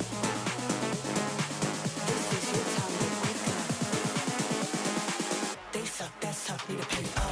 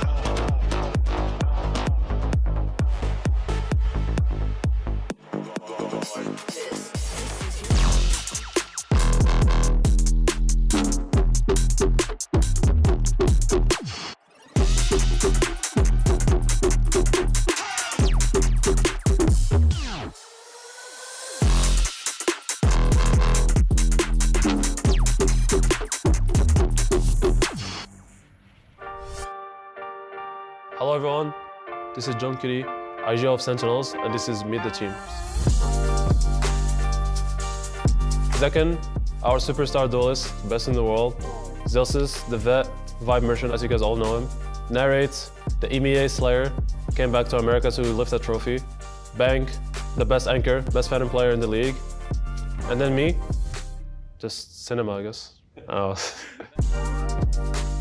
Yeah, in difficult situations, people tend sometimes to be a bit like stressed, like they're speaking fast and it's really hard to hear each other. So as the captain, I just make sure to tell everyone freeze, calm down, like relax, just focus on my voice, let me call, and just, you know, lead them. Nice, good job, boys. We're so in there. Hey, baby. same We're thing so as yesterday, baby. in there, We're just warming up. Let's go. Just need a warm up.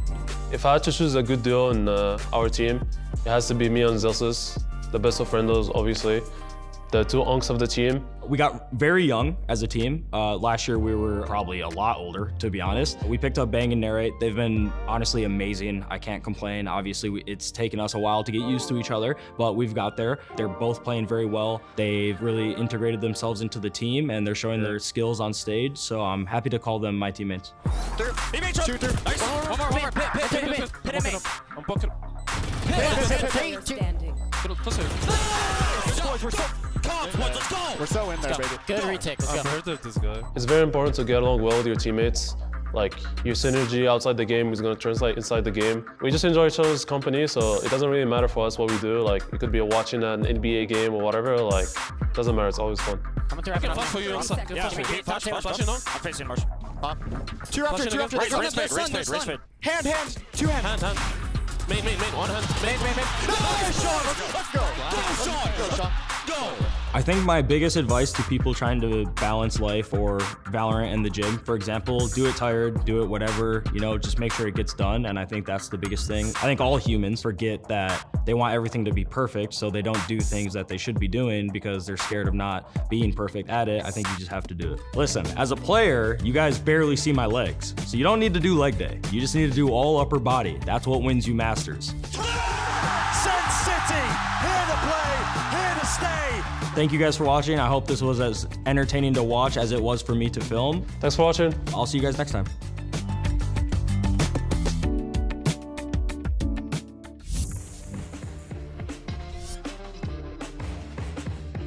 G2, after that dramatic win, managed to stave off elimination, bringing us down to 5 teams, and soon we're going to be left with 4. Welcome back, everyone, to day 10 of Masters Toronto, and our second elimination match of the day. It's Fnatic versus the Sentinels. Golden Boy here alongside Kukuka as well as Mimi as we look to break everything down. And well, look, like our first matchup, this one also has some history, and this history actually leans quite nicely for the Sentinels because an organizational record, it is 3-1 in favor of Sentinels. But Mimi, we all know those are different rosters, different journeys those teams took, but it's so interesting to see the history there. Yeah, now it's only poster left from the players who were on the stage in Reykjavik 4 years ago, but there is more recent history between these teams. They played in Champions Seoul just last year, and so trying to get that rematch now for two rosters that, well, have both had changes, have the same core, Kaya.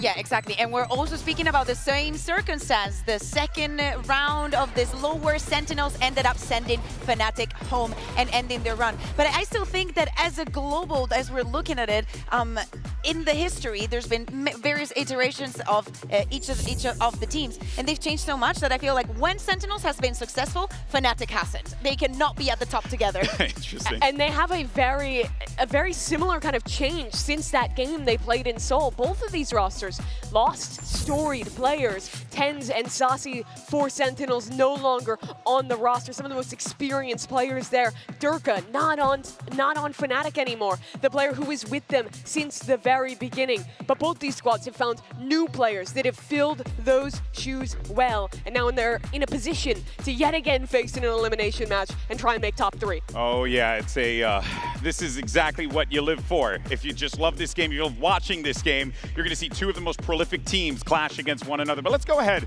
and hear from a guy who knows a thing or two about these high pressure matches, and let's check in with Crashies. I'm now joined by Crashies from Fnatic. Now, Crashies, you've been such a mainstay of America's Valorant, and now you're in the EMEA region. But today you have a chance to kind of complete a little bit of that redemption, eliminate an America's team that you used to be a rival against. So how much does that motivate you, and do you think you've learned enough from EMEA to be able to take them down?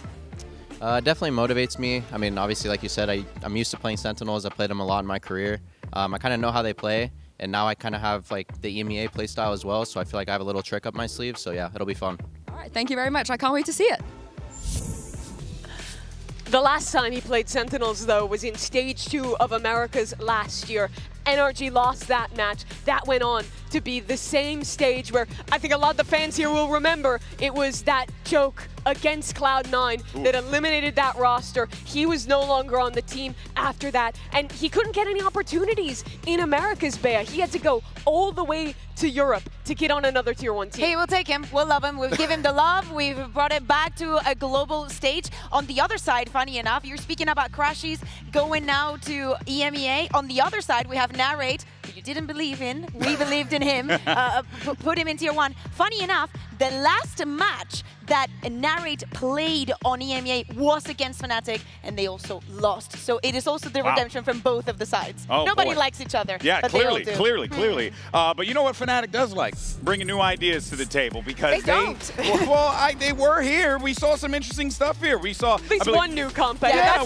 Come on, you know. That's news. That's big news. Also, give me the ability to segue into that content, okay, Bea? Goodness gracious. No, I'm kidding, of course. But here's the thing, though. We did see some new ideas from this Fnatic team, which, to your point, Bea, is a thing that you don't see a lot from this Fnatic roster. But I think it goes to show how much they have grown over the course of time with this new team. Exactly, and especially if we think about the fact that it was in Ascent, something that maybe we did not expect, and many teams, definitely RRQ, may have not predicted, because in Lotus, this composition we've seen from them for a very, very long time. Staple, same as for Haven. Those compositions they've shown for a very, very long time. They created the mid round, and many people followed after. But then the one on Ascent, bringing in the Chamber and the Vice, is something that we did not expect, but could be something to identify them from. It ended up being really fruitful, though. Alpha, starting on the attacking side of this map, had such great work. I love the way that not only was he finding value on the lurks, but in a lot of rounds he was entering with the team, setting up his TP gate in main, and then walking into these sites and basically just being a turret in the post plants, continuing to fight forward. That continued into the second half of this match as well. It was a great map for Alpha, a player who struggled earlier in this tournament, but stepped up big time when elimination was on the line. And in many occasions, as you're saying, he has not been showing up. On Haven, for example, when we saw him with the ISO, he has us used to a performance that is off the charts. And it was not until Ascent, where we saw him back in the chamber, that I feel he was comfortable enough. The aggression that he was able to show, covering an A and putting all that pressure in the map, is if Alpha is having that kind of day, you better pray it doesn't happen until map 3. Yesterday for Fnatic, when they played, that was for me showing that the veterans can step up to the guys who have been around for a while. Alpha, Chronicle, they both had really good matches. And it was, for the most part, you know, looking towards guys like Kayak, that rookie player in the early stages for Fnatic. Now everyone coming online in this lower bracket. And then, of course, on the other side, though, you have Sentinels who, look, they had some great games here in Toronto, but that PaperX game, man, that split 13-3, Kukuka, an absolute thrashing. And even though Sunset went down to the wire, it was still PaperX's game. They walk away with that 2-0, and you know Sentinels had to be mad about that. Absolutely, especially the way that this Sunset ended with, was it JonahP not being able to get that final kill, that sneaky defuse literally in his face, well, across the smoke. But yeah, maybe go on. Sorry, I just saw that Jin kill again, and I could not stop myself from reacting, bursting out, because it was just crazy what PaperX was doing. This map 1 was an absolute slobber knocker. They destroyed them in this game, and Sentinels, they looked shocked, right? The players weren't trading for each other. No one was hitting their shots. They were completely out of that, and it's heartbreaking for them to come really close on Sunset to making that comeback happen, to getting back into that game. But for them, fortunately, it doesn't come through. Now this lower bracket and a really tough opponent. But for Fnatic, now that we were seeing those maps, they've always loved split. So for now, for today, it is a question mark if they're going to leave it open, showing what they showed yesterday in the phase that we saw when they played against PaperX. Yeah, it's very true. But of course, you know, when you think about split and who is going to be the players that will step up in those situations, got to always lean on the pride of New Jersey there, because you got Zekken, who could very well be the difference maker for this team, Mimi, as we saw him really perform in that PaperX game despite the loss. Absolutely. Zekken has been really good in all of this tournament thus far for Sentinels, but in this game, he was one of the biggest reasons they nearly came back on Sunset, had some really impactful rounds, especially on that defensive side, still had the confidence up. And you reflect on this team's year and you look at their failure in Bangkok, Zekken was the one right after they got eliminated from that tournament, sitting down and having the hard conversations with the team, criticizing himself, the other players, the team, and really helping them to focus in on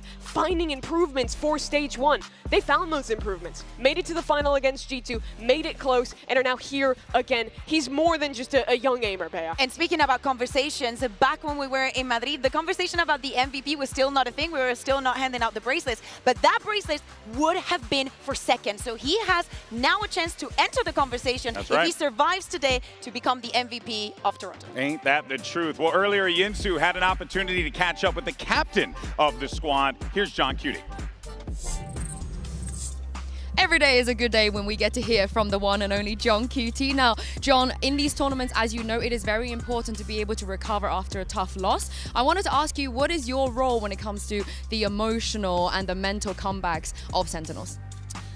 Just making sure the team always believes that we can win, and bad days happen, which happened yesterday. And yeah, obviously not our first rodeo. We've been here before in Madrid and Champs. And kind of funny, it was against Fnatic 2 in Champs, and we had the better of them. So yeah, it's making sure everyone is focused, motivated, and ready to make a run. Yeah. Thank you for your time. Thank you.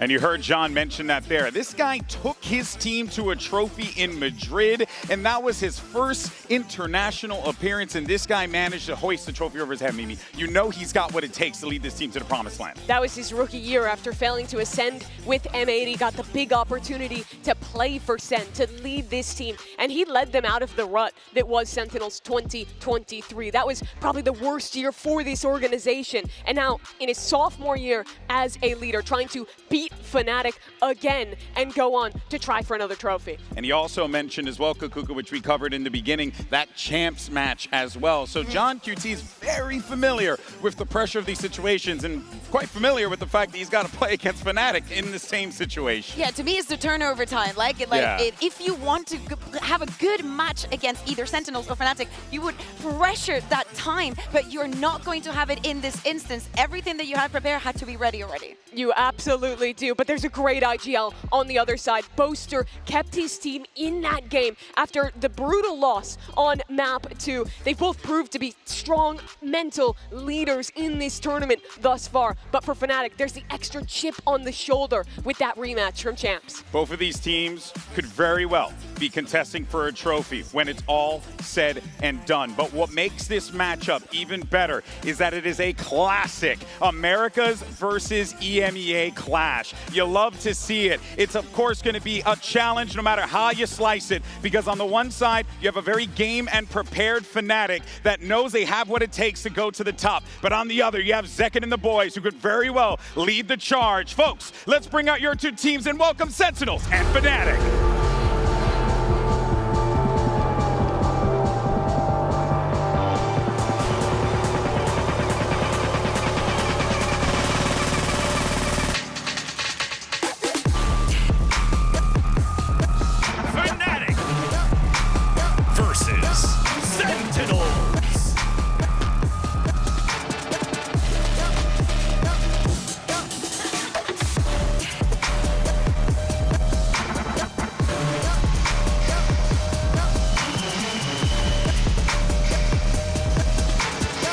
It's the last chance for EMEA versus the pride of the Americas. And it couldn't come down to two better teams in this situation, Kukuka. You have Fnatic, a squad that has time and time again proved to be one of the best that the region has to offer, whereas Sentinels, they've been here before. They've lifted a trophy over their head, just like Fnatic have, so neither of these teams are shy from the spotlight. And Fnatic have had such a resurgence since that kickoff. They are proved to feel renewed coming into this tournament. And as we take a look at the Omen map select, Sunset is going to be the first map. Sentinels wants to run it again. And of course, they've decided to ban that split after what happened yesterday against PaperX, Mimi.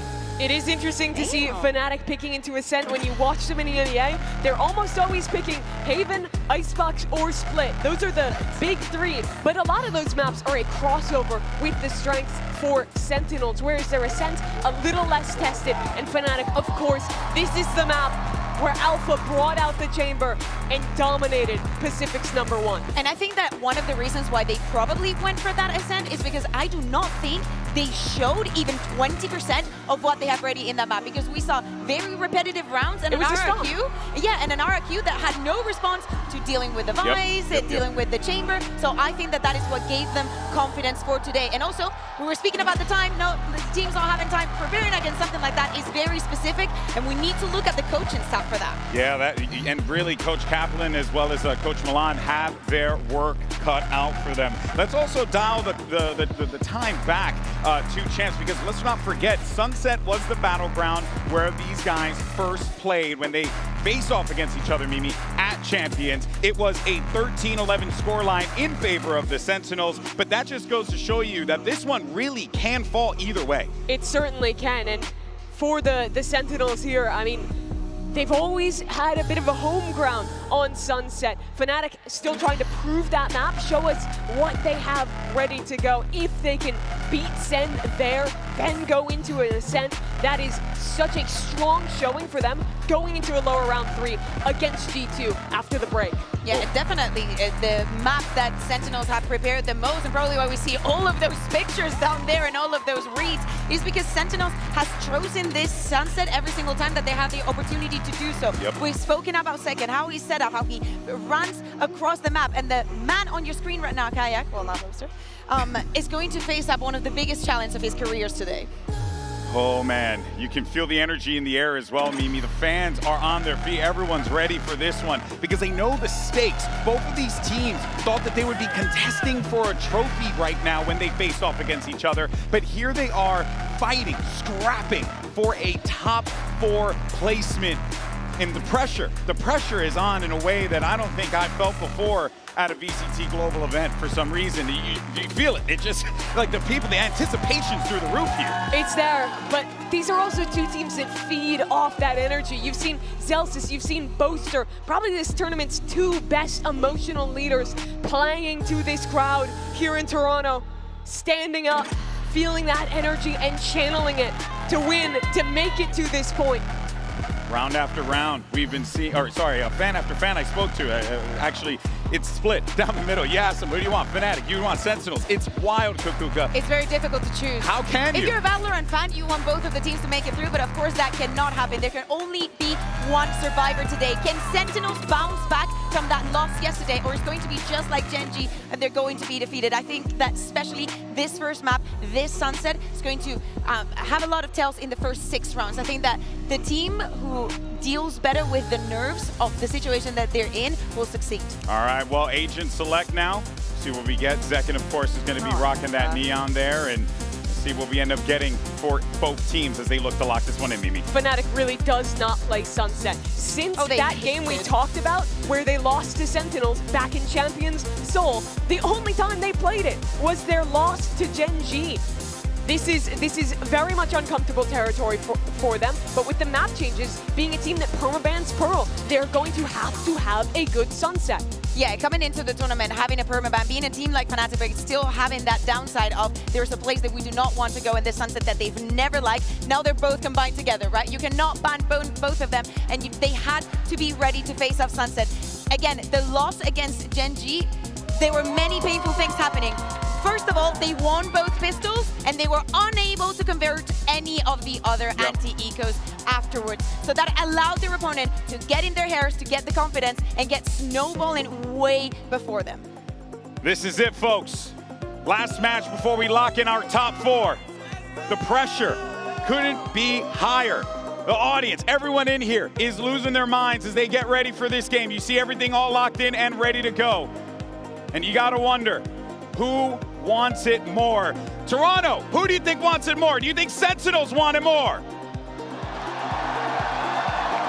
Do you think Fnatic want it more? Oh boy, the crowd is ready for this one, folks. Let's do this. It's EMEA's last stand, so it's only fitting that we send it over to Pansy and Hypoc on the mic. And look, I'm not above sending them home with a smile on my face. Mike, this is a tale of 2 Titans in Toronto. A matter of survival now. We start on Sunset. Where's your mind going? Yeah, I don't want to say it's a little bit of a surprise, because obviously I think Sentinels, no shocker there to lean into. Yes, absolutely. See, this is really going to set the tone for this series. Again, everything on the line here. Elimination basically looming for both of these teams, and some concerning losses previously, the more so being that Gen.G loss for Fnatic. Oh, it is heavy weighted, right? There's a lot to be looked at here between the two. Anything about the composition standing out to you? Is it literally going to come down to who wants it more? I mean, GB was saying it, and I agree. This is one of those grudge matches where you've got to turn up on the day. Any given Sunday, it's the form that's going to decide this one. No surprise, maybe some tweaks along the way, but we should have an absolute banger to open the series. Things for Fnatic set up outside A right now, and actually a heavier stack for Sentinels. Narrate actually core sights of. Fnatic will proceed forwards. Yep, and already Zelsis with an opportunity. Doesn't get too much pressure, and avoiding that paranoia allows him a little bit more breathing room. Kayak would love to squeeze that away from him. Good trade from Bang though. And again, that spike, hesitant so far, but it's actually skipped a little further ahead. So they're trying to carve a path forward, Fnatic, looking for some more options, and Second's not allowing that already. Denial in front of them, obvious, and broad as daylight. Sentinels off to the start they wanted. Fnatic almost playing into that pinch there, a little desperate to try and recover. Just too much damage done on the way in. Seemingly find the opener they needed, but it's Bang to really turn this back. Chronicle falling as well. One enemy remaining. We were just talking as well, Kayak, this is probably the biggest challenge he's faced so far.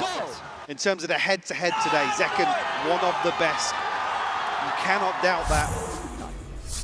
Certainly all eyes towards him.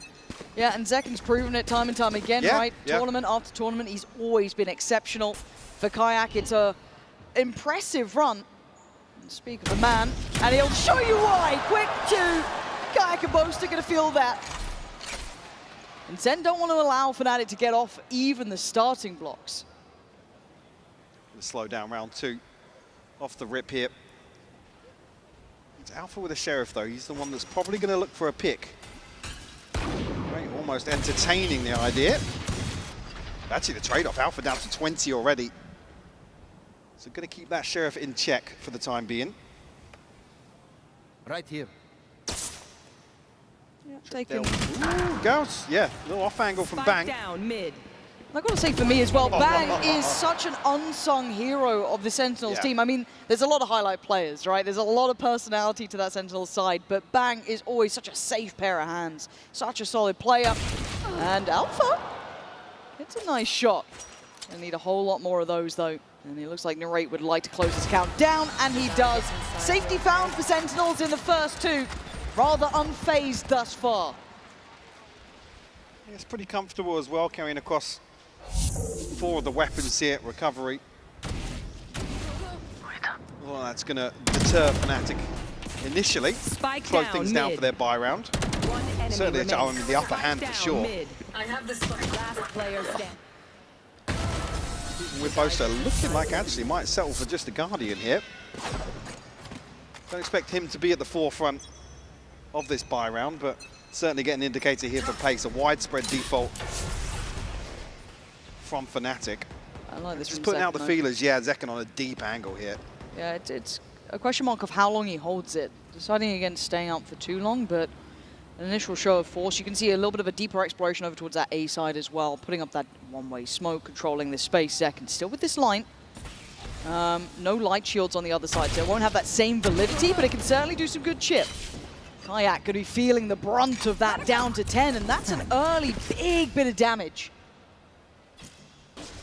Now Fnatic looking to put things in motion. The other extremity here, Bang will be called upon. One's actually just shouldering the ankle there, knife out. Lucky to get away with no damage, actually.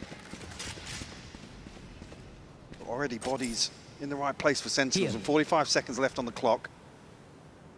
I think now Fnatic going to try and put something in motion towards B to once again pull that rotation. But you got to look towards the mid-map. Look how deep they're sitting on this. A couple of players maybe just keeping an eye on if you kind of want to put Bang into the equation. But for Sentinels, they're not giving Fnatic opening chances. They're not allowing them these picks. Even Zekken, who did have that deeper line initially towards B, slipped back towards Pillar. Again, playing these deeper angles. And Kayak, oh, banging shot though, barely alive, and he lands it. It's that second removed. Zelsis then going to try and find some timing. 14 seconds of Fnatic looking for the plant. Alpha gets it done.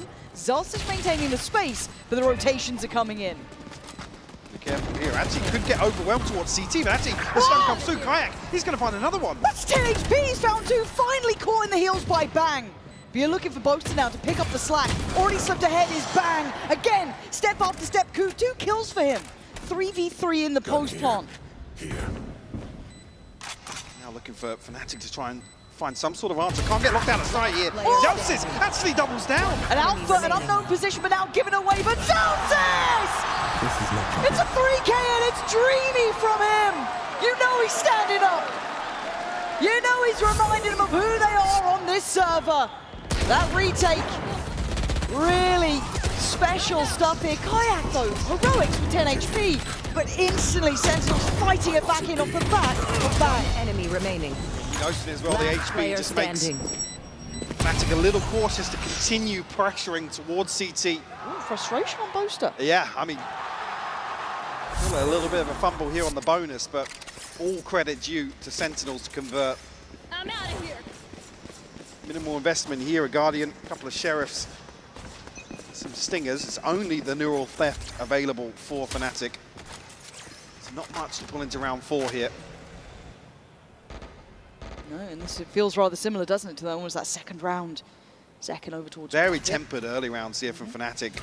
We want to get a feel for some of the setups here, but not necessarily any variation so far from Sentinels, so... Okay, small... Oh! So God snappy. Damn, that was quick. And Zelsis not feeling particularly pressured. He can just cycle those one-ways still. He knows that market pressure is now a little bit less deadly, but okay, these shots are hitting a wild. Boaster, almost didn't finish his dinner, but second, quick as lightning, dives in, removes. It's easy for Sentinels. Not a sentence I expected to be saying yet, but they don't look phased at all. Coasting through these early rounds, Lauren. Fnatic probably need to get a grip on things pretty early on. Timeout, I was going to say, something. wouldn't be surprised to see an early timeout here. And haven't really forced any sort of adjustment from Sentinels just yet. Zekken happy to stand his ground. Let's go. Yeah, we'll see a timeout here. Early pump of the brakes from Fnatic. They look cold, Mike. It feels like they're, you know, not getting much say in the way these rounds go. We've seen how deep Sentinels are sitting, making them really play to try and get into these sites, trying to take that market control that's not working. I mean, Zekken's been controlling that like a champion, right? Every time, hard to clear. Then you can throw in Zelsis to the mix, whoever you want, bang, playing it back in from kind of top middle. He's been excellent, 7-1 already. Yeah, Kayak's had a couple moments, but none of it's felt like it's a threat to the round yet. No, like I said, until they can force an adjustment, put basic Sentinels in a position to employ Zekken elsewhere, then maybe it's a positive for Fnatic to try and exploit such a thing, but towards the mini-map here, it's pretty much carbon copy once more for Sentinels. See Fnatic lean towards a set piece early on here. Said early slow default. Not really achieving much. Like I said, these are the fact finders. If you lose them, you come away with something to work upon, but walked into the similar setups on repeat so far. Yeah, need to find a solution quick. If we want a bit of a game here, really. Yeah, a couple ults nearby. Kayak's not too far off. Neither is Crashies. So Kayak off to a quick beginning, but the stall instantly comes out. Prowler to follow, so they know that they've still got that nice line over from elbow. Kayak has done well on his entries, but it's a tough endeavor, and Bang's been so cold with holding this as well, just shouldering it before in those earlier rounds. Might even be a re-clearance here. See the Prowler layered with the flash from John. Bang just taking a peek with the TP. And the one thing I love about how Sentinels approach playing Fnatic, there's no fear about it. They play like they're the favorites, which you could argue they are in this scenario. There isn't that hesitation or worry. They are as calibered, as prolific as each other in that regard. And already a good read here. Look at the rotation coming in. You're going to start seeing JonQT head over to the right side, catching towards top middle, joined by Narrate. They've got a good beat on what Fnatic want to do, but this slow, steady pace isn't catching anyone off guard yet. Well, yeah, I mean, almost tailor-made to force Zekken a little deeper here with that paranoia. Still have to give away the game if they want to close down Absolutely, towards him, though. And there it is. Oh, that's good from Kayak. Big win. Yeah, and that was basically all building towards it. Now at 25 seconds, overwhelmed. Zelsis goes down. They fought for that top middle control, and they've won it out. That was a very procedural round almost from Fnatic. These final three players, it's tough to come back into this. Especially with such deep control from Alpha. So obviously boasted to complement that as well.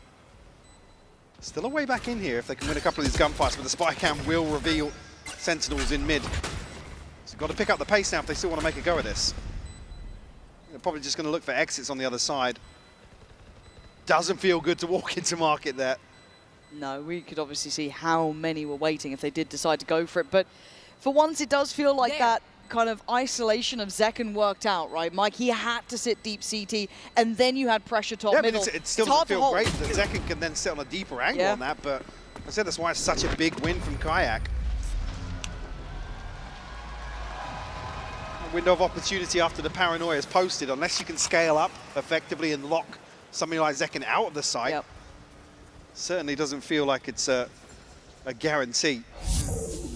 Fnatic on the board regardless, though. So Neural Theft really seals the deal on this round.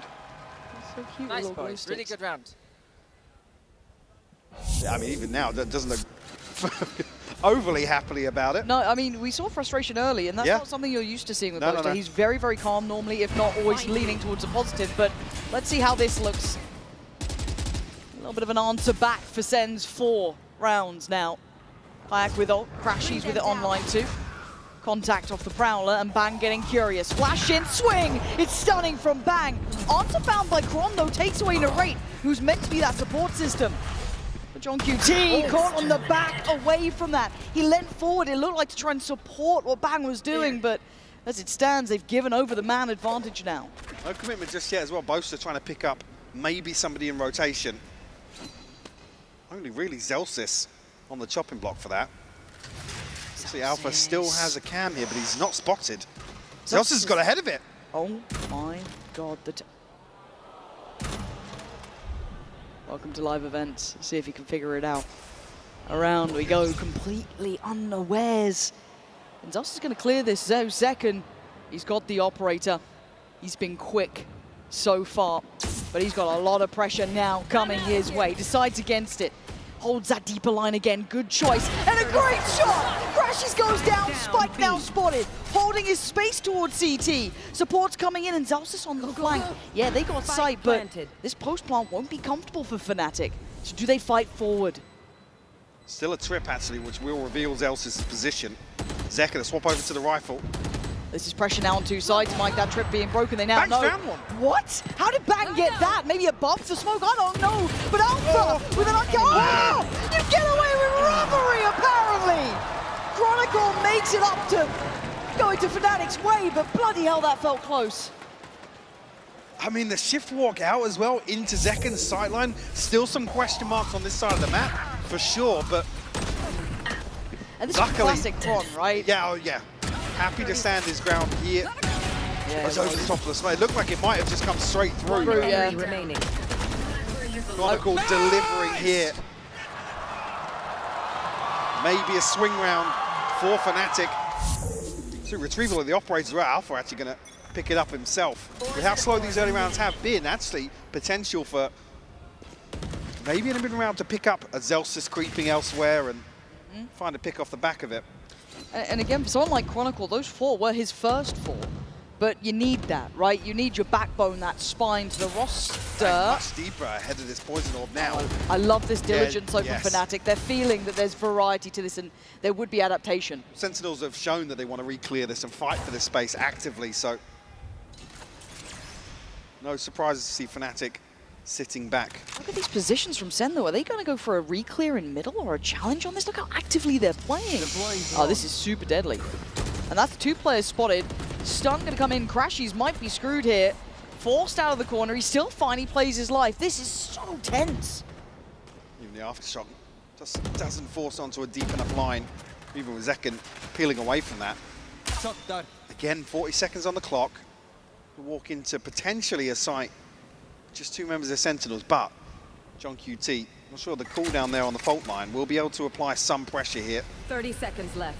Yeah, we've got Narrate, Bang. You've still got a lot of util on Narrate. Same with Bang as well with Paranoia. Now the pressure. Narrate can't stand it. Too much util. Just the dart to turn his eyes. Bang now leans in. It's good for one, but not good enough for the follow. John QT on rotate through. CT does it for now. Plant needed. No! That's his best player! No, that's a spike gun! Oh, it's an absolute fumble and a half! I mean, Kayak was down to just 10 HP. He's desperate to get out of the way of it. Oh, you can see it's gutting Yeah. for him too. Absolute heartbreak, because it's not recoverable at that point. No, that's spike gone. That was it. Oh, God. Enemy remaining.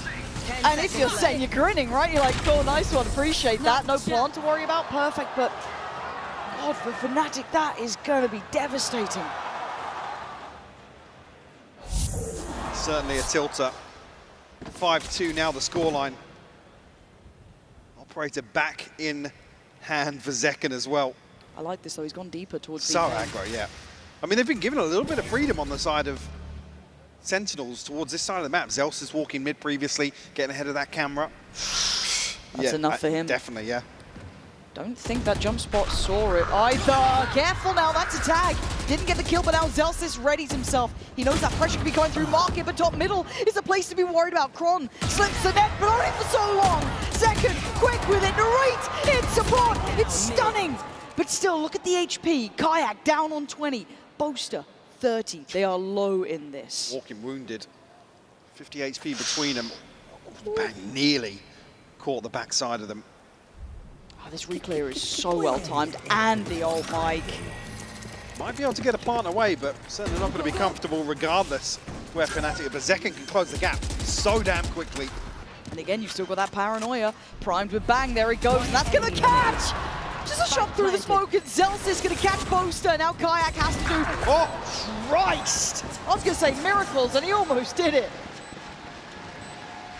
Good for the first, but Sentinels standing tall here. Nearly fell off my chair. Look, if he'd hit another, I think I'd have done the same. But as it stands, I'm going to be honest, by all accounts, this has been Sentinels not looking too uncomfortable. It feels like they've got a good concept and a good read on what Fnatic are trying to achieve. They're handling the mid-pressure well. It feels like there's not enough layers to really pressure Sentinels. Second has been finding the spacing great to be able to fall back. Go, boys. Come on. Sitting towards CT, that market presence, okay. Zellsis learning on the fly, slipping a little deeper, giving up.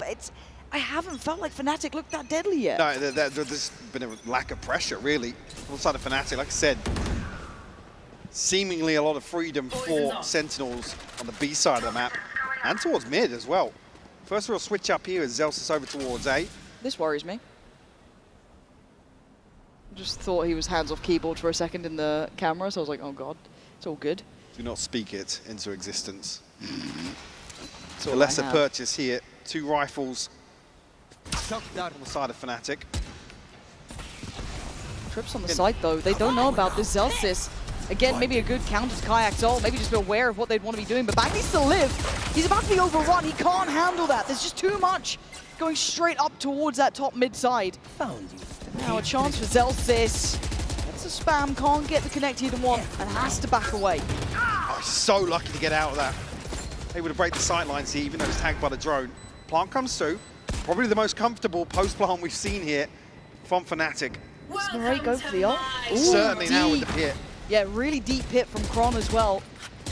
That's just gonna, I mean, that really cuts off CT. You can't even be considering it at that point. But then it funnels you forward. Already look at the two players, Boaster and Kayak on site. I mean, no Eyes on that. That's wraps. No shock to see Sentinels giving this one up. Do not fancy their chances.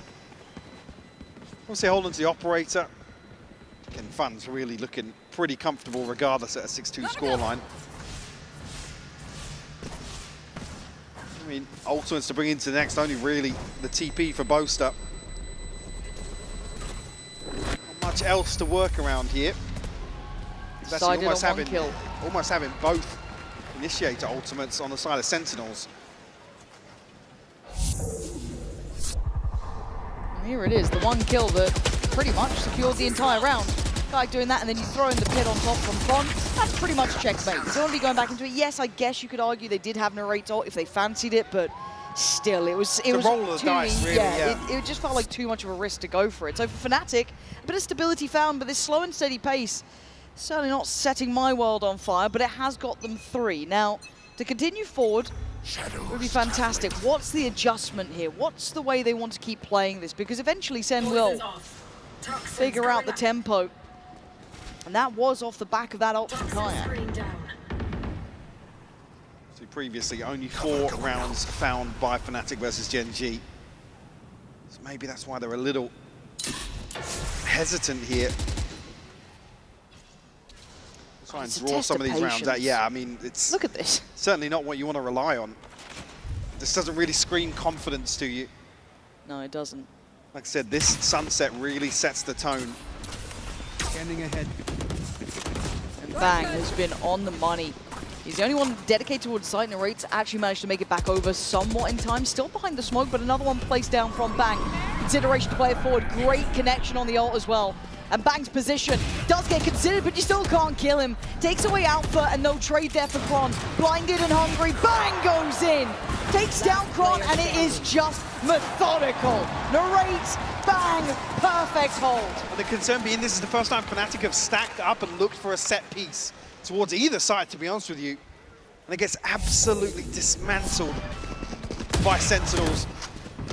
Bang again, just always good for 2, it seems, in situations like this. Again, Bang probably won't ever be in your highlight reels, right? 2 safe kills there, but the value he is bringing is second to none. He's top of the board currently, but as said, safety kills. Even the coaching staff looking a little frustrated at the tempo. Kaplan there just, hey, it's all going well. They're 7-3. Nothing's really phased them yet. It hasn't pushed them out of their comfort zone. And it feels rinse and repeat now. Scrambled purchase once more from Fnatic. Just going to make round 12 pretty awkward for them. Oh, three players dedicated towards B this time. I don't know if it's a read into this. Cool, that is good info on that. And another adjustment here on Zellsis' utility at least. And actually, finally, isolating Bang. It's been a problem.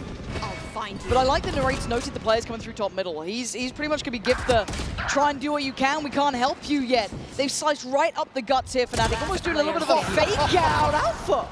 On the fadeaway. Okay, fair enough. Zekin, you got a 1v5. No, you don't!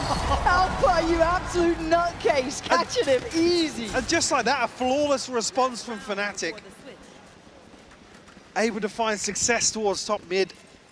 And the spike and them, almost a great read from Sentinels to try and, I guess, mitigate the risk on the back of this wall. This time around, the isolation of Bang is perfect.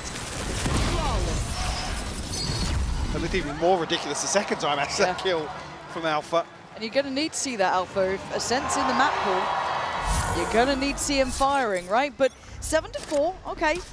It's not a complete shutout here. Fnatic have found enough rounds to build forward. Now, again, similar scenes to that last round here. Well, Fnatic feel as if they have found something to work upon. I mean, they're drawing the rotation towards top middle, right? You can't leave it open. Narrate has to react. JonQT has to be present. This time, Narrate very present. Down to 20, but he's done his job in this. They want to try and get some pressure through Market and Alpha. Disrespecting the util felt like a desperation play almost. Sure. Now, And then look how deep they are, Mike. I was going to say, Boaster tasked now with making something of nothing, to be honest with you. Just as not like that. Zellsis, who would find the wallbang. Now down to Chronicle and Crashies. A 2v5 to try and convert here into a 7-5 half. A tall order. It certainly is, and I have to credit the discipline from Sentinels because the tempo and pacing from Fnatic, which has been discussed, is very slow. It is very cautious, but Kron 30 got seconds them left. 4 before. Need more this time around. Does have Crashies there. One C shot wants dart. to make something happen here. You got to get at least a kill, right? That's the long and short of it. You have to at least get a kill to make this possible and ideally be able to back away. They may not expect him so close by, but the Horn will do the job. Nice work on one, but the trade instantaneous. Sentinels playing the numbers game very well. Crashies can't do enough. Sentinels looking very in control, Mike. This has not been a problem. No, I think Fnatic adopt a game plan here to try and slow things down and make Sentinels sweat a little bit. But like I said, coasting through a lot of these rounds. Yeah, gonna need to see a little bit more fire under Fnatic for my flavor in this. I don't love this tempo from them. I want to see them come out swinging. The Sen look all too comfortable.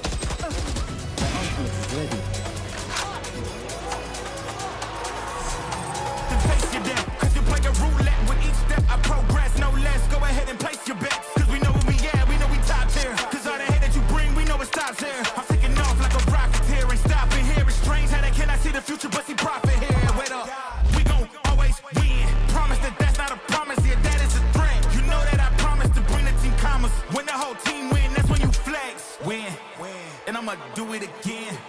Watch me win, then watch me do it again. Popping bottles, knocking models. Popping bottles, knocking models. I wanna bump a beat that goes hard.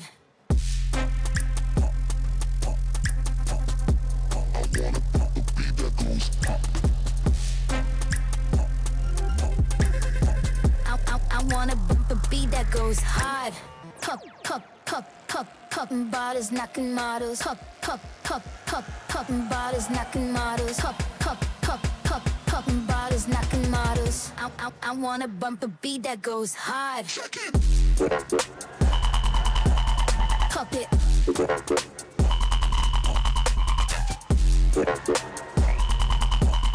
Pop it.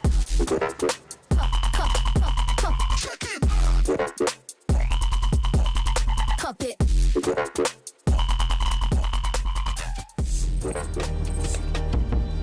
Well, the pacing certainly a little bit of a different tempo from that G2 Gen.G game just sure, now. Yeah. But 4 rounds is manageable with a pistol. But Mike, how do we see this one going down so far? Because I don't know how I feel about this yet. Yeah, I mean, I'm just not sold on Fnatic's approach once again here. We saw versus Gen.G, I think, what, 4, maybe 5 rounds in that first half, decided by the clock or looking towards saving rifles, and it's just not convincing enough for me. Heartbreaking to see the first time they stack up and go for a pacey set piece. It's, like I said, Sentinels barely broke a sweat.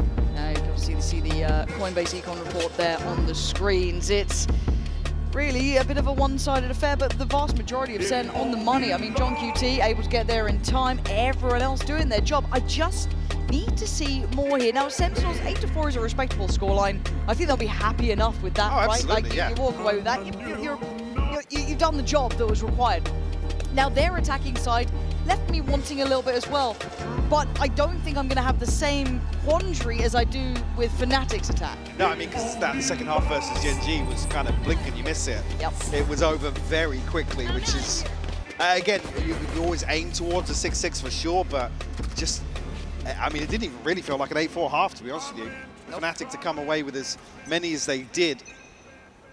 Can they build upon that now? And yeah, instantly different pace here coming out.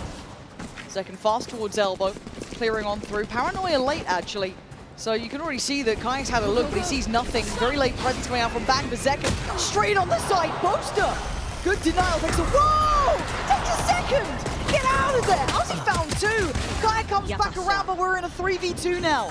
The pressure mounting, you can see it. Just getting into the scrap from Narrate!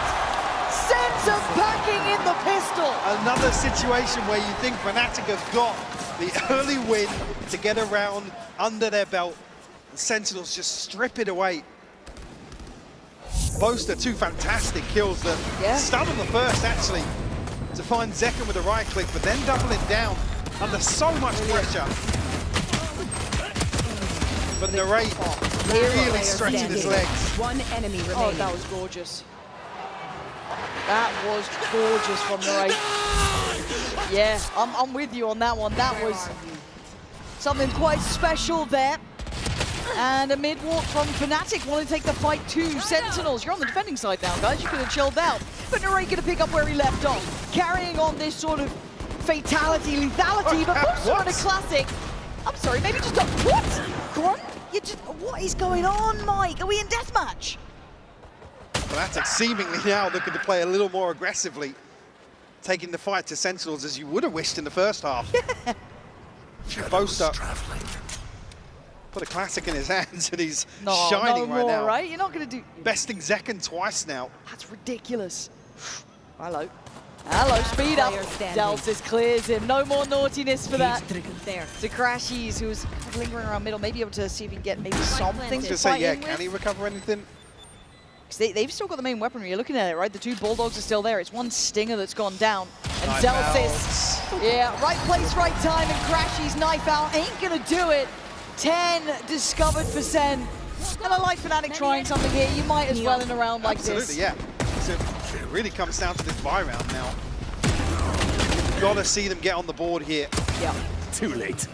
Be 11 and a broken purchase once more. Okay. Nice, boys. Come on, let's go. Stripping away any comfort that Fnatic have even attempted to find. I haven't found it, to be honest with you. Yeah. I've got to say as well, the part being in my mind, this hasn't just been the Zekken show, right? It's everyone else stepping up here. Your Narrate having a great show, Bang being on the money, Zelsis as well, everyone else doing their jobs.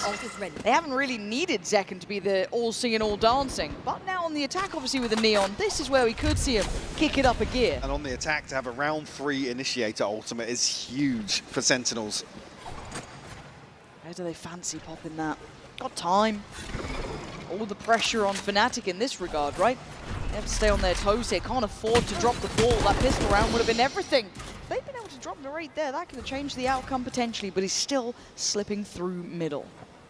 It's a very, very secure setup here for Fnatic, though. Yeah, all that info off of the back Alpha's of got to be careful. Yeah, great paranoia, but still alive is Sen. Narrate going to take down Alpha, and they have to back away. There goes that ult we were talking about. Value, yes, and Sen looking for the site. But bang! Back to back! Boaster on Kron, devastated. Crashes down to 11 HP. Fnatic have to give this up now. There's no way back in. The flank irrelevant. Planted. This is unreal. Sen looks so comfortable here. Fnatic look a little lost, to be honest with you. They do. And have we seen timeouts yet? Seen just the one from Fnatic very early on. Love to see another. But they set up here, it was both Chronicle and Alpha, but Alpha's posted up close and personal with his utility. Again, maybe a lack of information, but Crashes has already kind of figured out they're drifted back into mid because of that, well, not contact found, but damage trade-offs. Yes. It's really bizarre to see that. Unfortunate set of events. Kayak now, maybe actually, on the chopping block here. A little bit dangerous for him. Oh, actually, a cheeky smoke as well. So 5 alive. Yep. 2 rifles maintained here for Fnatic, but a long road back in, and that, I mean, the only saving grace being that they've held onto 2 of those rifles because the money, it's disgusting. Yeah. Alpha, I mean, again, in that situation, if you're there, you have to commit towards the kill. You back up, you're dead regardless. But with the reveal through the near side, just can't find Zekken. Painting a silhouette around him. All right, it's kind of crunch time, right? It feels like we've gone here with a bit of a whimper from Fnatic. It hasn't been the show we wanted yet. Sentinels just striding through the map. Zekken looking for the space, gonna work off the back of the paranoia, gonna be punished. Kayak, nice, set into motion there. Zekken goes down and maybe still a chance to get some control in this one. Oh, that's lovely. Kayak, just a shot through the smoke. You'll take that every day of the week. Now backing away, conceding this space. There. Early win out here, can just play towards trades on site if Sentinels commit, but see now Crashy's exploring. Zellsis has potentially some ideas at threading the needle here in this Fnatic setup. Crashy's still guarding it. He hasn't had a great series yet, or at least map yet here. So again, Zellsis has been on the money. That's a shoulder, and that's a stun. Didn't quite connect, but the shot does. Zellsis carving a path, and now both are trying to play it forward, but Zellsis again! He's setting this round alight! Sentinels making Fnatic look silly! And the early win out from Fnatic, but Sentinels able to course correct here. Now find themselves a body to the good in the post. Zellsis just nutmegging them straight up middle. Not a chance. And now they've got to try and fight it back in, right? But you've got Chronicle and Alpha. Not really easy to bring this utility in. Double stacked up on the site. Gonna try and get themselves away, but you're gonna still play in Zellsis. Alpha making a go of it, but Zellsis does so well. Down to the 1v1, but time is running low. JonQ calm under pressure. Kron, same sort of thing. He's got the half. Going. Yeah. Kron! No! Kron, you absolute madman! Trying to bait out the steps here, but Chronicle doesn't back down. Brazen with the defuse. To do that at that scoreline. Yeah. That would have been 12. That's bold, but I've got to roll it back to this moment from Zellsis. Yeah, I mean, the timing is just played to perfection here from Sentinels. You see as well, actually the reveal and the fault line coming back online to set this lurk in motion. And that's how they're able to flip this advantage back in their favor. But bold moves from Chronicle. Fnatic cling to life here on Sunset. Actually, again, we're seeing further aggression, or at least probes sent out by Fnatic. No reward just yet. Going again, we do have the Owl drone. Having a glance, should just make it past the wall. We'll note the player on the right side, and Kayak gonna catch the rate, so good damage here. Oh, just caught! Just below the door. Oh, that's a nightmare, isn't it? Trying to back away towards market. Only really got Chronicle's utility now to rely on. And this wall committed towards mid, so Sentinels plenty of options. Actually drawn Alpha away as well, so going to leave that utility control of Asai. And actually, will be invested. Look towards top middle. Zekken might just pop off this as well. Kron's going to be the one to try and deal with them if they come market, but no, it is straight top middle. He's taking space. Alpha reactive, trying to slip away. Spot to Pixel, gets the body drop. JonQ down, he knows there's more. Alpha, big double kill, but then there's still so much more to be done. 20 seconds, where's that spike going? Bang's got his ult if he wants it. God. Oh my goodness. Oh my word. There's no way they read this though, right? 13 seconds. The plant. Zellsis, yeah, a little lazy peek in here, but actually on the wall. Good God, this is just centimeters away from being deadly. 5 seconds, has to commit on the plant here, and Kayak closing in. Chronicle's fallen. It's on Kayak and Crashies in the 2v2 here. Bang and Zellsis. Zellsis takes the head off of Crashies, leaving just Kayak, the young gun. Good for it on one. Looking for a second. He's got it! Kayak! You can doubt him all you want, but he has been exceptional for this team. And another hero round from Zellsis as well. This Kayak with the Red Bull clutch. 6 on the board now for Fnatic. Poison's gone. In the finest of margins, and Crashy's a little disconnected. Obviously the anchor over towards A side with all of Alpha's utility. But the bounce on that stun, outrageous from Kayak. Nice try, boys. Nice try, boys. That was a lovely little Red Bull clutch from him. And again, the conversation around Kayak is, it's a learning lesson with him, really, as we go along. What is his capabilities? At this point, I think a lot of us saw on the socials he wasn't feeling his best. But coming in here, putting on a great show at 15 to 12. And it is that kind of old adage of, you know, everyone can be great when they aren't tired, when they aren't feeling underway. But this guy's turned out here today and looked good for it. But we look at how these rounds have gone, Mike. We've had, what, Kron with a full defuse. You've just had a clutch coming out from Kayak. They're not ones that kind of fill you with confidence. And on the other side, it is a timeout for Sen, so just don't want to let this slip away too far. They still have timeouts to work with, so why not burn one here? See how far they can take this. And Fnatic have a lot of ults to be working towards. I was just saying as well, another hero round from Zelsis who's quietly actually crept to the top of the board ahead of Bang.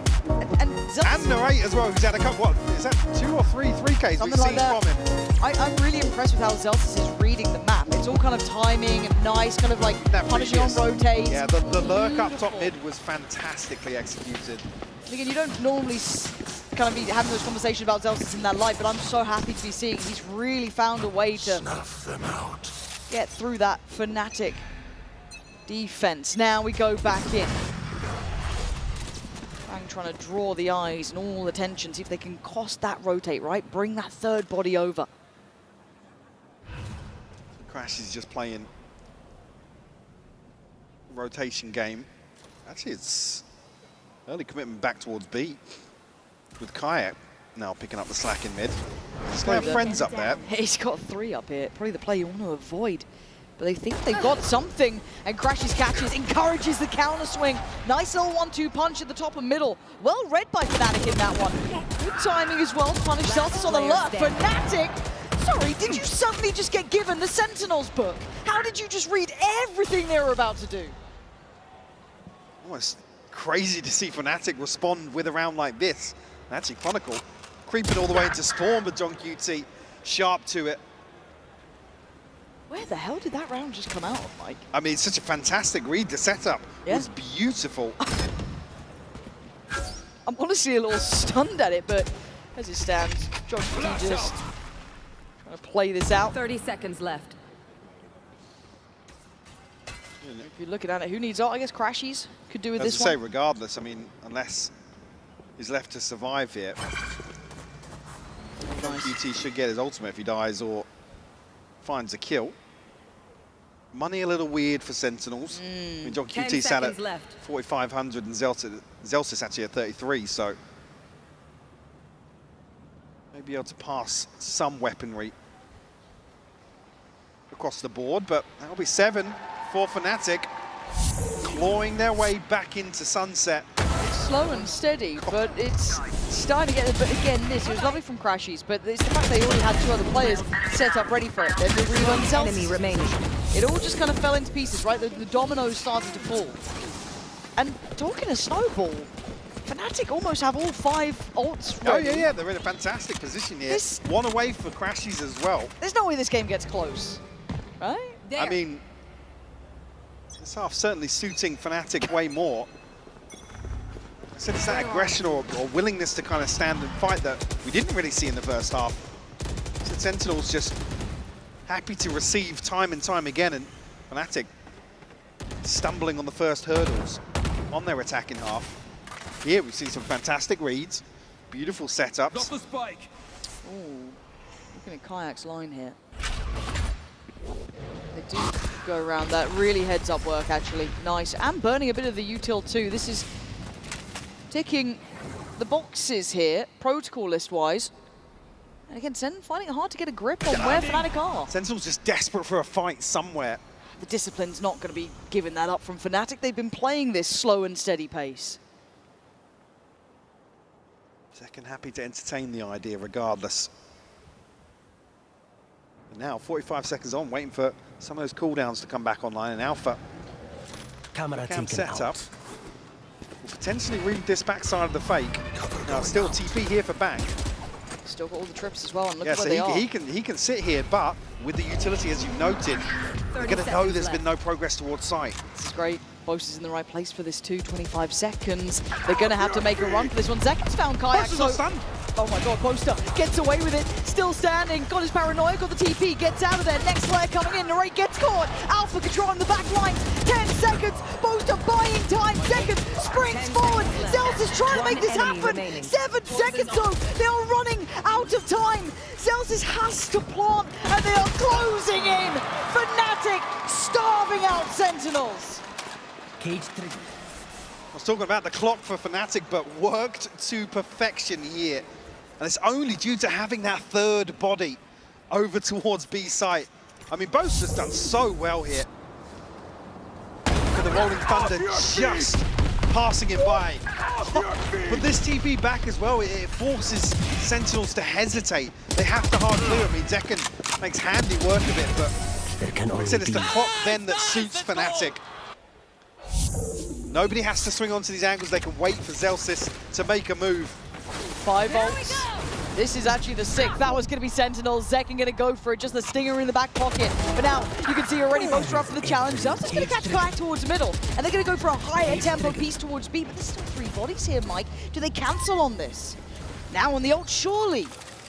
Zelsis knows he's got a bit of a gap to play with here. Oh, he's been great at these. So the trip behind him.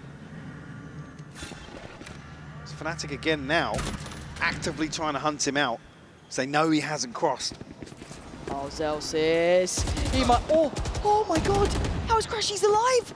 I thought he was on a platter, but the pacing here isn't quite high tempo enough. They've got a complete free sight. Alpha's still here. Oh! The wonder kid as ever! Slaps Narrate away from it. And now down to 3. That plant doesn't feel comfortable yet. Got to wait out the ult from Crashies. They still got more to burn if they need it. 40 seconds, a second attempt at the plant. Come through now. The 3v4 now for Sentinels. Zelsis trying to get active, find something. The TPN is in another jump shot! Again! Someone just back-to-back clipped that, I don't care! Zelsis! Oh, what the hell is this from Alpha? Zelsis has to be a hero though. He has to put on the cape, put on the costume, and find 2. He's doing the dance, he's desperate for it, and they fly in. Fnatic still alive after that man on your screen just went nuclear. Ridiculous from Alpha. I mean, the first one crucial just to slow down the hit here. Bang. What? Show me the second. It's exactly the same. Just disgusting. That's unreal. And then finds the spam as well through the wall. Yeah, he's here. He's here. He's here. You better watch out for him. And Fnatic now. 5 rounds, Mike. Knocking on the door. 5 rounds in a row. Sentinels don't like that one. Fnatic have actually still got a timeout as well. I said that timeout came in the 3rd or 4th round. I can't remember the first half. Super but early. Boaster certainly keeping things in control, I guess, in game.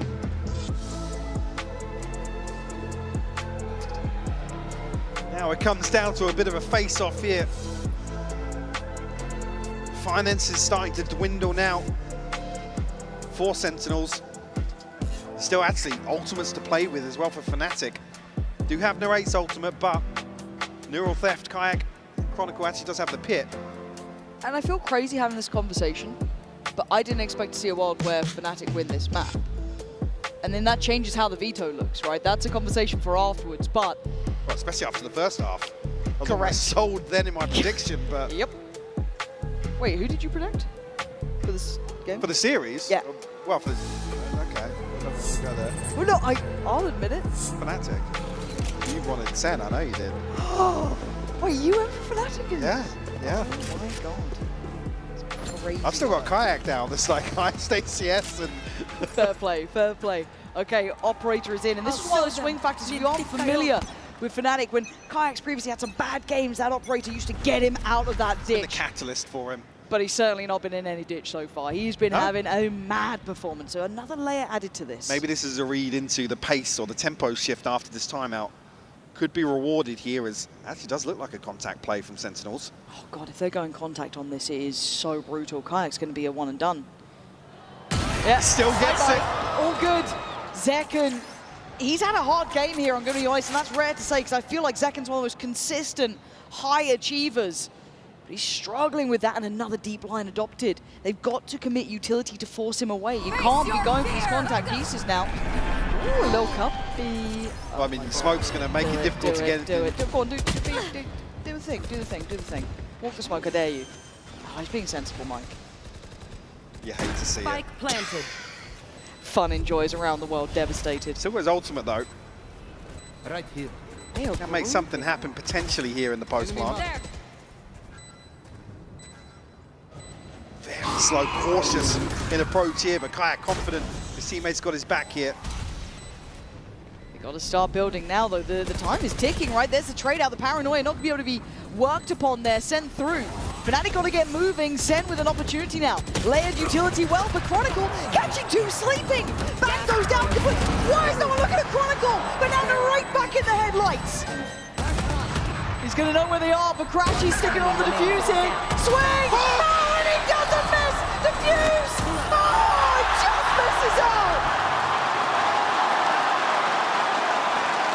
It would have needed an ace from Narrate. But Crashies has to make a move here. The Red Bull clutch going in Sentinel's favor to find 12. I know exactly. God, it was Kron does it on one side, Narrate does it on the other, just too late. Just even Narrate unsure, hand shaking for a second, but then he's up. Knows what he's done. He's got Sen to 12, breaking that momentum. Sentinels back, looking ready for this, but they got to keep going now. God, the money's so fragile still. Yeah, I mean, look, yeah. After that string around, oh my God! Pick up Durancy, quiet, shut down! Oh, it's Narrate again! It's beautiful! Poetic for Narrate to be the one doing this. Finding comfort out in America. Alpha does catch Celsius. Crashy's now got bodies in front of him, abounding. Zekken gonna take away the sight. Plant now next. You're down to 2. Kron and Alpha, big names. Same to be said on the other side. 4 players waiting. Sentinels 2 kills away from map 1 under the belt. Kron waiting. Alpha. Contact made. Narrate down. Next layer has to come in. They join together. Playing in unison now. 1 right, 2 left. Kron has a little look. Finds the one close. Waits for the swing. Now we're going to need a magic moment from Alpha. 6 bullets and the time's not on his side, but Zekken 12 HP. He's misread this. Oh my God, Zekken is absolutely ice. God damn cold! Beautifully done from Zekken. Didn't fall for it for a second. At 13-9, Sen claim map 1. Fnatic looking like they were able to pull off a miracle here, but the last moment, the 11th hour, Narrate comes alive, Lauren.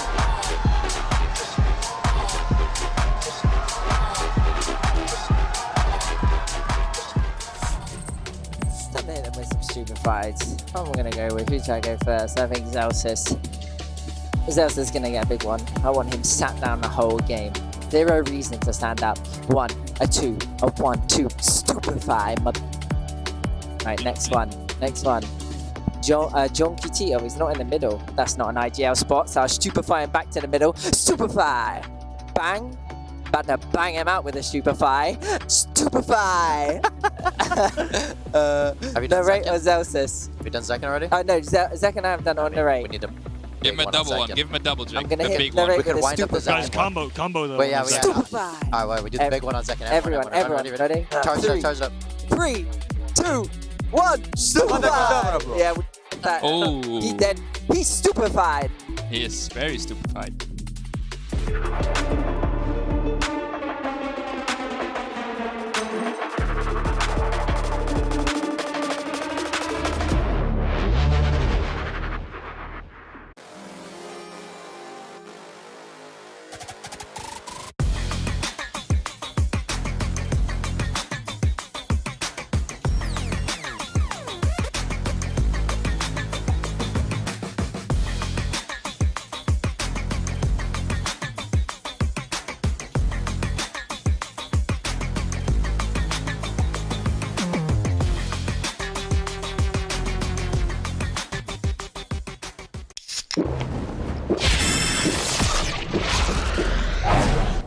Red Bull gives you wings. Hey. Let me show you how the box does. Oh man, I was just getting warmed up.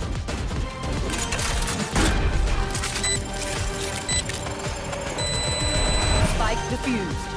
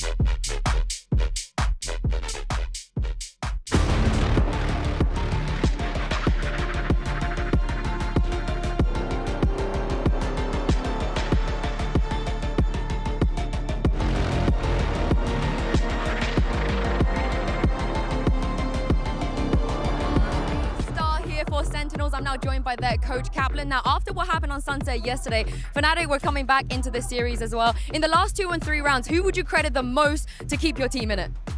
I think it's tied between Zelsis and John. Zelsis really called us out for needing to tighten up and clean up, and then John got pretty specific there about what has to be done to make sure we close out those last couple of rounds. Thank you very much, Kaplan. Good luck. Thank you. We were expecting fireworks, and boy, oh boy, at the tail end of that game did we get just that, as Sentinels pick up the victory on Sunset despite the best efforts of Fnatic to try and bring things back. It was all for naught as Narrate and the boys in Sentinels managed to clutch up. And as a matter of fact, that takes us to our HyperX Reflex moment of the day, because you gotta give it to Narrate for that incredible play, Kakuka, that we saw him pull off there. It's an incredible play from him, but also a huge misplay for the side of Fnatic. They think that in this 5v2 situation, everything is already won for them, but with that position and everybody just rushing onto side to get that defuse, Narrate finds the perfect spacing to isolate all of those fights to get very favorable fights for himself, and Crashes is not able to defuse the spike for less than a second. And what a moment this is for Narrate. His first Tier 1 opportunity was in EMEA, playing with Carmine Core. He was familiar playing against this Fnatic team then. Now back in North America at the Tier 1 level, showing up to a global event after their disappointment that was Bangkok, and putting up a map like this, winning a 1v4 clutch to close it out, and now be a map up, and close to staying alive. And also, in my opinion, that was not the most impressive thing that Narrate did this map. No, In various it's occasions, crazy. we saw him getting multi-kills. His utility is always the opener through everything, especially when they're from their attack and Alpha is being so present on mid, just being an absolute pain in the ass. Narrate proved that he won. EMEA lost in this case.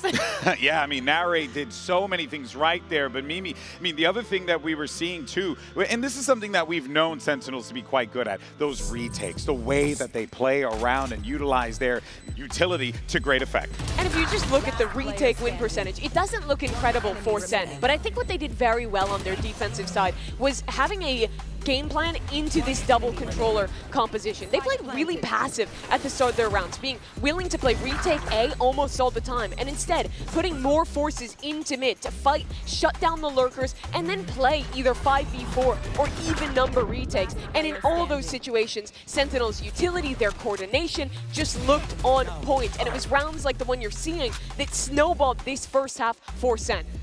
We had actually heard from Coach Kaplan what the expectation was for the team, and they were saying that there was a lot of conversations in the squad, Sentinels, that, hey, we got to tighten things up, we got to make things work here. What do you think that conversation is like for Fnatic? The conversation right now is, let's forget about the rounds that we almost win. Let's focus on what's literally ahead of us, is thinking about Ascent, thinking about everything else that they still have to show us for this map. All right, well, let's actually get some words from Coach Milan and get ready for map number 2. We have Yinsu standing by. I'm standing by with Coach Milan before we head to map 2. Now, throughout the history of Fnatic, it is a rare sight to see you guys pick Ascent. What made this map your most confident going into this matchup? I mean, it looked good against RRQ. It's a map that Sentinels hasn't favored a lot, and I thought we would throw them a little bit of a curveball and see how it plans out, you know? Well, I hope it goes in your favor. Thank you very much and good luck. And I think everyone in Toronto feels the same way, because we want to see a map 3 here, Mimi. But for now, we have to focus on Ascent. What should we be expecting? What we should be expecting is the same thing for Fnatic. That new chamber comp they debuted, Alpha, Bea, you were talking a lot about it. He was incredible towards the second half of Sunset, and it was the same to be said last time he played this map. Yeah, absolutely. The question is, what is Sentinels going to change to, if ever, right? Is Narrate going to stay in that Tejo? We saw G2 earlier just going back to something that was comfortable for them and putting the Tejo back in. I don't know if the plan is going to be the same for Sentinels, but someone else that I'm looking at and someone that Coach Kaplan was speaking about was Celsius. Him on that Vice. I think that if someone has a page of Fnatic's book, or possibly have and understand the usage of the Vice in this map, is Sentinels. This has never been an amazing map for Sen, at least for this core of the team. But when you look back at last year, when they were playing at Champions, they were running a double controller comp, the Cypher Deadlock, that became pretty popular in North America during that time. And I'm interested if they want to take any notes out of that one. I've loved the double Senti looks that a lot of different teams, including Fnatic, have shown on the map. So if they have something new, I would expect it to be some variant of the double Sentinel. And you want to talk about the run that this team has had, Sentinels, on Ascent. It hasn't been pretty, right? 2-1, not all that bad. They haven't played it here, so we're going to see what we end up getting as the agent select is going to go. And look at Alfia already locking in that chamber there, Kukuka. He's not even hovering. He's not even letting us, you know, theorycraft. Maybe he goes for something else. But very important as well, you know that the chances of you picking this map and you starting on the attack are like, let's say 95%, okay? Some people, especially if it's a pick. If it's the last one, maybe it changes. But we saw what Fnatic were able to do in their attack. A lot of that aggression on mid, all of those straight denials that this composition offers. Sentinels got kind of obliterated by Paper X in their post plans when they played against them in the uppers. They were getting caught off guard by players in off angles when they were retaking. That's going to be the same thing with Alpha, but turned up to a new degree. Every time Fnatic get the spike down, watch for where he's putting his TP gate, how he's positioning forward. And now for Sentinels, we have to talk about them because they are locking the Teo, they are locking the Vise, and this is looking to be the same comp as long as they don't lock it away, and they've done it. Zekin goes for the waylay, the first player to pull that out here in Masters Toronto. What? Well, it's his first waylay, that is for sure. I don't think that he has played the agent in an official match, has he? Not that I can recall. I don't think so. But also narrates on the Tejo as well. Is this Jogamo? Is this you? G2 played this a ton in Americas with that Waylay in the mix. The slow is great. You can dive into market, all these different things. GB, this is a hell of a curveball. All right, folks. Well, it's now time to find out if Sentinels sink or swim. Are we going to get that map 3? Let's send it back over to your casters, Pansy and Hypoc. Yeah, thank you. All eyes turning towards Zekken here, Mike. I thought that maybe Alpha up on that chamber, maybe even Kron on the Vice. Not the headline tonight. Nah, Zekken on the Waylay. What are we seeing with this? I mean, it actually almost suits to play into this, right? You does? can almost dive onto Alpha a little, I said a little more coordinated, but there's a lot of pressure now to try and, at the end there's not many counterplays, right, to a chamber getting up close and personal, able to dip his toes and get out, but could be a trump card, the Uno reverse from Sentinels, and that's where Milan even touching on, bringing out a curveball, but hey, how do you react now? Yeah, I think they've just one-upped you in that matter, but we dive into this dome where we get to truly see the test of these two creative sides. Fnatic on the attack, and of course Sen then on the defending side. And let's see how this looks. We got a lot to learn. Already a 3-play stack on this B site. Bit of pressure here, a probe sent out in terms of the util from Crashies. Second motion is played towards short. It's Alpha to lead the charge. We'll find John QT, but actually no damage done there. No, and that's a couple of those bullets spent.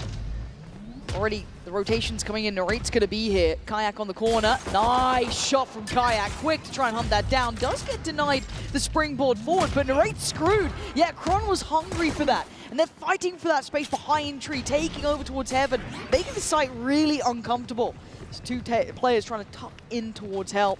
And if they get the spacing right here, Fnatic, it should be pretty light work. This was really well crafted, Mike.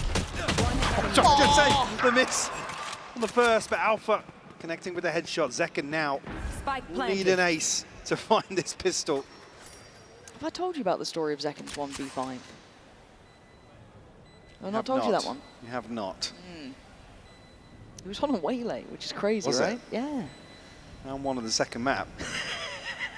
It must have been probably a different game because I don't see it happening now. Kron's playing the no fun allowed game. The fun police. Yeah, they've turned up. Sirens are on. Yeah, Zekken's having a go, but it's... Even in the losses, the man's still scary as hell. Good God, that man. Nasty with it, but a round nevertheless for Fnatic here to get the first in the second map. Certainly a confidence booster through everything they had at that comeback on map 1, but Sentinels pull out a curveball here in map 2, and maybe some early learnings here to find on the side of Fnatic. Excited to see, really. I mean, it will be the face-off. Maybe not in the first half here between Alpha and Zekken. Maybe not so much Kayak in that regard. All right, one Sheriff for Zekken. And obviously on the other side, you're going to see them try and go farming here. But a big investment, Kron, Kayak, prized possessions they don't want to be losing, and a 5-play stack. So they better avoid one side of this map if they know what's good for them. But let's see if they can just test out the waters. This puts a lot of pressure on, I'd say, Crashies to kind of do this good scouting to make sure they don't fall into these sort of traps in place. And it looks like they're aiming towards middle to begin with. The space to play into, for sure. Still cautious. Don't give away any early advantage here in round 2. Ooh, okay. Narrate goes down, nice. Enough correction in the end from Alpha from that second. This is good for him. Again, you want to see confidence being built. The other 4 for Sen. Not really all that enthused by this round, are they? No. Especially when you look back towards the minimap now. The big gap. Ground to cover. Good call from Fnatic, though. They'll be happy enough with that. Still so cautious of a snake in the water here. We'll find a clean plant, though. Able to get themselves out of sight as well. Yeah, really scratching their heads now. Guys are not here. Zekken is getting closer. Door's shut, though. Nope. Door's open. And Fnatic would like to find the opponents. It does seem a little bit of hide and seek so far, but Kayak Going to take down Zekken, who did have that Sheriff, so the main sort of danger weapon gone. Speaking of weapons, there is one now dropped. Launching thorns. Have to see if they can recover this or keep it out of their hands, but Zelsis, this is a lot. That's 3 players here. They're going to make Fnatic work for this, though. Oh, yeah. Ooh.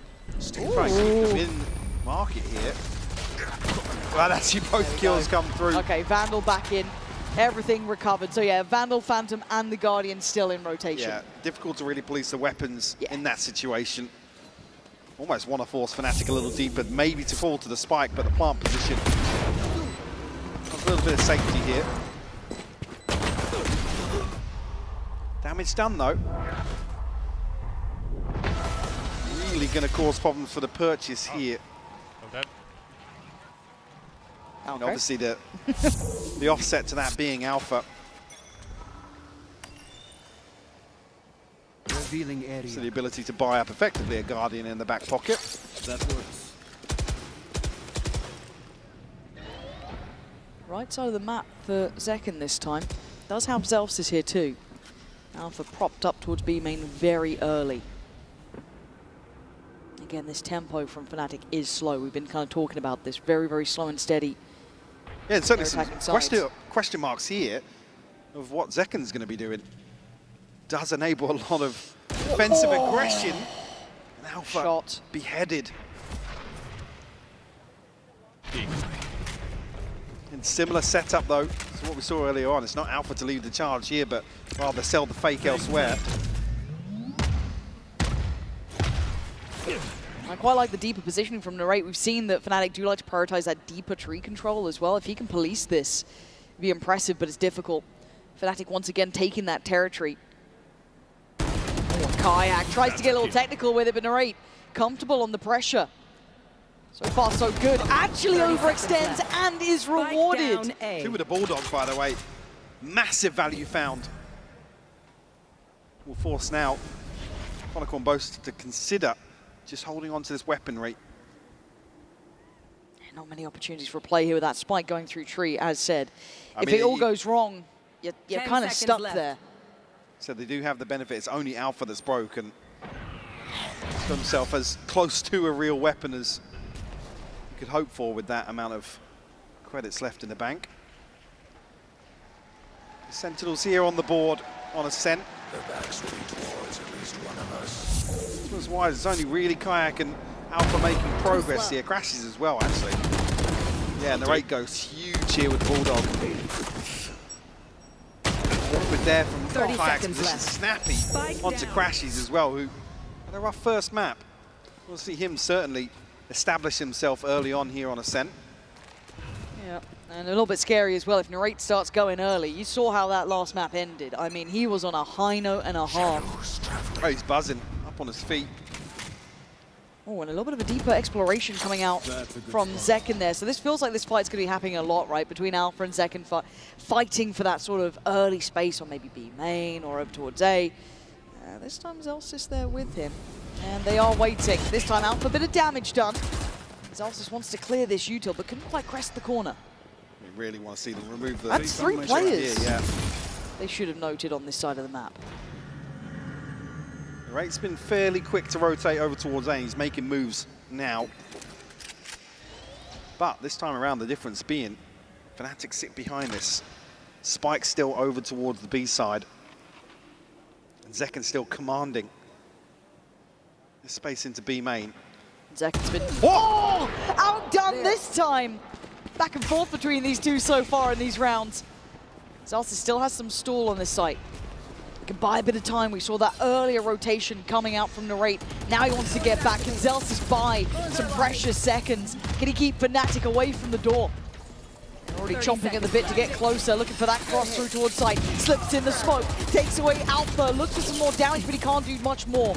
Kind of pinned in at this point, had to give up Cat. The flash is perfect. Zelsis couldn't catch him. He actually caught the backside of it as well. Yeah, but overextension towards CT. I thought maybe he'd try and buy a bit of time, see if someone could swing off him. But Chronicle goes down and leaves it in this 3v3. Now how does Sen then break back through towards the site itself? Look at the utility they have. 1 flash for John QT. That's it pretty much, and 1 smoke for Bang. Difficult to breach this side of the map. And that's it. That's pretty much it. 2 towards Cat. High flash swing. Away we go. Crashy's blind. What is that? Bang still firing on all cylinders though. He knows where Kayak is. But it ain't enough to kill him. Kayak survives and Fnatic make it out like bandits. How? As Crashy's alive there to find a kill. Maybe Teleport's just ready. a catch on the flash themselves, but Alpha crispy on the entry.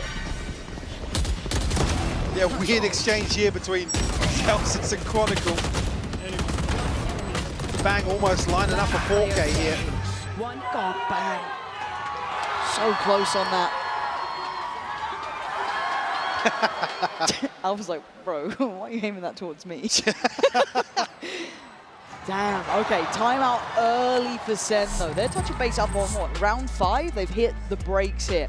Maybe not liking it, maybe just kind of trying to get a grip on this. Again, you're playing up against a comp that you probably aren't super familiar with. You're seeing a chamber again, seeing this sort of thing. And again, if you're looking at the coaching staff, Kaplan's there going to be trying to keep in touch with them quick. And you could argue it's maybe some of the rounds that are most frustrating to lose because there's not necessarily any flair or, you know, nothing special about some of these rounds. If Alpha can just kind of find these dry engagements and win out, those are tilters.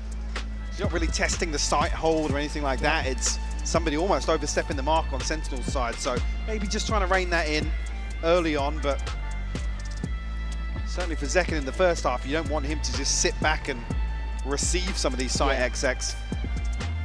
And it does feel, I don't want to say like a coin flip between the two of them, but they have been going back and forth, right? Zekken's had his moments. Yeah. Obviously, though, the value of Alpha getting that first pick does open the site. You saw how isolated then Celsius was, and it was really hard to stall out. He did great, though, slipping into that smoke, catching a player. Still stalled out almost enough for Bang there, but not to be.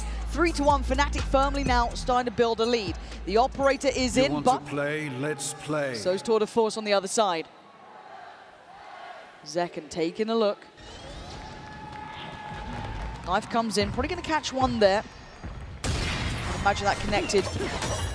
As Zekken decides to rattle off a shot, but back away. That opens up gap for Fnatic. Almost leaning towards a pace change on both sides, so as soon as the Tour de Force is out. Active fight on towards Street. Yeah. Well, actually, the spam onto Kayak. And it's done. Oh, Narrate! How are you diffing Kayak in that? He had to snap back to it already. You're going to see this coming in to try and clear out, and it does. Hunter's Fury does well to catch out Narrate, but they've made it hard work to play up Cat. A real different hold. They're just playing it forward a little in unison. No big opportunities for Alpha to bring in the ult either. Trying to make something work here in range of the TP. But a pause for thought here from Fnatic. Even 4v4, but John QT tagged down to 47, so slight advantage.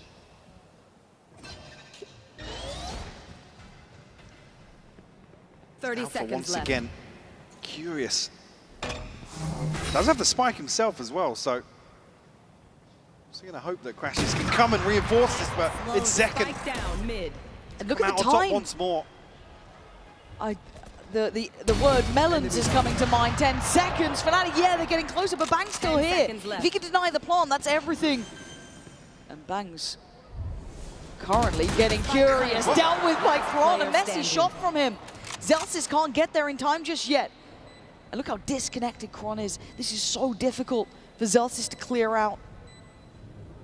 Crashy's dart. Shock dart's back in play as well. The second that Celsius gets closer to sight, if he gets contact, that checkmate of Kron's position surely comes in. And it's there. Lovely positioning. I thought they were too late then, Mike, but they are letting that clock run low. Not many options to recover that on the side of Celsius, but just a really bizarre exchange here. Towards short, it's only really the Hunter's Fury that opens things up for Fnatic. One enemy. Almost 1 second shows his hand with the operator. Able to deal with it. A couple of ultimates now online for Sentinels. Still got Kayak though. Tends to go, but actually a set piece out towards mid here. Yeah, and look at the pressure coming out of B main too. It's kind of look towards middle, but I promise you there's more of us here. And there is. They're fighting together. Sen kick up the pace, and they rip apart Fnatic. Boaster and Alpha have a mountain to climb. Alpha rattles off the bullet. They now know where he is. Spike's in a dangerous position too. Alpha wants that back. Boast already trailblazing away. Alpha gets the spike, he gets away. Now where do they go? It feels like it has to be towards A, right? Got all this pressure elsewhere. They're not going to walk short. Surely not. Oh my, no. Why is this choice feels mad? There's not going to be any Playing Sen's confirmation for Sen, but this is certainly bold. Oh my god, they might, I don't, oh! They catch more than the timing. They catch second. But do they read that as Sentinels have already rotated and now go back towards B? Zeus is still in a position to do damage. He's thinking about it, isn't he, Alpha? And with Zeus still alive, you've still got this wall in middle. He triggers it, trying to bait it out to look back like a B, a double fake potentially, and a late Boaster's got the spike as well. Oh my word. That was close. That was so damn close to smoke on CT. And Sen have to react to it. They have to respond to it to some extent. But it is the play towards A now. Plants can be coming down. Can Boaster and Alpha navigate this? Planted. My ultimate is ready. Paranoia still there. That's huge, actually. 5 seconds on the smoke as well for Boaster. Door shut as well. Where's he off to? They don't know, we do. Smoke gonna go in. Ult's popped. Alpha's out of it, but they're going to flood the site now. Sen looking to try and clear, trying to maybe catch Boaster in the meantime. Paranoia still in play. There it is, posted. Alpha, you got to come into this one. And he checks it. It's clear for now. They are hunting them down, but Alpha denying. Boaster trying to live as long as he can. Alpha, the man who will not be moved. Clutching up Fnatic, doing the damage. Almost felt a little awkward there. The Paranoia could have connected potentially onto Alpha. Not sure of the range, but what a recovery. Player standing. It takes everything from Alpha. 4 kills for him. I would apologize, Suzanne. And this pace change really from Sentinels. Actually, the second timeout coming through. Boaster's up. Boaster's up. You shouldn't be losing, what, 2v4s? Those are the ones that get you. Those are the ones that frustrate you. They look beautiful initially for Sentinels. Like I said, I think that pace change really operators left on the table. Alpha's going to have it. Let's take the fight to them. Yep, love that. And initially, a huge victory for them. But again, Zeus is half a second longer, and he catches Boaster with the spike. But also have to give credit to Boaster, playing him like a fiddle. Yeah.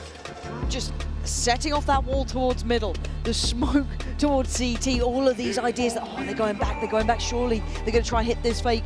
It was a double fake, back in towards that A piece, beautifully done, manipulating the map just perfectly.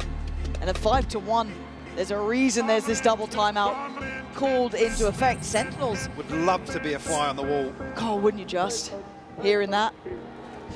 Again, because that's when you watch the minimap back and it's a round of seconds, millimeters almost.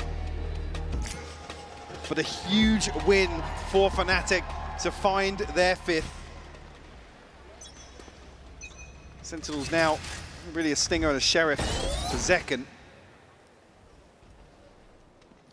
Tuck themselves back into a deeper hold for sure. Oh, they've been abusing Cat over and over again. Yeah, they have, yeah. And I quite like the occasion, you know, Narrate's been trying to play a little close towards tree, but then we had that Kron and Crashies round that just battered them.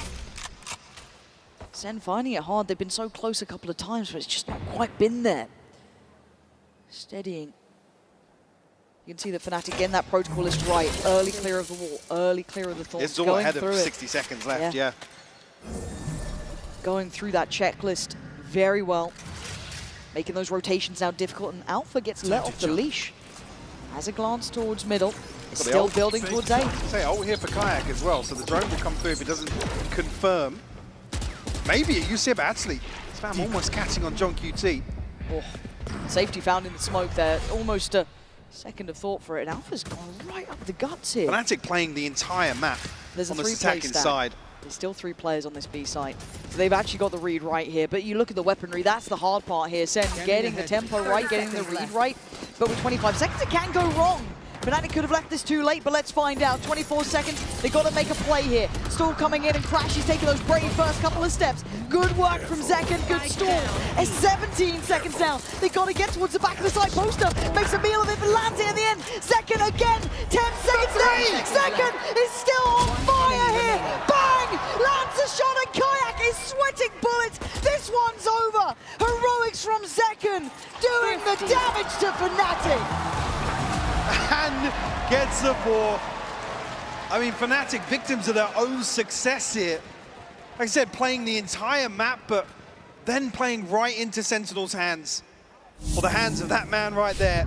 It's a scary player to get going, to get confident, to get feeling out this game. Look at these 10 seconds left. One enemy remaining. And then you look at all that, and Bang's still there, just waiting. That rock solid player. Play time, boys. Play time. The Mastercard Thrifty coming through. Beautiful highlight there for Zekken.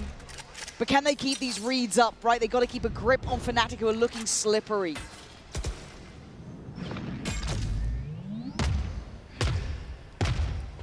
Boaster down on the Stinger now. Broken by Retrieving flash. for Fnatic. Zekken one away from the ultimate again, but JonahP and Narrate have theirs to invest. Still sitting on Kayaks. Now Chronicle. There. Rip away the advantage here in terms of the purchase for Kayak. That's 60. He must do! What? Sorry, is Houdini in the server? Because that was just simply magic. How has he gotten 2 there? No right at all. Great knife timing on that one to connect, though. Gets at least denied to be able to invest the ult. So now the plant's going to come in, but they're in a 5v3. Sentinel's giving this up already. You can see them tucked into Cancel, B side. yeah. What the hell was that from Kayak? Give me that on a replay, I mean, please. The first, maybe. Second? Outrageous. Show me it back. Can't take it. You got to feel in a way for Sen. They can't get that momentum on their side, right? Yeah, a brilliant round from Zekken. Heroics from him. Right back, call, okay, Kayak's behind us and he's just gotten 2. Well, All especially now, if you're Kaplan, you got to just sit back and watch these rounds. Yep. It all rides on JonahP in the server. Be a flawless round 8 here for Fnatic. Wow. Maybe that's the turning point for them in terms of momentum and establishing themselves now with a 4-round lead. Certainly got the funds to support that. Oh, he spots him in the smoke. Launching missile. That is absolute filth. That's Narrate as well, who's looked so sharp. I said coming alive in map 1. Yeah, Kayak is an absolute gunner, apparently. Okay, we've got a couple of... So Kayak's been sat on his for a while now. We've been kind of keeping track of that. Kron's got his. He wanted it in that previous one, but actually the knife denied it, and then they had the round regardless. On the other side, though, Zekken one away. JonahP's got his. Narrate's got his. Gonna need to see something around this, though. Once again, respecting Fnatic to have all of this mid-control. Not much of a test towards this. Yeah, Sentinels have not been dipping their toes in no the early operator, round. no challenge on it. Don't fancy it. You could argue maybe with Zekken now sitting on 3K. Deeper wall. Yeah, 'cause, I mean, Fnatic were able to pull this out very early on in the previous rounds. Oh, God. Kayak again. You got another rabbit in that hat to pull out. No, pretty simple, but the timing's right for Bang. Takes away Alpha, trying to maybe scale into this, and stalled out on shore. Uh-oh. Time to run. Okay, they're good. Chronicle ahead of this now with the spike. Actually not going to be isolated. Okay, this is nice, though. This time around, do get to invest the ult here. So just those classics waiting, but I've heard something about those Sentinels classics. That makes me a little bit nervous here. And even Kayak investing util, they want to clear house! The Bang comes down, swinging! Outrageous stuff from Bang! He could be on for the ace, 8 HP in a dream. Celsius gets the job done, but beauty from Bang there. The desperation to capitalize on Chronicle's ultimate is their downfall. Seconds left. Up against the ropes. in hell. I mean, the flash is perfect. One And enemy remaining. again, you can't fault the first 2 swings here. I'll have what I... Just when you think it might be the moment Fnatic stabilize here with the lead. Sentinels fight back. 3 still separate these teams. Oh, I like this. Like I said, yeah, with the funds in the previous. Zekken now on the operator, sorry. But also that maybe they're willing to, I don't want to say challenge middle, but let's see how they maybe want to approach it. Kayak wants to test early. Okay. Zekken. Well, I was going to say, what was the plan? A really awkward Maybe some discomfort recall on the there. agent. I don't know. That didn't seem like he went the way he wanted. So Narrate now. What is going on in these couple of moments here? Zellsis is still on this side. So they felt pressure in market and through main. This feels very indicative of this B hit, but we've seen how slippery Fnatic can be. Hesitation on rotation, but bang, closing the gap. He should be the checkmate here. Keep Zellsis steady in holding this side, but JonahP's gone down. There's still a wall behind here. TP could be taken for bang, but it need another 4K. This is ridiculous. Fnatic slow and steady has been working, smothering Sentinels. The plant up next. Bang, I mean, he was a hero before, but this, I don't think is in the wheelhouse today. Looks like he wants to just look for an exit. Again, maybe even retrieve the operator, but both are tucked into pizza. And again, I come back to the start because I quite like the idea, kind of playing a little bit deeper initially, waiting for that early wave of util, and then maybe taking a glance. But it felt like maybe just a bit of discomfort on the agent for Zek, and it didn't look like, obviously, that was what he wanted. Uh-oh. Oh, dear. Oh, dear. Oh, dearie me. Bang, if you survive, it ain't gonna happen. Yeah. Gun here. Okay. But yeah, an early TP from Kayak and the clone. I think he knows he's got him back to rights. Yeah. I see Beautiful play up middle. And again, it's just the timing that it takes him to pull the operator. And actually, yeah, I mean, Kayak's on the angle so quickly. Oh, it was just an ankle shown. That was enough for the shot from Narrate then. One enemy remaining. Big round from Alpha though. Paving the way towards B site for Fnatic. And a trade-off. Again, look at that timeline. Last 4. Going back and forth here. Lovely matchup actually between these two. I'm liking it. And again, it's that whole idea of being better to be remembered for ambition than to be forgotten for obedience, playing their own way, bringing out new agents, as said on this way, like, be it a hit or a miss, fair play, you know, you can call it how you see it. This is the first half on the defending side. But then you look at Fnatic, of course, rewarded so far with this chamber adjustment, Chronicle as well on that Vice. Time to jump. Fnatic have been in control in terms of, like I said, playing the entire map, drawing out this util very early on, but Sentinels don't seem to respond to that, don't spring into action. I say when they do try to dig their heels, and that also hasn't suited them. No. Other than some heroics from Zekken here and there. This is, they're playing back Bowhouse, we're at 30 seconds yet, and they've read it so well. Where are you meant to go? Zekken trying to buy him time with the ult coming in, but still Zellsis has to lean forward. Boaster takes him down. He was actually set into motion well. Narrate does a little bit of damage from CT. 20 seconds, starting to fumble on time, and already banging to take the quick TP and the ult invested towards the back of sight. 15 seconds, Fnatic, come on, you got to get towards the site here. Zellsis set up for success, bang on the trade, can't do enough. 7 seconds and a plant is wanted. Does Kayak get given that freedom? No, he does not. Narrate there, denying the plant, and Fnatic leaving it way too late. Almost the setup here, 10, 15 seconds earlier. It's teed up for Fnatic, but once more, I dare to say it, victims of their own success. They have so much space to play into, so much freedom where they're almost second-guessing themselves in some of these situations. Bang to spring the trap once more. 3 on the round from Narrate. Quiet half from him. We can hear Zellsis now rally the troops towards a 5th here to close out the first half. Trying to ignite something. It's been a hard game to get that kind of momentum building. And it's something actually to keep that away from Sentinels. They are a team that never feel truly down and out no matter the scoreline, no matter the map, no matter the matchup. The way that Fnatic are playing this slow RVS ground has been hard to build momentum from. And again, Bang getting caught off there. Just that kind of 1v1 over on A main that was slowly building. Yeah, it was a warbang as well, so that's just the edge of the... John be on the top of the boxes, but have to wait and see. He's not been having a highlight game. Narrate, on the other hand, has been nice from JonahP. Quick way to make up for what's not been a good affair yet. Can he do any more, though? No, goes down with a lot of util as well. Cleared out by Boaster, besting the other IGL. And Kron in support, not letting them fight alone. Security found for the plant.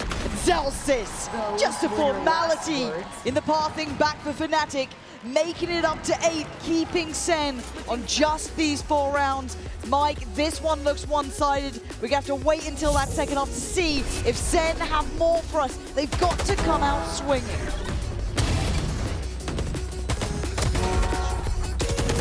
One enemy. I'll have what Esports is a $2 billion industry now, but it all started in dingy basements and cramped living rooms. From how the pros train to how the money flows, this G2 and MasterCard series breaks it all down. 12 episodes, packed with insight and lessons for anyone looking to understand the world of competitive gaming. Ready to learn the game behind the game? Stay tuned for what's next. You won't want to miss it.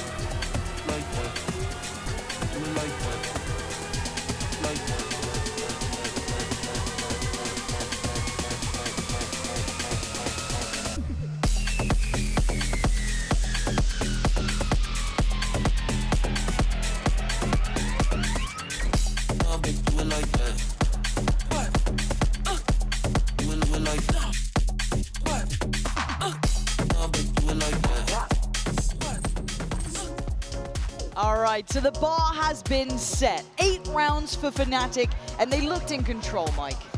Absolutely did. These are the few rounds where things get away from themselves. Maybe cutting things a bit too fine. For sure, now asking a similar question of Sentinels. We do have the Coinbase Econ report here, obviously struggling on the side of Sentinels, but really stretching their legs. You expect Alpha obviously to be a little higher up, but yeah, not necessarily painting too clear a picture. No. However, my eyes are on Zek in this half. In outfit today. Came to work, locked in. Had the privilege of meeting earlier. Yeah, the man behind the mask. But yeah, for me, it is now the story of what does Zekken look like on this, because it is that waylay, it's on the attacking side now. It's time to see the value and what it can bring. We've seen how good Alpha looks with this chamber. We've seen this sort of stuff. Kayak, of course, that amazing ability to be able to pick up those 2 kills on the A site. Ridiculous at times. However, we go in. Sentinels. Are we going 3? Or do you have it in 2? Only 4 rounds to their name. It is a long path back. We did see that face-off initially in the first half between Zekken and Alpha. Certainly more so here in the second. There's a set piece going to come through for the Sentinels. Zekken up close and personal. Doesn't find any contact. Actually, Chronicle finds him. Yeah, Kron having that corner uncontested was wild. It felt like they checked off every other part of the map. It was a very well-crafted approach, but still, does a bit of damage. And look at Narrate. 34 HP and tucks in towards help. Looks like Short is the way forward here. Slow and steady for Fnatic once again, waiting, and Sentinels tired of it. Try and get involved again, punished. Zelsis is the only one to make out with a positive trade here, and he's fallen. Alpha doing what he needs. Even Crashes now on his feet. Boaster in prime I-Series form, giving it large. There's a line there that I won't repeat. Maybe another day. Say Chronicle just, yeah, no pressure whatsoever. Move the tip of the spear here and into a 4v4 ahead of the plant coming through, but Alpha. That's tasty. Connecting on the headshot here to seal the deal. Nice shots, bro. 9th under their belt.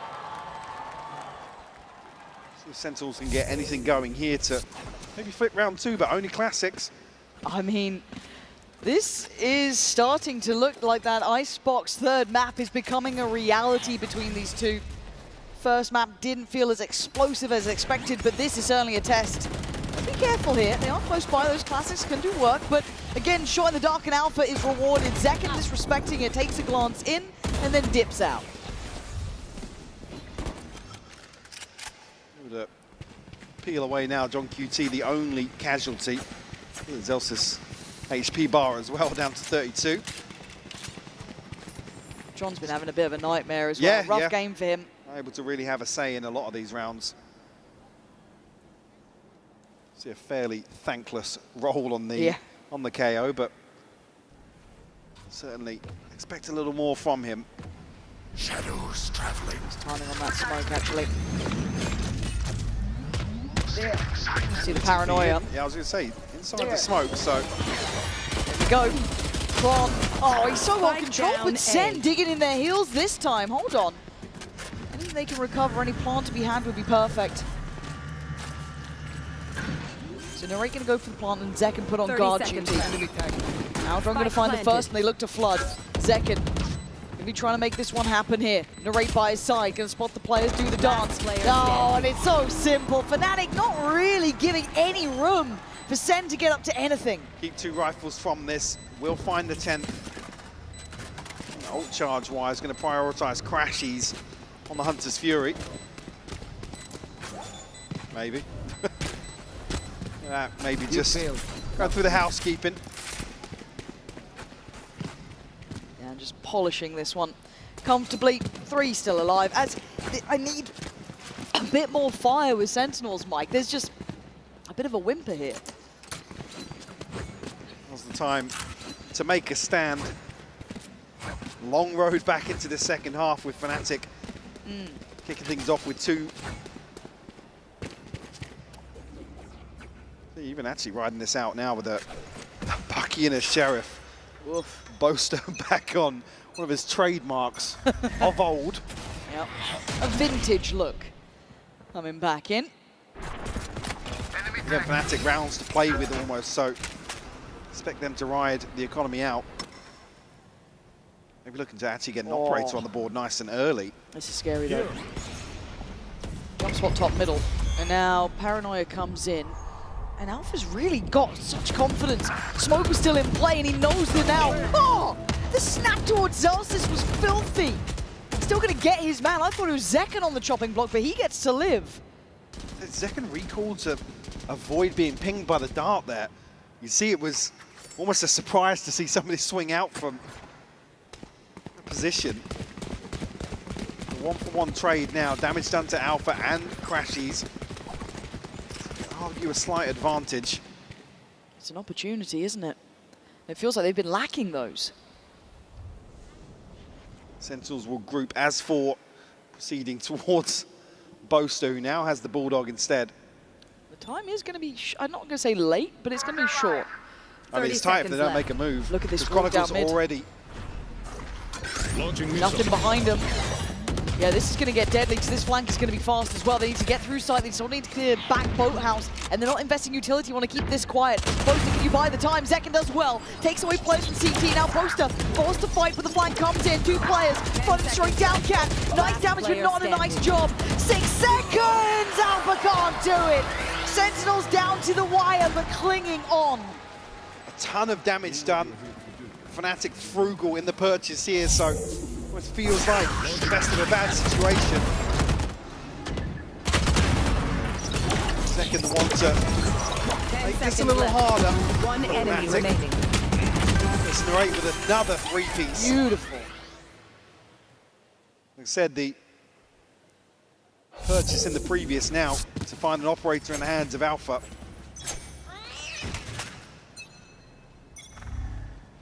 See if we can put this to work. He's been present time and time again here in B main and hasn't really had anybody to greet him. Big ping at Zeki, gotta be careful. Oh, the spam, but he finds Kayak. How's it gone that way?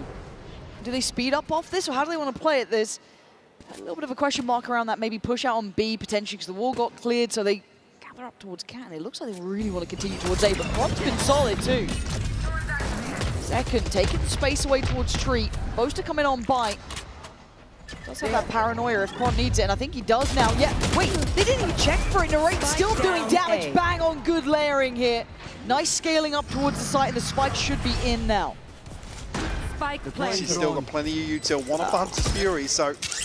Zelsis.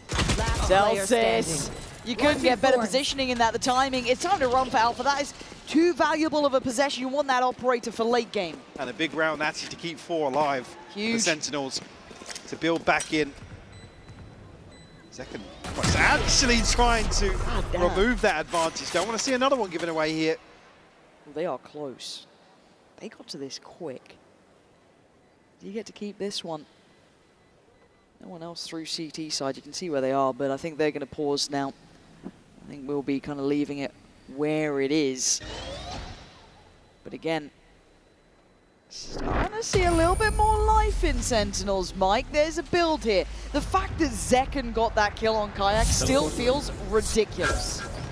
Spam back as well. This is obviously Kayak on the Phantom as well, so no traces to even aid that from Zekken. Spike down. Here, Sen One enemy remaining. have to commit towards this side as well. I don't want to say disrespecting the utility, but certainly knowing when they have to dial up the pressure. All right, well, this is now looking like a big round as well in my mind. As much as the purchase is low for Fnatic, sure, I need Sen to look clean on this. And it's actually the next that's going to be crucial in terms of stringing together this comeback. Have tour de force and potentially still an operator. But Alpha is here. Alpha scares the life out of me in these scenarios when he does. How did that not land? Zekken! Hitting the brakes. Oh, the second time of asking, Alpha goes back in for it. And Alpha decides, screw it, a pop with the ult, holds his ground, stands as long as he could, but he goes down. Sentinels now flooding towards the site. Still have mid control, but still 2 to clear on the site itself. The rate's got up, they've got options here. The buy now looking a little less lethal at this point. So they slow the tempo, Mike. They want to get a grip on this. I got a Bucky and a Stinger to work with. Sheriffs to complement it, but... Easy ahead. Stand your ground. Utility perfectly placed here. And a chance for Sentinel to sweep through sight, but the crossfire doesn't amounts to nothing. Perfectly cleared, perfectly cleared. And Kayak just cut out of the round.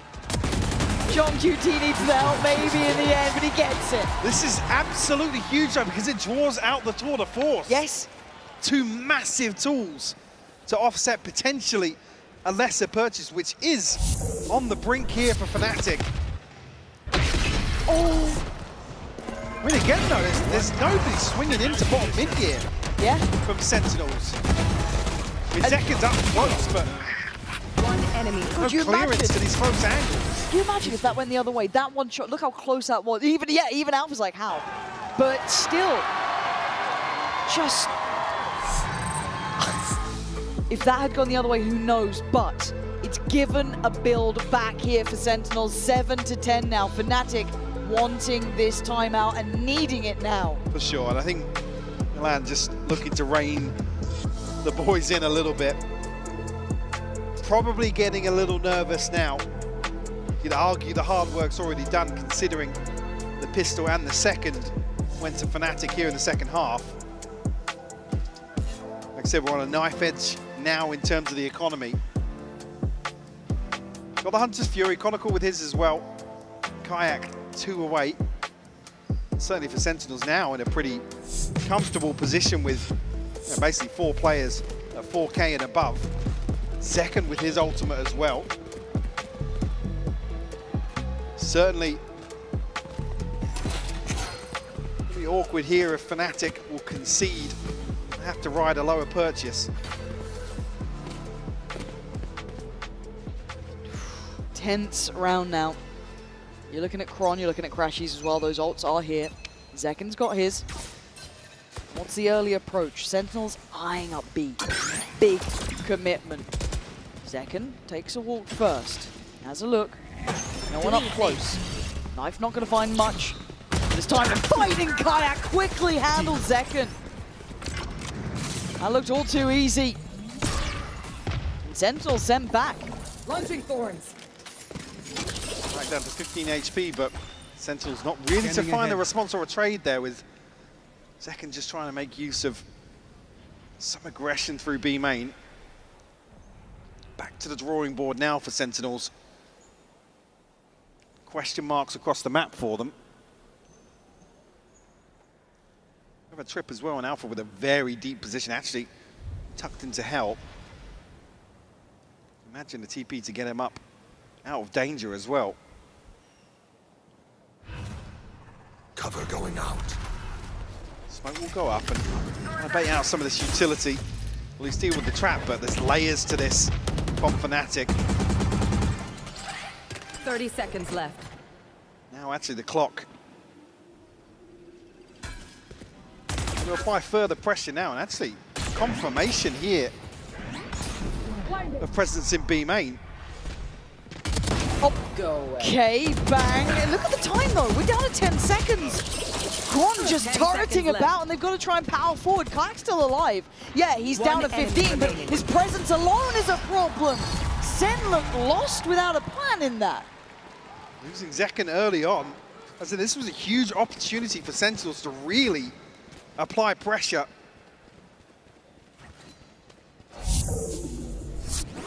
Let this pass them by. Beautiful opener from Kayak. Absolutely. Like I said, able to dip away, deny that trade. So Sentinels just kind of hoping that somebody from Fnatic would play into their hands. Good job, boys. Nice round, boys. There's desperation towards B. That's a grinning, really, on the back of that. Don't miss me too much. And this time around, the adjustments through middle, right? There was similar drone before, but now, look at Kayak's position, though. Playing deeper in towards B main, but pace change coming out. Pressure towards market. Crashes up to the test, though. Takes away John. Kron on the follow-up, and Sen falling short when it looked to just matter most. Bang! Right back into it, though. 2 big kills, and it's still game on. Flooding through B main. Trying to get this plant in motion. John's gone down here in the end. No one able to retrieve him in this situation. 3v3 post-plant now. Very early flank coming through now. Crashies does have the Hunter Fury as well. TP actually all the way back out. Oh my god. I was going to say, was he going to try and backstab Spawn there? Bush just got Zelsis on the back pedal though. Look at that position right up on top. They had no idea. The paranoia not going to affect him either.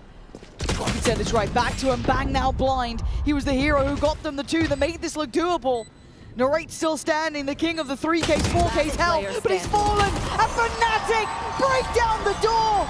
Looking for the defuse, they've got this one. And Sentinels looking quiet here now. Map point now for Fnatic. Purchase going to be a little shaky on the side of Sentinels. Crash is just timing this to perfection. It's Chronicle to complement that as well. So, yeah, both are over the top. Crucial kill. Totally unaware of that possibility. 12-7.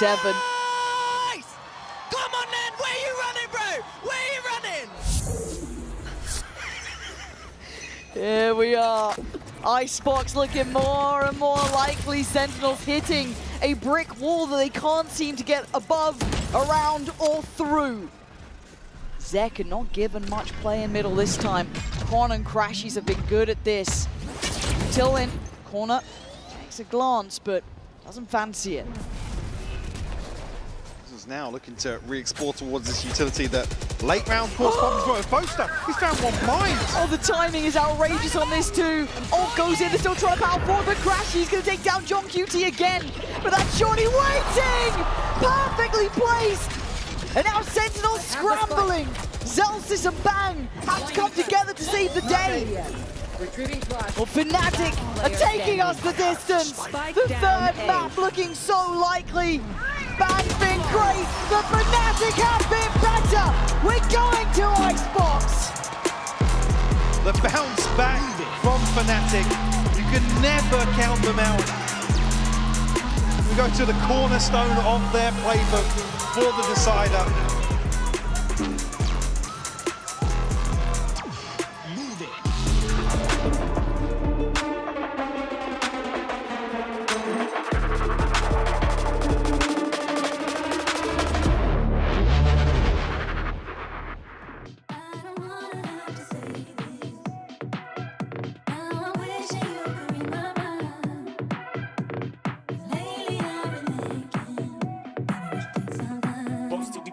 Undercover, they don't know.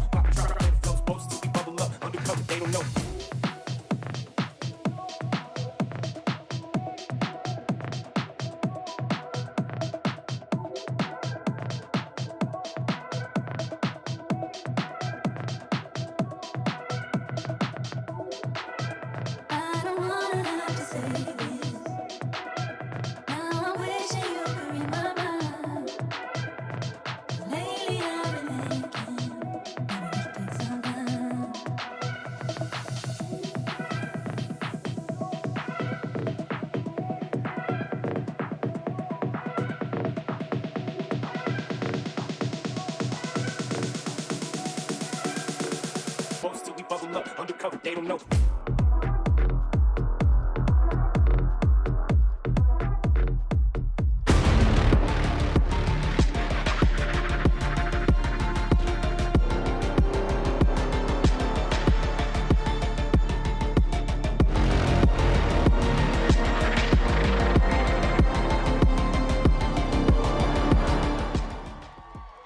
Only end this way, and what a way to close out before we get our top four. A 6-mapper day. You love to see it, people. Some great Valorant is being played here in Toronto, and we are ready for Icebox. Golden Boy here alongside Kukuka and Mimi as we look to break everything down here, and boy, oh boy, do we have a lot to talk about. First up, though, let's talk about Alpha here, because my guy decides to bust out the chamber again, do the thing that we saw him do before, but this time, I mean, guy just absolutely magical on that agent. And after what we saw yesterday, we thought that maybe we were not going to see the continuance of that maybe he was not going to be allowed to stand up again from that chair. But time and time again, especially in rounds like this one, in this 4v2 scenario, how he played around the ultimates that were thrown against him with his abilities as well as Chamber, giving a perfect result for the side of Alpha. I said at the beginning of the day, if you are a Sen fan, you do not want this Alpha to show up. Nope, not at all. The style of attack side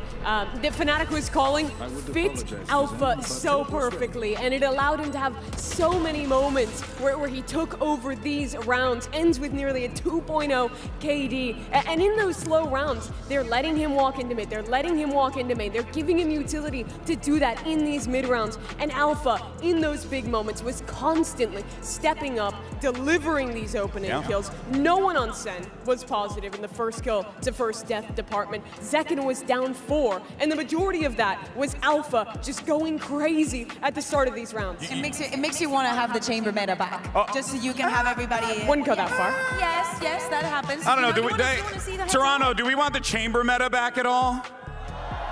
My people! No, they say yes. They say yes. In my heart, they say yes. Oh, okay. We hear what we want to hear. Okay, that makes a lot of sense now. But though, that wasn't the only thing that we were seeing in the server pop off, because we also got to see our duelist head-to-head. We also got a little bit of Waylay as well, Mimi. And although it did not lead to that Sentinels victory, it was refreshing to see that agent be used in this situation. But maybe, was it a little overcooked in your opinion? I don't know. I really think the biggest problem for Sentinels was their defense. And in that way, I would have maybe liked to see them go into more of a double Sentinel comp, which is really strong to hold it down on that side of the map. But I wouldn't necessarily say the Waylay was at fault for the loss in this one. I think the biggest reason Fnatic won was how incredible they were calling their attack side, how good Alpha was playing, and also how these other players were stepping up. Kayak, Fnatic's rookie, is one such example. Bea, he is playing great even in these high-pressure matches. Yeah, absolutely. And it doesn't matter that it's Alpha out there getting the kills. Kayak has so much impact in every single one of those rounds, because all of that does not work if you do not have a Euro that is not scared to go in and have the rounds that he has. And especially looking ahead, looking at our last map, the question is, what is Kayak going to be playing? Are we going to see the Sage? Because we have seen Sentinels play and actually lose on Icebox already on this tournament. So we have to think about what Fnatic's going to do. We absolutely do. Just looking at one stat here, 14-6 in first kills for Fnatic on that one. That speaks volumes. They won all of their post-plans. That's very important. It looked incredible in all of those moments. This is a weird series, though, because both these teams, I think, managed to pick a map that exposed a big weakness in their opponent's map pool. Sen has never been a great Ascent team. They weren't today. Fnatic has never been a great Sunset team. They were not today. But now we go to Icebox, a map that has been a home ground for Fnatic in the past, but that Sentinels has also been great at as well to tie up this series. Do you feel like this is the best map to kind of get that neutral who wants it more in this situation? I think this favors Fnatic, because in my head, if I was Sentinels coming into today, I would pray that Fnatic is not feeling comfortable enough to go for the Ascent pick, and I would have, Bandit first, Bandit second, and maybe go on a different route.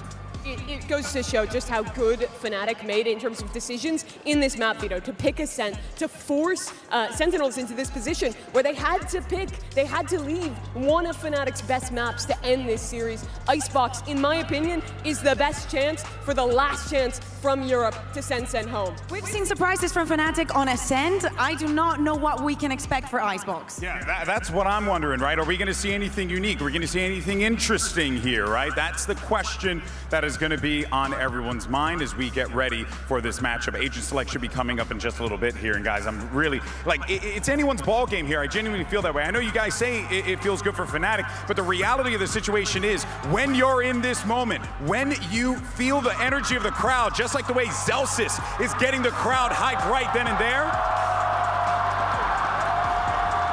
you simply can't beat that. You simply can't beat that. It could very well be the sixth man in this one, Mimi. Absolutely could be, but you see Zelsis doing that. Boaster's been doing the same thing on this stage.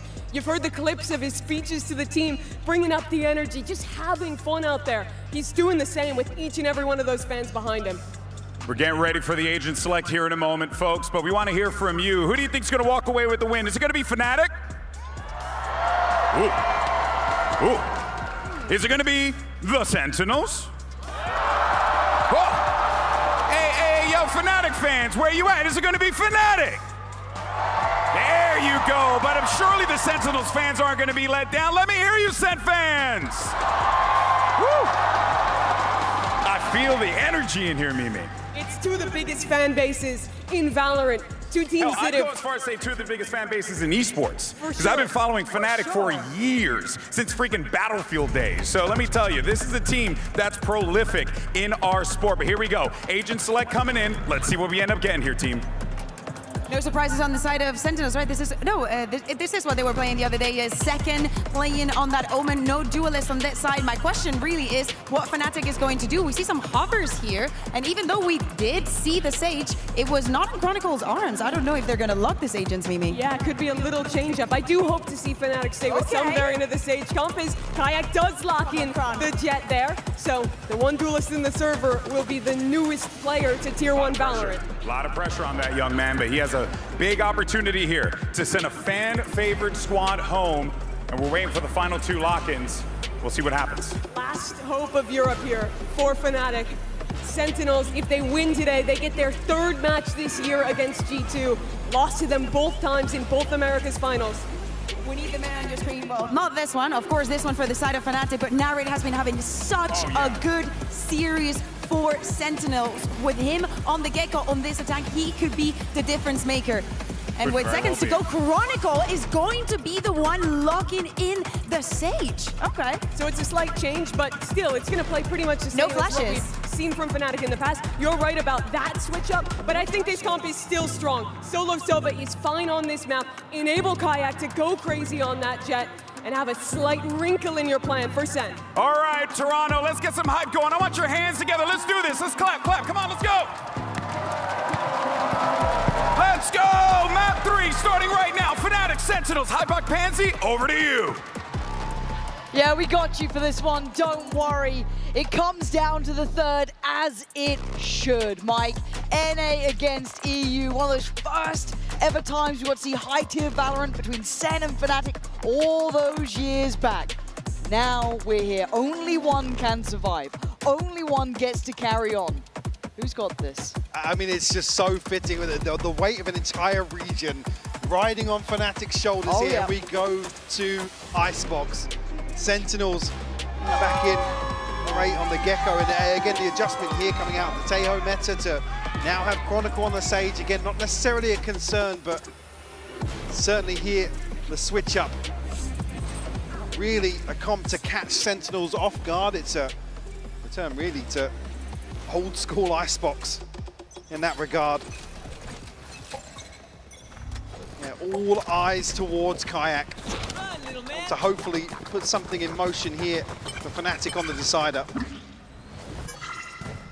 I'm glad the Des mentioned it as well. Narrate, the man on the screen, he has been influential to Sentinel's success. And respect given so far by Boaster. Doesn't want to stick around too close and give up too much. This is an all-in, Mike. This is every player from Sen over this side. That will come through. Oh, actually, Alpha finding one ahead of time. JonahP will fall. Narrate will respond. Okay, Alpha does have the Sheriff and so does Kayak. So these are 2 big hitters. Same to be said for Zelsis, though. 2 players towards back yellow, 2 towards B long. How are they going to cross up to this one? Narrate still got Dizzy to invest if the contact comes in. Bang, waiting to swing on yellow. Now joined again towards long on this for the other 3. Shock Dart not going to be all that much of an issue. Paranoia gets burned, and that is a lovely flash as well. Nice from Sen so far. It's only Alpha to be drawing blood. Oh my god, Alpha. He tried it. He gave it a go. But Sentinel standing strong here in map 3. Convincing pistol round here. He said, respect shown from Boaster, allowing conceding all that space. Allowing the free plant to come through. Faith in the retake. Actually a beautiful opening here from Alpha. From down range. And I'm going to keep my eyes on this throughout this game, at least on this half. If Sen keep getting into post plants, right, if they get that, there's so much util for Leon, you need Chron alive. You need that wall still in play, right? And he was one of the first. He's the safety for that defuse, for sure. Well, and I have to wait and see. For now, not really a big factor in this sort of round. You're looking at Sentinels keeping this clean here. Want to keep those Bulldogs up. That's 3 of them there. The Singer could be lost potentially, as could that Sheriff, but those Bulldogs are prized possessions, and Narrate allowing them to scale up off the back of the utility. But there's a lot of bodies now on this side of the map, Mike. We're looking for something cheeky. Rinse and repeat here for Sentinels. Boaster already very low, actually, in the X-ray. Boaster slipped pretty deep in this, and Alpha's found a shot on Narrate. It's not over. Smoke's still in hand. Viper util on top, gonna slow this down, and Bang getting curious. Catches Boaster, clears it out. This is good. This is really good. Sen not feeling any of that pressure, apart from Alpha, who is firing here, by the way. Apparently that Ascent map gets him confident. Absolute monster on Icebox. But these are the 3 valuable weapons. They can't afford to lose these.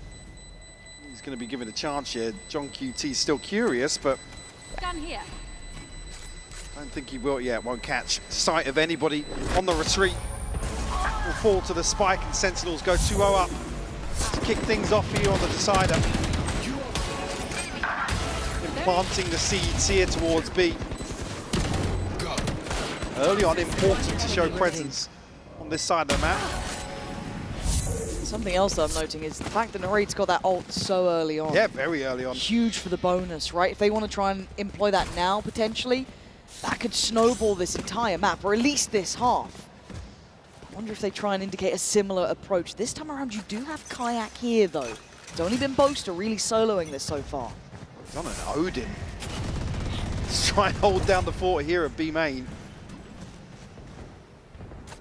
Kayak catches a glimpse, but doesn't want to reveal himself just yet.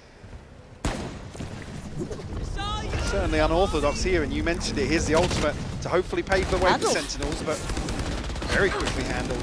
Yeah, not bad at all, actually. So Fnatic get to kind of backpedal away, sit towards backside, allow for the rotations to come in. So a good stall out here between the Odin and Kayak's presence. And dealing with that ult, yes, it could be picked up. It's done well, and it has been. Back into hand now, it looks like. Kayak still waiting, could potentially do some damage if they go for a plant here. See that come in, and it is down, but Alpha strides in again, this time bigger weaponry. Two tucked on site though, and that's a surprise. Kayak falls, and Sen still holding a lot of ground here. No trades at all. It's really only been Alpha drawing blood. Where's the rest of Fnatic in this? They've got to do something to clear these two players off site. No flashes, and bang, unwilling to be moved, and they don't know about JonahP down here. Oh, it's stunning from Sentinels. A perfect play in the bonus round. Huge conversion for them. Not sure if Narrate did manage to find an upgrade there, but regardless, they have a massive advantage coming into round 4. Only real positive so far. I mean, Kayak almost caught completely off guard by no idea of anybody tucking themselves into sight here. JonahP snappy on those 2 kills. As I was saying, the only real positives here, Chronicle and Alpha. Good progress towards their ultimates, but in this round, you only really pin things on a Bladestorm potentially, but it's just not there. No, and again, you can see that the momentum fully swinging towards Sen's favor. But I like this walk coming out from Fnatic, herding Sen closer, but there's not much to deny them over on that A site. Oh, Kron. Okay, catching JonahP. This does split them up a bit, makes it a little bit trickier. Go get him, buddy. But still, it is only pistols. Sheriffs, yes. They are heading towards that A site. Crashies. Potentially Alpha do damage here. Alpha's position now going to be known. Cross to be made. Nice shot on the first, but Crashies gets cleared at the same time, Mike. This is looking pretty comfortable. But that back line, if they wanted the traditional post plant, won't be able to be had. Safe plant though. We'll see awareness of the threat here. Rifle in the hands of Kayak though. It's going to be mitigated by Sen's positioning. And it really banged. Whew. Weapon model actually covering it, but Kayak gets a second shot at it and converts. Okay, Paranoia with Zekken has to be big here, but no real ability to swing off it, and Zelsis has to go clutch. A 1v2 and Kayak on the case. Yep. Kron, he's already invested that wall. Yeah, Zelsis knows it now. That time is not on his side. He can't do a thing about it. Fnatic with a Mastercard Thrifty, catching off Sentinels. And yeah, Zelsis still clearing up, but the round is Fnatic's. Sentinel's early work here to try and draw an extra body across the map here, maybe open up a site a little easier. And get everything right on the way in, but just can't stick the landing here. And the wall deciding things for Fnatic. Talking about that early progress, Alpha and Chronicle now bring theirs into round 5. And the other thing Fnatic bring is an operator for Kayak. It's 1 and 4. Be something. Line, though. I don't know anybody's actually going to be expecting this. The awareness there. I do like this. I mean, the smoke definitely shows awareness. Feels like it, right? But how do they path up to this again? All these audio cues, man. He's got to be chomping at the bit. Oh. That Would have smoke's been gonna given fade, a shot though. there. It does get to a bit of a 50-50 here. He knows he's in danger, and yeah, right timing to back away, doesn't get punished. Making Sentinels burn a little bit more of that utility to scale up.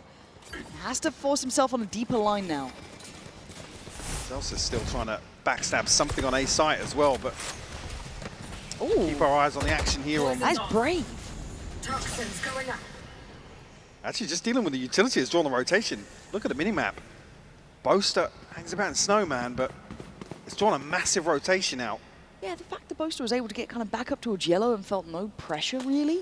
Checking behind that wall gives them a bit more freedom. They have to almost reset. Yeah, they can try and re-approach this like a fake, but Boaster can still check behind it. He knows there's no one here. He can keep his players close towards this A site. Placing swarm grenade.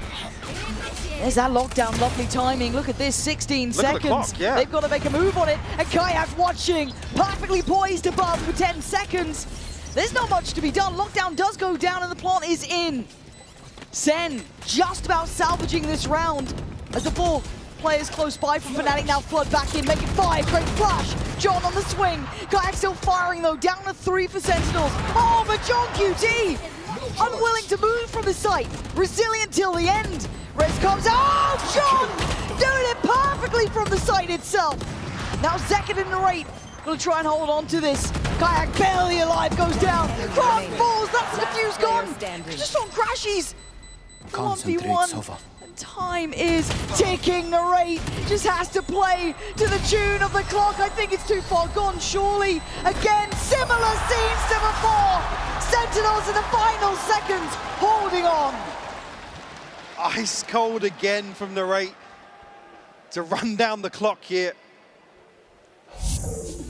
Fnatic beginning to sweat a little bit. Big investment for the lockdown. The res comes through as well. Some tools they'd worked towards early on, but JonahP just running rings around Fnatic here. In the wall going up, but providing no safety whatsoever. Let's go, Marshall!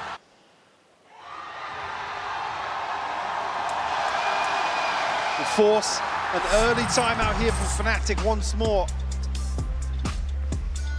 Forced to reconsider their approach potentially. Now back down on just pistols. This time around, Blade Storm in hand though, something to offset that slightly. Got the Hunter's Fury as well, but Sentinels off to a flying start here on their attacking side of Icebox. And we haven't seen JonahP have this level of impact in the previous maps. He's been quiet, he's been doing his job, he leads. Again, a thankless task to be on this role. It certainly is, but to see him getting that fire going now is huge for them. That could be a big difference maker here. Again, got to see someone pick that up, and he absolutely has. And overall, the read's been right from Sentinels. This has caused this timeout from Fnatic. They need bigger planned solutions. That pressure early on B has been hard to get reads behind. I liked what Boaster did there to check behind it. Then almost second guessing of maybe Narrate's utility coming back in. It's been a lovely game. They're almost anticipating that that's the plant coming through. You could see still questioning that. So crucial work from Boaster, but unfortunately, coming apart at the seams in the final few seconds of that round. Approval here of the orb. Blade Storm pop, but negated early on in the round. There's 3 players pinged on the knife too, so big info, even in a round like this. You can see the instantaneous rotate from Kayak, maybe trying to offset the expectations after being identified early on the knife.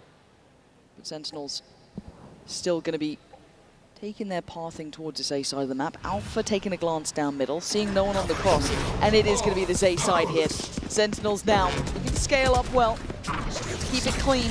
Crashies does have the Sheriff, but Chronicle's already been cleared. Easy work for them on the site. The plant next on the cards. This is, as said, concise work. Zelsis could be in a bother. There's Kayak now coming around. Contact swing, it's nice. Good synergy between the 2 players there. Bang next, potentially in line. Does have the help from Zekin if required. Oh! No help needed apparently on that one for Kayak. That's all his. Where's that counterbalance of the pressure from CT? There it is! Crashies catching JonahP. Now Zekin and Narrate split in this, trying to fight it forward. Narrate finds a corner to play from a Kayak, delivering death. Beautiful from Fnatic against the odds again. As a Blade Storm to carve out this round. The MasterCard Thrifty converted here. Fnatic find their second. Strip away any of that comfort Sentinels were trying to establish. Actually humbling the economy. The bait and switch perfect between Alpha and Kayak, and he continues further, finds 3 on the round. Remaining. Massive value in a Thrifty. Come on! What are you doing, bro? What are you doing? Nice! Bit more energy on stage as well. They need Much that too. needed in the decider. Don't want to see him go quiet now. Again, Sen, hometown favorites pretty much at this point, right? Regional on their side, but actually Crash's blind connection gets the rate. That's a huge scalp to claim. And straight through him, he tries to dash. Boaster body blocking him out on towards Zekat as well. This is getting rough around the edges. Sen not having the same sort of success on the starts this time. Make it very difficult to recover anything here. JonahP down to 20 HP. A Stinger and 2 Sheriffs. Sentinels to pin their hopes to here in round 7. Don't want to do what Fnatic just did. The layering of util. The plant coming through just yet, so. Kind of difficult now, isn't it? Yeah, I was going to say that information could be key to Sentinels, but still. Kayak, eyes trained. Chronicle just on guard as well, on the front line. Like, not going to go deep enough to dissuade Kayak, but feels very indicative still of this pathing towards the B site, right? 30 seconds Kron left. getting curious. Spots out one, there's more. And yeah, he's farming them up now. Fnatic keeping 5 standing. A valuable timeout for them just had a moment ago, getting them back on the same page. The connection here, and off rip with the Hunter's Fury. Not sure if it was the snake bite or actually the he had the snake bite coming through. Oh, again, the rate just squishy as anything. Enemy spotted B. Seconds left. Wait, and again, it's a risk-free approach to an anti-eco effectively. Sure, you could argue it's a big ultimate to draw out, but for round conversions here for Fnatic to keep within touching distance here of Sentinels, who call a timeout themselves. Again, if you're looking at Sen here, they do have 4 ults all to play. So if they have maybe something they want to run here, a set play in mind with these ults, Mike, they could certainly do it. But also they need that ethos check-in, right? Maybe a little bit of a change up here. Potentially here, something with the lockdown, with the Hunter's Fury being used on the anti-eco. So very true. After this, there's no turning back. Maybe look towards a set piece. Obviously, the easier one in that regard. But plenty of tools. Obviously, the age-old lockdown into a pit. Now, actually, the operator. Curious to see how Kayak does approach some of these. He's back on the board, struggled early on, but certainly with the 3K on the Blade Storm, he'll be feeling himself. Also good to get that momentum building back for themselves too. There's a drought of rounds, right? That conversion, when you're looking at the bonus, can really knock you for 6. That can take that confidence out of you straight away. And Sen would have been grinning about that one. They were up out of their chairs early. You saw it very quickly how much impact Narrate was having. JonahP doing really well. Now Fnatic showing signs of life. 3-4. Timeout called from Sen, but plenty of cards to play now. Might even be a mid-piece here, with 3 players stacked up onto this barrier. Not necessarily seen any presence shown just yet, and Zekan not necessarily struggling, but a slow start here on Icebox on the Omen. Just with the turret early on, so just forcing the adjustment. Can't sit back on that util. Will draw the eyes of both Boaster and Alpha. Kayak tucked in with the operator here. Maybe a nicer line to work off if that Dizzy is coming in. He can at least kind of duck into a bit of cover, maybe not give away the position. Almost with this setup anticipating the lockdown to be used. Kayak actually gets a tag on a second floor, Zekat down to 3 HP. That was almost 2. Oh, big catch there as well though. Can anyone save him? No one's nearby. Oh my good God, if someone hunts this. They're not close enough to catch him. Respect having to be given by the lockdown layered. So a reset here, but a man to the good for Fnatic. The post plant strong though. Zeken's HP is a factor. Only on 3 at this point. But they're playing on site here. They're not backing away. We'll concede this space, obviously, with the wall being a factor in the retake. Straight off of U2, and actually no progress made for Poster. He finds Zeken. That's part of the front line gone. You're now looking at JonQT. You're looking at Narrate to pick up that next layer of slack here. Narrate going to fall back towards Maze. JonQT not clean enough to get it instantly without a trade. Crash is taken away. Narrate!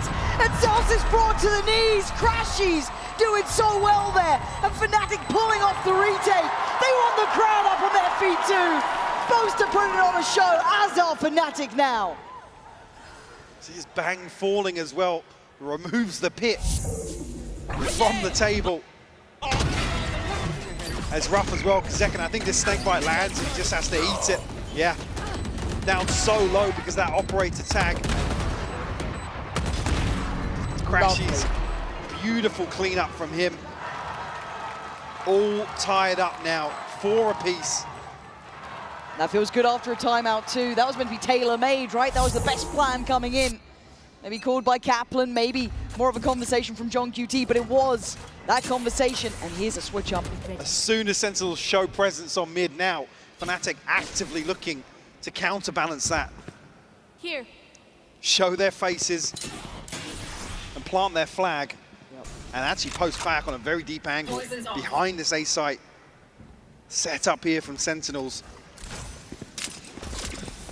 Sen still have, okay, they still got the Viper's Pit on Bang, they still got Zeken as well on that TP, but Crashy, big info here. And at the same time, Alpha strikes, brilliant combination, but an answer back. There it is, JonQT starting to fire up too. Frontline hero, JonQT, the Kayak. Spike You're down. not gonna do this, are you? A 1v3? A 1v3 Kayak, really? Oh, you can't say he didn't try, but Zelsis calm under pressure, and Zen taking a step back in this now. Absolutely dismantling this A site hold. And Crashy's caught completely off guard by JonQT scaling up so quickly underneath him. That's, yeah, Alpha unable to tuck his tail and dip out of sight. A beautiful shot, follow up actually. JonQT to find his third. Sent. Find a response here after 3 unanswered rounds. Do still have the pit. So we've got a TP from Zeken as well. Now back on the res for Chronicle, so not many ultimates in play. John's just got his though. Yeah, make that an extra one. Oh, command now for JonQT. Fnatic have found this space once more in mid. Kayak in the same position, but this time able to play in the cut effectively. Again, he was on that flank before. He was quick to it too, so this feels like it's likely, even though maybe Alpha trying to break the turret gives them sense of calm. There was nothing calm about that. That was quick as hell. Kayak takes away the hero of the previous. JonQT down. That's also the ult removed. That's a big piece of the puzzle. They could play on site if they want to. It looks like they fancy a bit of that. Alpha's still there, up towards Rasters, not this time, Bang! Fast himself! Now trying to scale up cleanly. Alpha can deny the plant, and now problems for Sen. Gotta put bodies behind this here. Now, actually, Fnatic can try and reinforce the hold here. Alpha under a ton of pressure, but he's not cleared! They just sent the Paranoia and didn't clear it. That's not good enough, but still a 2v2. Spike in hand, and TP is out of there. Zeken wants safety. A secure plant is what he'll get. Big gap, though, between him and his teammate.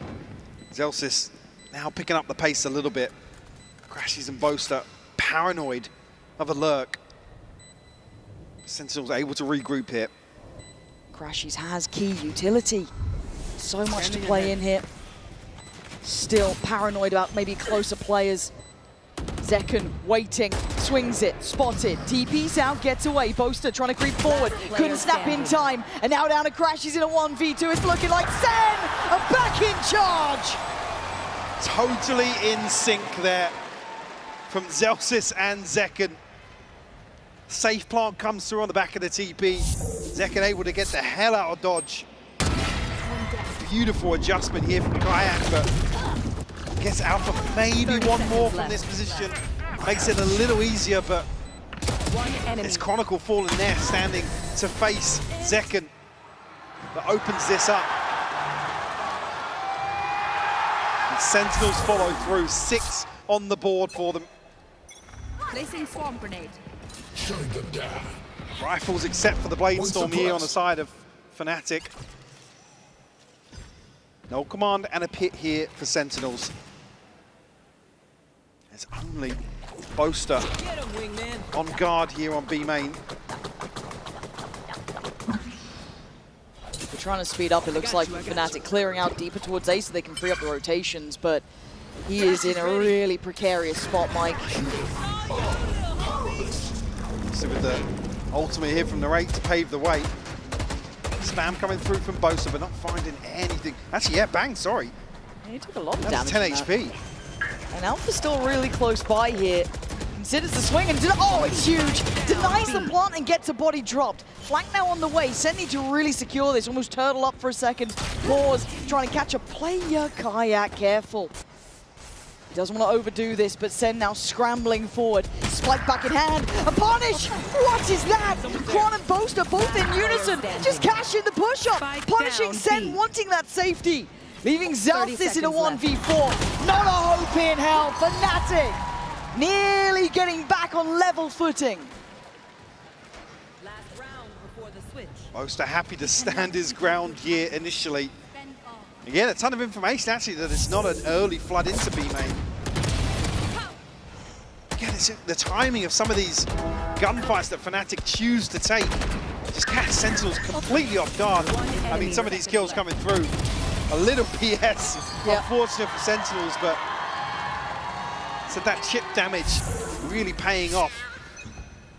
Big ult still here for Fnatic too. Rez online for Quan. Alpha's got his and Crashies. Fury. That's 3 heavy hitters. On the other side, you have Bangs there. Didn't really get the chance in that last round to bring it in after being taken so low.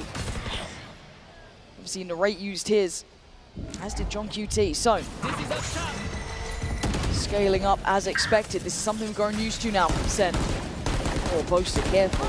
Almost caught that timing, but from afar, that is gorgeous from Crashies. Good connection, couldn't quite find another, but big info and big damage. 2 tags here, Narrate down to 45, JonahP down 70. Bang on a stinger now implies. Is he going to try and get up close and personal in his pit? Pause. It's a cut sound here from Sentinels, but Fnatic not moving. There's no threat elsewhere with Kayak posted up with the operator. Yeah, he's got that nice deep line on the other side. He feels strong enough to sit for one. Here's that lockdown. Put them under a little bit more pressure to play out towards yellow. Get a bit closer here. Force their hand. And Boaster prepared for it. Zekken trying to make a bit of a play on the back, but no. Plant's going to come down nice from Narrate. Viper's bit laid in, but Alpha fast. He's closed the gap quick. Oh, what is that from Narrate? The hero set needed. JonahP, just a shot in the back of Crashies. We noted how far away Kayak was. But what is that? What in God's name is that? But it may be for nothing. Kayak would have to be a hero, and it's not going to happen today. Zelsis keeps Sen in the lead on this half, 7-5. A competitive showing between the two. Exactly what we wanted in this map 3.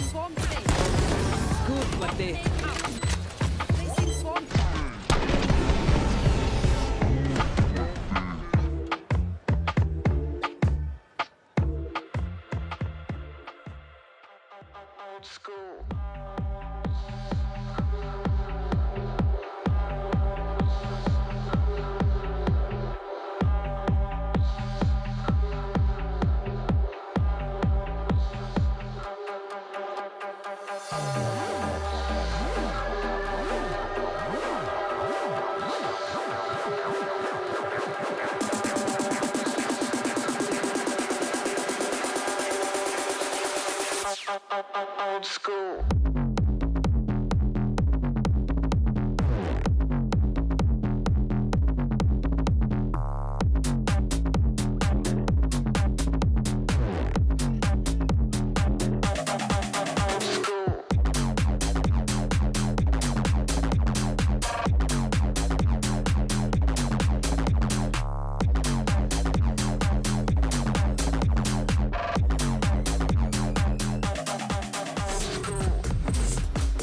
5-7. Fnatic putting up a fight, but Sen staying in control. Now on the side switch here, do you have faith in Sen closing this now, or is there enough left in the tank? I mean, it's a tall order. You always talk about Fnatic, never ever out, regardless of scoreline. I think here on Icebox as well, the same discussion to be made. Sentinels just edging out an advantage here in the first half. Certainly a concern. Gen.G standing tall and proud. Top of the board here for Sentinels. Maybe asking for a little more from players like Zekken and Bang, who numerically usually deliver. So flexing onto the Omen for Zekken. I wouldn't say opportunities limited, but certainly seen other duelists really shine in that role, and that is a comfort factor or not. For the Coinbase Econ report, of course, you can see there that Crash is leading by quite the margin, it looks like. So, bang for the buck. Certainly is. See what the approach is here from Fnatic in the second half.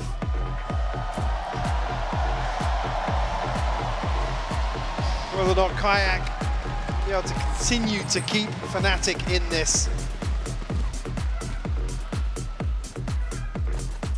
See safety in this composition as well. We're looking for clean plants, able to reset away.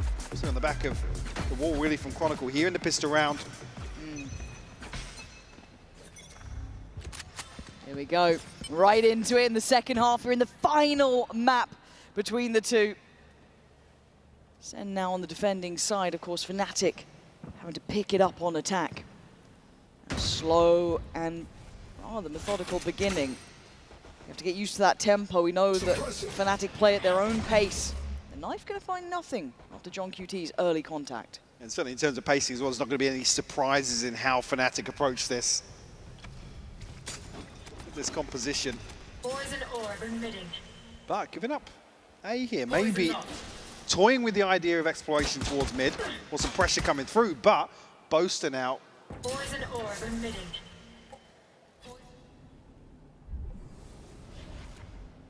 This could be an issue.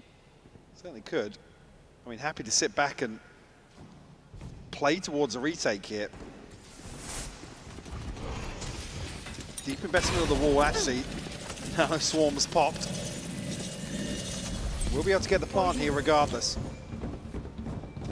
Oh, 5v5 post-plant in pistols. God damn. Here we go. Double stacked up. Oh, sorry, triple stacked up. It's like, can't get away from my man. How dare you.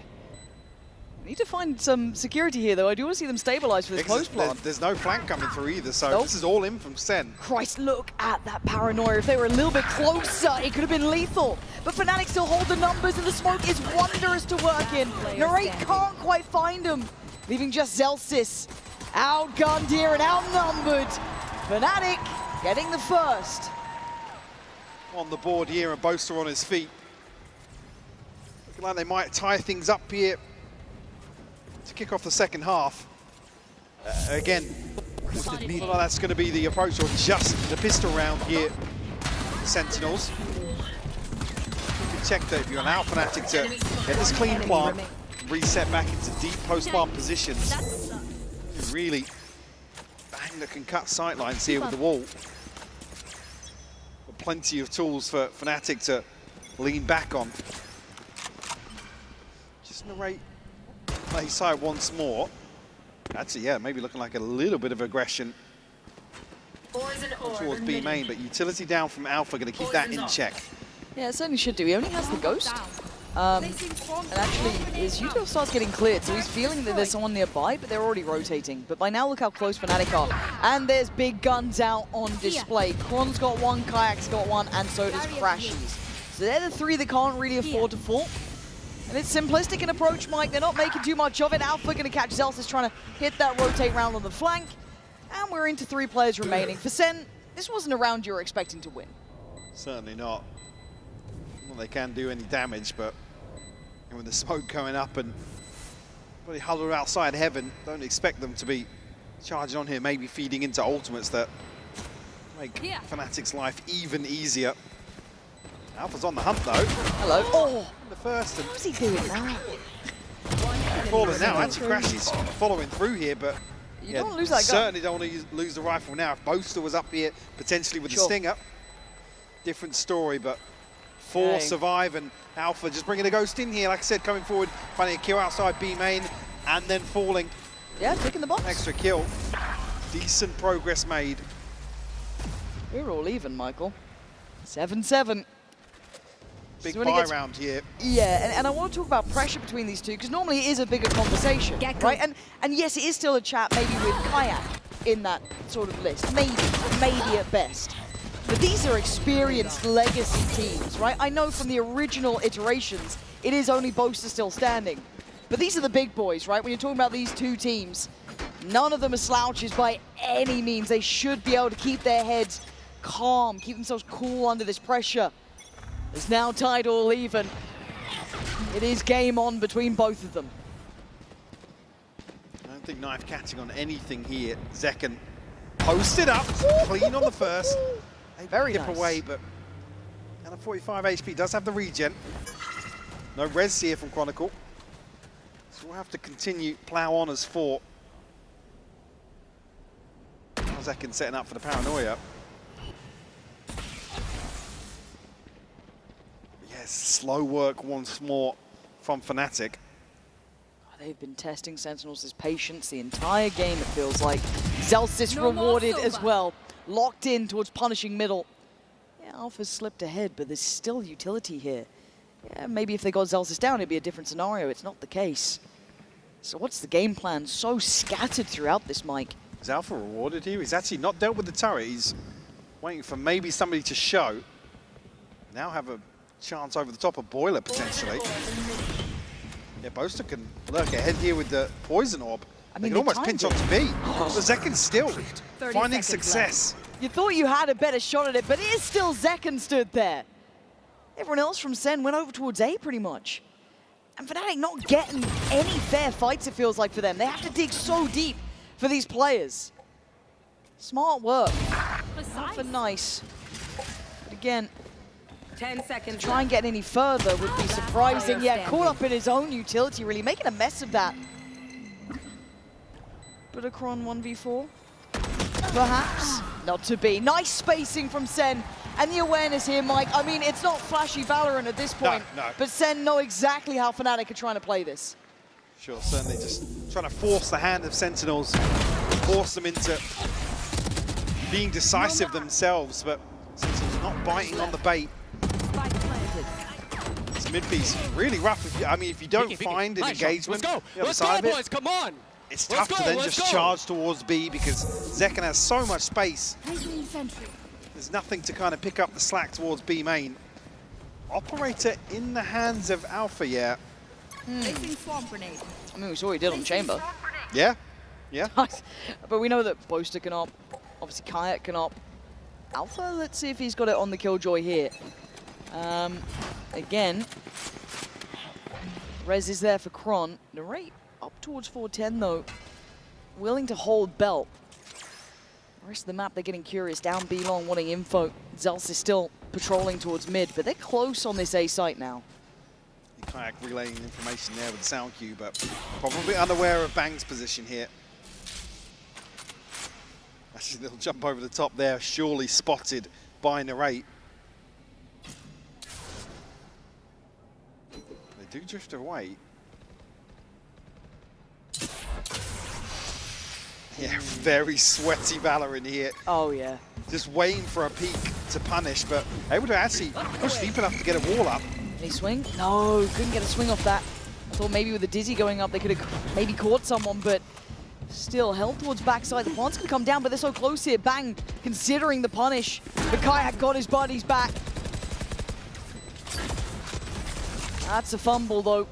Actually, yeah, luckily, no pressure coming through there because Kayak ain't that vulnerable. Ooh, this is getting really tense, Mike. You can see it, you can feel it.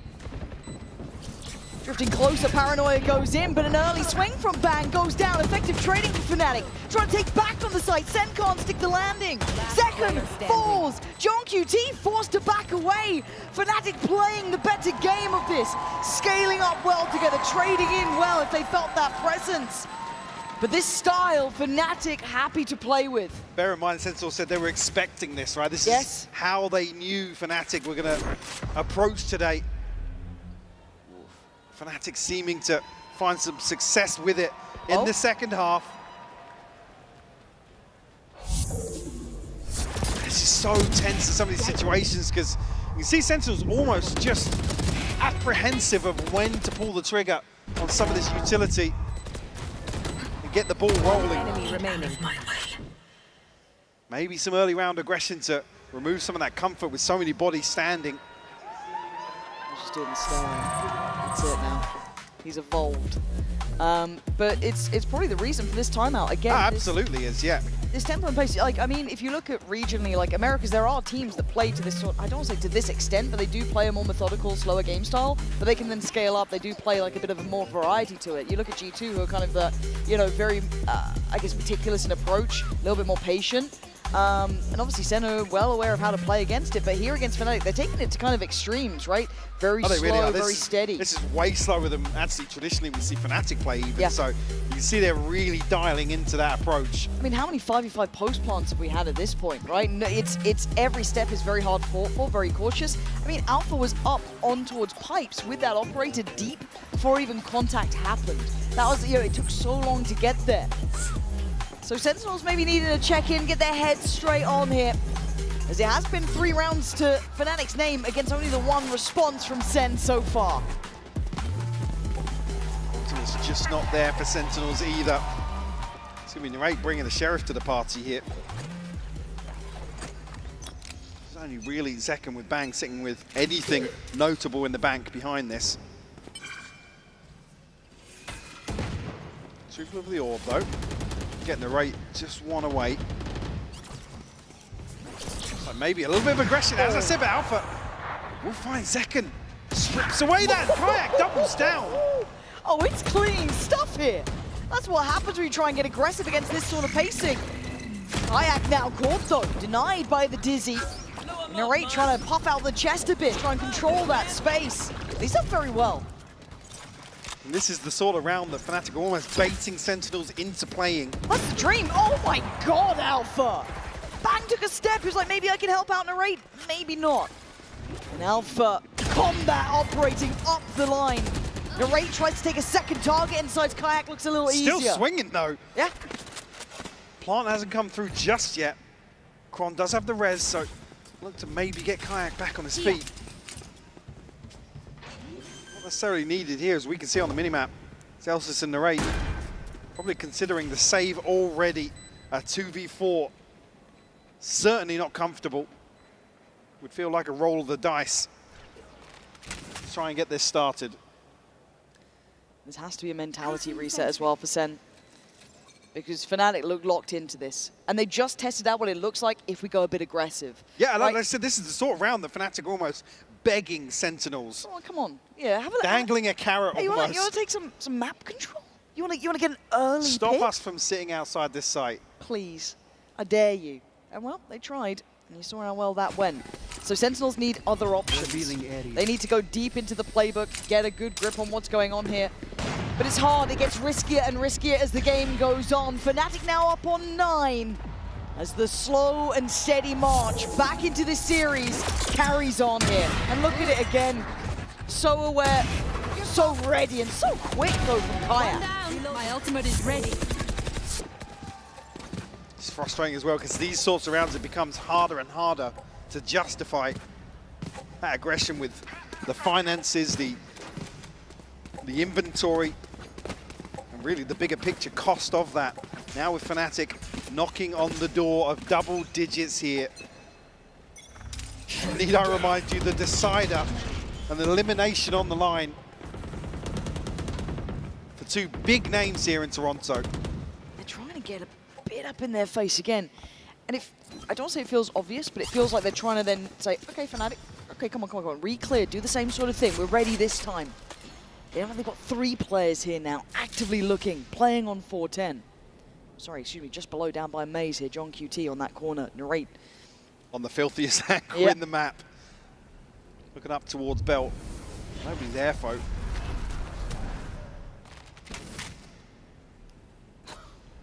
And the silence feels so oppressive, doesn't it? Because you've still got Alpha's ult here. If they want to invest it, they can. They can leave this late and punish this push-up, potentially. They don't like what they're feeling here. Something feels off. Leave Alpha posted here and maybe consider a rotation. Or even just find contact elsewhere on the map. But it's hard to have confidence even in the lack of contact because of how they're playing this. Got to do something quick though, down to 30 seconds and 30 seconds left. again, confirmation of 2 members of Fnatic still. 20 seconds. Yeah, Nice. this is Oh, looking a don't do little this. weird now. They've got to just run on to B site and plant. Celsius, get ready! 10 seconds! And the spike is still down towards B long and what? Fnatic, that is outrageous you're getting away with this! Zek and John QT and Narrate nearly falling asleep during this round, surely. Good lord, how they meant to be this focused for so long. Zekken still trying to find a player here. But you've still got Alpha's ult if needed. Yeah, they clear close, but that deeper line, that operator's still in play. Paranoia is there, Flash still there, but they got to get going. Hell, they had to have cleared yellow by now. It feels, look at Boast's position, almost offsetting Zekken's. And yeah, it absolutely has, because John QT felt safe and secure, but Zekken now outnumbered. And again, Fnatic controlling the tempo, controlling the time. And Sentinels can't be everywhere at once. I mean, that just looks so uncomfortable. You come back just as Chronicle's making this cross in mid. It certainly doesn't feel like Fnatic are teed up to convert. Last one down. But then 2 kills found, and things crumble for Sentinels.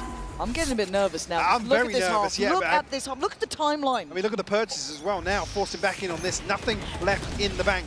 And this is going to test Sentinels, their mental, over and over. Like you said, it's almost like they're playing to force Sentinels to make these desperate decisions late round. Because they're just left guessing.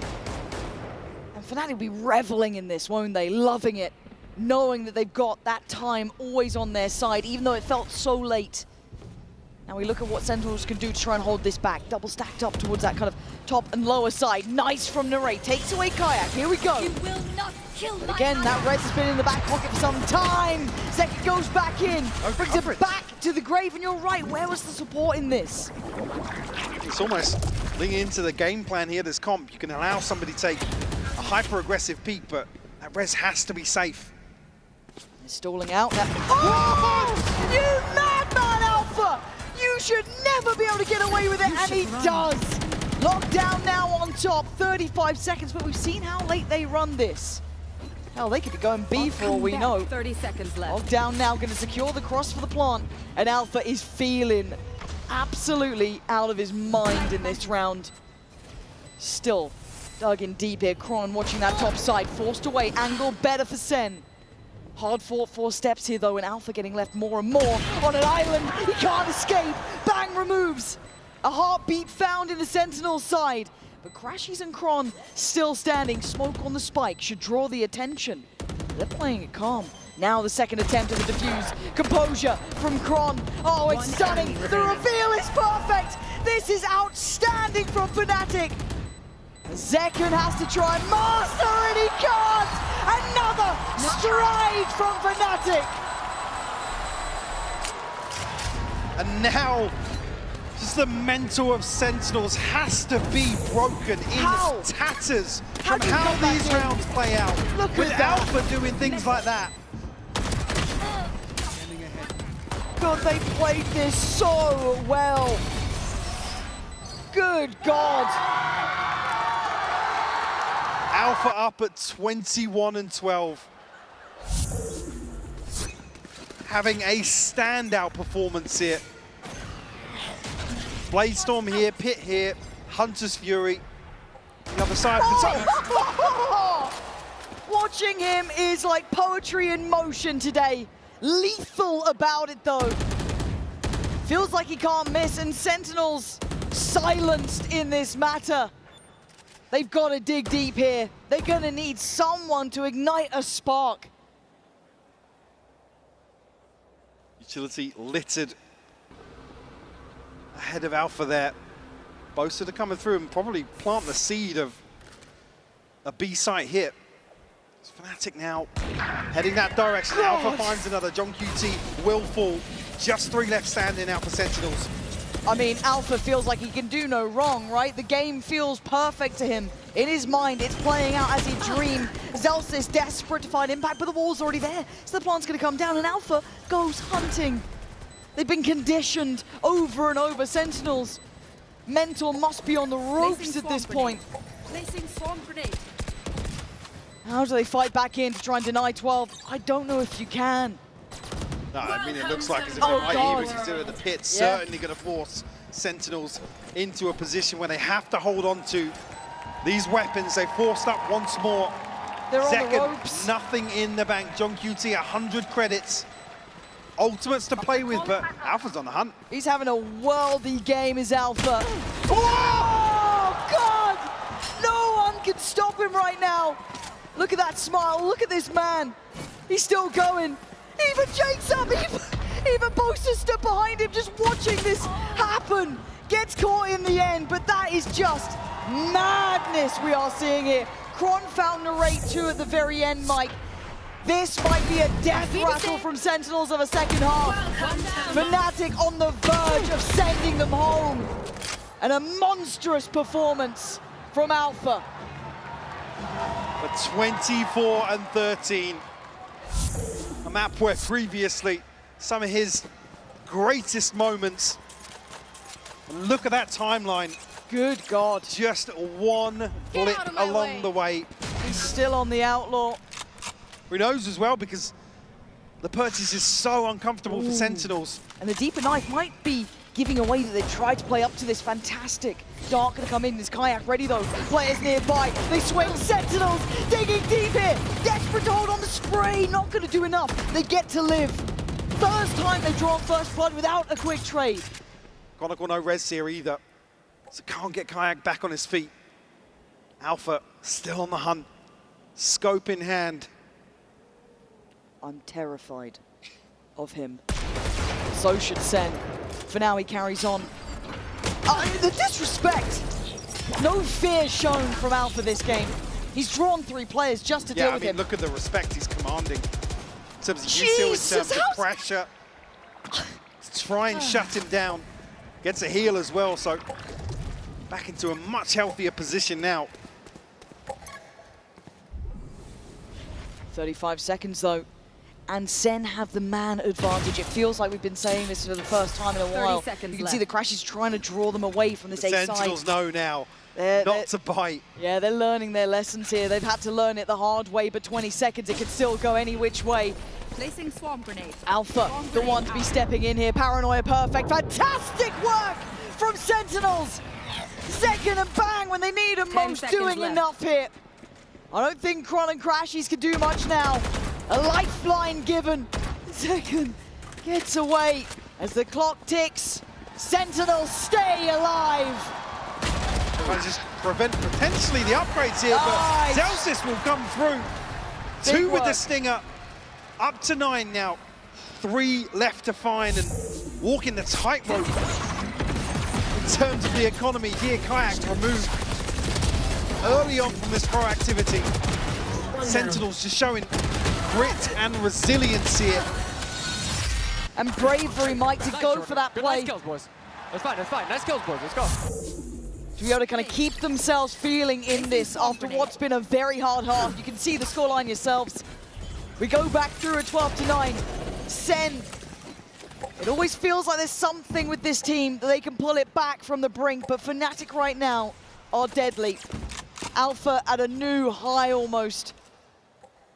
And the weight of the world here, if it does go towards B, is on Zellsis' shoulders.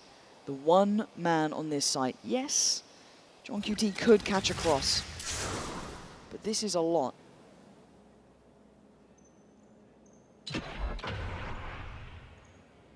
Finest of margins are able to slip through. Oh my god. Turret dealt with, but it's actually Boaster underneath Tube, so a little bit of misdirection here. Celsius, yeah, he's hook, line, and sinker, Lauren. That might be enough. They've got the keys to the castle now. They've got the full site. They don't even know the level of success they've just found. This could be heartbreak for Sentinels, but they're going to give it everything they have. But the final boss of Alpha has just caught bang. Kayak, the Guardian on duty, takes away Zekken as JonQT and Narrate have to face the music, and it's playing to Alpha's song right now. Narrate digging deep, but it's not going to be enough. Fnatic came, saw, and conquered. Sentinels left in ruins at 13-9.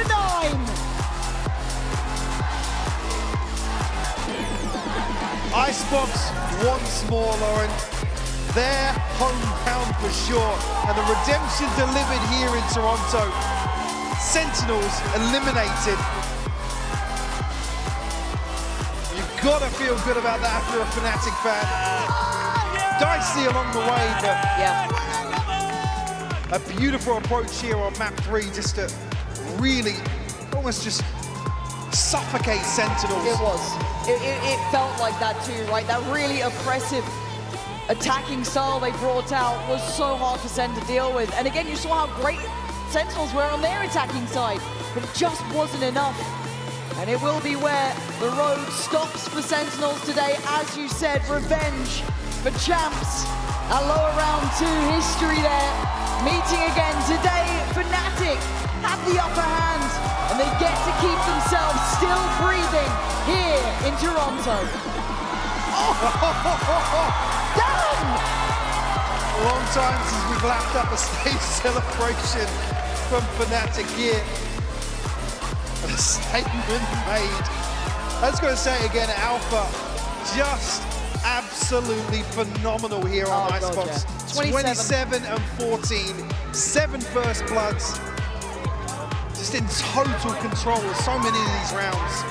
Yeah, he was having an absolute stellar performance. Again, this team, strength to strength here. Kayak keeping up as well. I think everyone would have had their flowers throughout this, truly.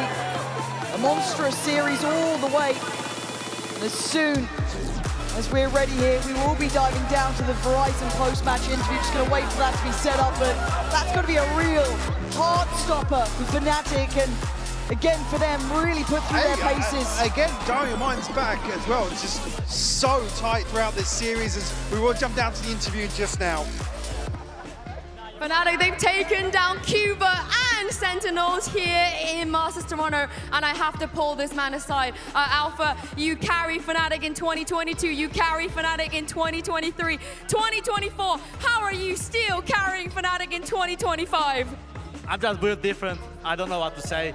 Just built different. I think you might be right. The chamber is so beautiful. Are you the best chamber player in the world? Currently, yes. But I will say Ye was better. Ye was better, Alpha. Wow, humble king, humble king. Now, the most important thing here is I know how difficult it was for you to lose to Senna champs. You got your revenge. How does that feel? I'm super happy to get the revenge because they didn't deserve on champions to win against us. And we showed them why they didn't deserve. Wow, strong words from Alpha here now. It's not just Alpha that had a good performance. Chronicle, let me find him and you guys follow me. Oh, Crashies is here, by the way. You did a great job, Crashies. Chronicle. Now, this is the furthest you've been at a global event, a Masters, since Tokyo. It's been a long time. Have you missed this feeling? Absolutely. It's nice to also club Sentinels after Champs 24, so it feels absolutely good. What did Cuba do to you? You gave a proper smashing to Cuba there. Nothing bad. We just smashed them so badly, so I decided to show it again how bad it was. Yeah, and Kron, a lot of people have these conversations about who's the GOAT of Valorant, and they say if you win here, there will be no dispute. Would you agree? No, I also need to win Champs after that. Okay, he's got ambitions. He's got ambitions. I'm going to let you do this. And I have one more treat for everyone here. Boaster, I have no questions for you. No questions. I might need the camera to move back for this. No questions for you, but we have not seen a single dance at Masters Toronto. Come on, guys. Not one Boaster dance. I'm going to give you a moment. Play us out.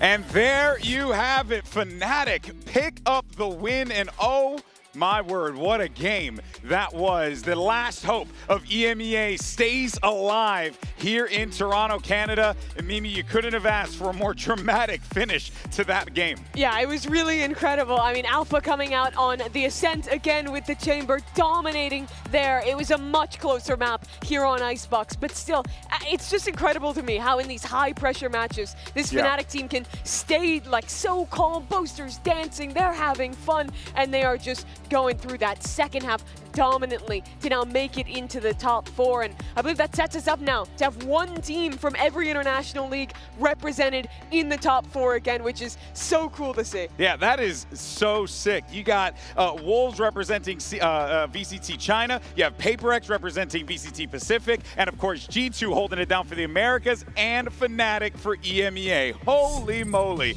But of course, though, we do want to take a second and say goodbye to Gen.G as well as Sentinels. 2 teams, Mimi, that people were calling to win the whole damn thing, and they're going out in top 6. Gen.G especially is shocking. 4 maps where they were up 8-4 or 9-3 at the half that they end up losing to be eliminated from this tournament. It is truly a brutal way to go for this Gen.G squad, but still, overall, showed us some good stuff, had a great Swiss stage, but did not live up to expectations here. For Sen, though, top 4 or top 6 as well. I know they would have wanted more, but these guys definitely showed some good stuff, had a good Swiss stage fighting all the way through to make it here. Oh, without a doubt. And let's not forget, right, they were able to defeat all of VCT China as well, giving them massive victories there to boot. And then on top of that, the challenging matches that they had faced off. Gee, but Felix, you're right. Here's the good news, folks. We're actually joined by Boaster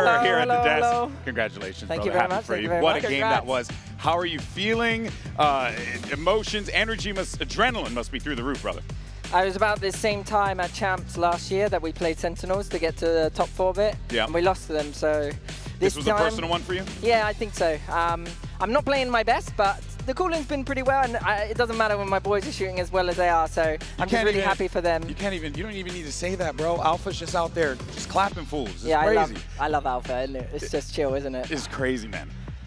For your teammates that are playing so well, Alpha, he's been with you for a long time, joining the team in 2022, now finding this performance again. What is it like to be able to be in IGL, have a player like that on your squad? Because he's just been taking over these games. Yeah, I mean, I love having Alpha. For me, it would just be, I said to myself, like, I just want to keep playing for as long as I can play with good teammates such as Alfia. And, you know, his contract is until next year. And I was like, I just want to play until he decides what he wants to do, and then we'll see what happens after that. But that's fair. I really want Alfia. And also just having Crashies, this new guy coming in. Yeah. Absolute lovely guy. Brings up the move, brings up the vibes, and is shooting like a boss. Kayak, what can I say? New guy, shooting like a boss. And what Chronicle? Not new guy, but shooting like a boss. Shooting like a boss. Yeah, man. Look, I think that the sum of all the parts of Fnatic, as we have seen here, is the reason why you consistently find yourself in these high-pressured moments, because you guys are all able to perform in those moments, and it really is something else. I mean, we'll take a look here at the winning moment, and I know we talked about what this win meant for you, but what does it mean to play in front of this Toronto crowd? Because, boy, they were giving you everything. I mean, I've seen people come from all over the world. A guy said to me he came from London today. I know there's a fan from Japan in the crowd too. People from China. So it's just crazy to have them all back behind us at this little mosh pit, going crazy. They're looking at me whipping on my monitor. I'm like, stop watching, stop watching. Hey, cover it up. We've never had an event like that before, where the players are right behind you, or excuse me, the fans are right behind you guys. But you are playing up to it more than any other player. Never thought I'd see a Valorant player there, hit the L dance after winning a round. Has that been powering you up, having them right there? Half the time I don't even know what to do when we went around, so I was like, I can't keep shaking my butt. I can't keep doing hits. I think Boser could keep shaking his butt, right? I think Bo could be. Yes. A couple people here agree with you. Dude, look, it is incredible to see how far and how much you guys have pushed to get to this point, but the job's not done yet. What are your thoughts on the rest of the competition that's still left in this one? You got G2, PaperX, and of course the Wolves. Yeah, I mean, Wolves' story is so sick, isn't it? Silverfat BB coming in out of nowhere, IGLing and fragging like a boss. And we got PaperX. You know, they haven't won like a Masters or Champions yet, but they've been in many finals, and they're one game away from being in yet another. Yep. And then you got G2 Fnatic hashing it out in the lower bracket. Like, what is going on? What script is this? The upside down world, man. Talk to me about playing G2. You haven't played this team really. I don't think you ever have played G2 in their current variant, or was it once? Once, Red Bull home ground. Oh, in the off season, okay. Yeah, but we weren't even ready there. We weren't Fnatic that we are now. We're slow grinders ramping up, and it seems like we're looking pretty good. Yeah, I'm really happy with so far how we've been doing. A little things here and there, but overall, I'm really chuffed. And G2, they're looking good, but I like beating them. Yeah, hey, you want to be? I heard what Chronicle said. Yinsu asked, are you the GOAT if you win this Masters? But he said, nah, fam, I got to win champs as well in order to be considered a GOAT. So it feels like you guys have that dead set in your mind. This is a team that's built to win trophies. Do you feel like this is it? I mean, how crazy is this? I think we are built to win trophies, but also, Crashies, he was potentially joining a tier 2 team at the start of this year. Crazy. And now we signed him, and he's getting us over into the top 4. So, like, it's crazy how much a player can grow and, like, change and stuff. And I think our whole team is looking juicy, and G2 is going to be a banger. Yeah. You talked in your last interview, after your last win, about your own individual performance, or it might have been in the press conference, and how you wanted to improve that, and you felt like that was going to be the biggest difference maker to win a trophy with this team. How do you feel like you were on that progress today, and what are you focusing on going into the top 4? FNS tricked me. I was on some stream yesterday, and FNS said, you're going to have a live game tomorrow. If this is my live game, then it's over. However, I will say, like, I didn't have the best performance so far, but the calling's been pretty okay. And I'd say pretty okay, bro. You're in the top 4. That's true. Being a little too humble. No, my teammates are too good. But the Icebox attack, I was behind that green box. Yeah. I was farming behind there, and I think I won us some crucial rounds. So you did. Pretty happy with the Icebox at least. I wasn't at the top, but that doesn't matter. Hey, man, look, I think I speak for everyone here when we are just so stoked to see Fnatic in the top 4. The pride of EMEA, without a doubt, and you guys earned it for sure, man. So congrats, brother. Much, much love to you. But that is going to do it for our show here today. We do have 2 dark days that are going to be taking place. So the action will be back right here in Toronto on Friday, where you're going to see this guy take on G2 Esports. You're also going to see the Wolves go up against PaperX. Folks, we thank you so much for joining us, and we are so ready for what is to come. We'll see you on Friday.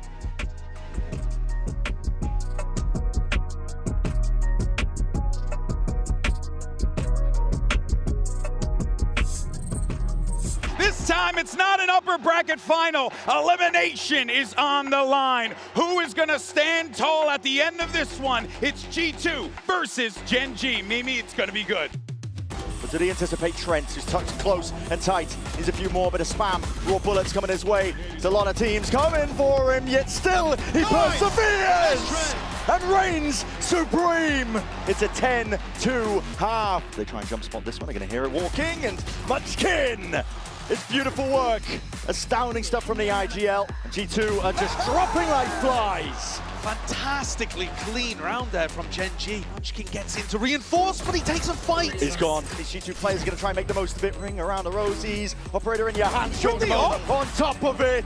And Ash left reeling, left wondering. Minutes of the game and those timings. Leaf dominates it. Lotus goes G2's way. And that might just change the game plan entirely. They were looking to go in a different direction. JonahP what a shot. Gives them second thoughts. The stun onto the left side. Holding your ground out, JonahP. Wrangles controlling the rifle, and the dreams and hopes of Gen.G are scattered to the wind here. But now they're going back into Caron. Caron, hard committed. Feels rushed at this point from G2, doesn't it? Gen.G making him work for every inch of space. Caron, he's monstrous right now. He's a line of defense for his team, and as much as you want to bait those shots out, you're not getting squat. Texture, so he operated a work up here. Tico flooding in, fast and loose. It's risky business. Risky business sometimes pays off, but Gen.G, one left to stand, but Trent is toppled. It's theirs, and well bloody earned. G2 play stuck, and that's an off angle out into the open. Any trade inside the Paranoia swinging, but Cloudburst at the feet, that's going to be some safety. Leaf is hard committed indeed. Needs some value, needs some kills. Just the grills, the bars, and the jail. Trent is next on the chopping block. Foxy9 in through mid, and again, this game of timings, it could happen to any possible player. Leaf wins his, Ash wins out. Slipping away from Gen.G. Trent doesn't go down to that one, and Gen.G are the ones falling, crumbling. Tap, not being forced out. G2, far too collected. Players are set in their position, a dash forwards, but Texture's gone. G2, ever the hero, are looking to put the fear of God into everyone at this event. That is a miracle comeback. It's the last chance for EMEA versus the pride of the Americas. And it couldn't come down to two better teams in this situation. You have Sentinels, Fnatic. And Bang's position does get considered, but you still can't kill him. Takes away Alpha and no trade there for Kron. Blinded and hungry, Bang goes in. Takes down Kron, and it is just methodical. Narrate, Bang, perfect hold. They've got a complete free sight. Alpha's still here. Oh! The Wonder Kid as ever slaps Narrate away from it. 3v4 now for Sentinels. Zelsis trying to get active to find something. TBS! Oh, another jump shot! Zelsis! Oh, what the hell is this from Alpha? Fnatic still alive! Bang goes down. Why is someone looking at Chronicle? But now Narrate back in the headlights. He's going to know where they are, but Crashy's sticking on the defuse here. Swing! Oh, and he doesn't miss! Defuse! Oh, he just misses out! Sen claim map 1. For Sen, certainly bold. Oh, they catch more than the timing. They catch second. It's clear for now. They are hunting them down, but Alpha denying. Boaster trying to live as long as he can. Alpha, the man who will not be moved. Clutching up Fnatic. Forced to fight, but the flank comes in. 2 players running straight down Cat. Nice damage, but not a nice job. 6 seconds. Alpha can't do it. Crashy's going to take down John QT again. But that's Johnny waiting! Perfectly placed! Well, Fnatic are taking us the distance. Bang's been great, but Fnatic have been better. We're going to Icebox. Second trying to make a bit of a play on the back, but no. Plant's going to come down nice from Narrate. Viper Spit layered in, but Alpha... Oh, what is that from Narrate? The hero set needed. Rez has to be safe. Stalling out now. Oh, you madman, Alpha! You should never be able to get away with it, and he does. This is outstanding from Fnatic. Zekken has to try and master, and he can't! Another stride from Fnatic! As John QT and Narrate have to face the music, and it's playing to Alpha's song right now. Narrate digging deep, and it's not gonna be enough! Fnatic came, saw, and conquered! Sentinels left in ruins at 13-9.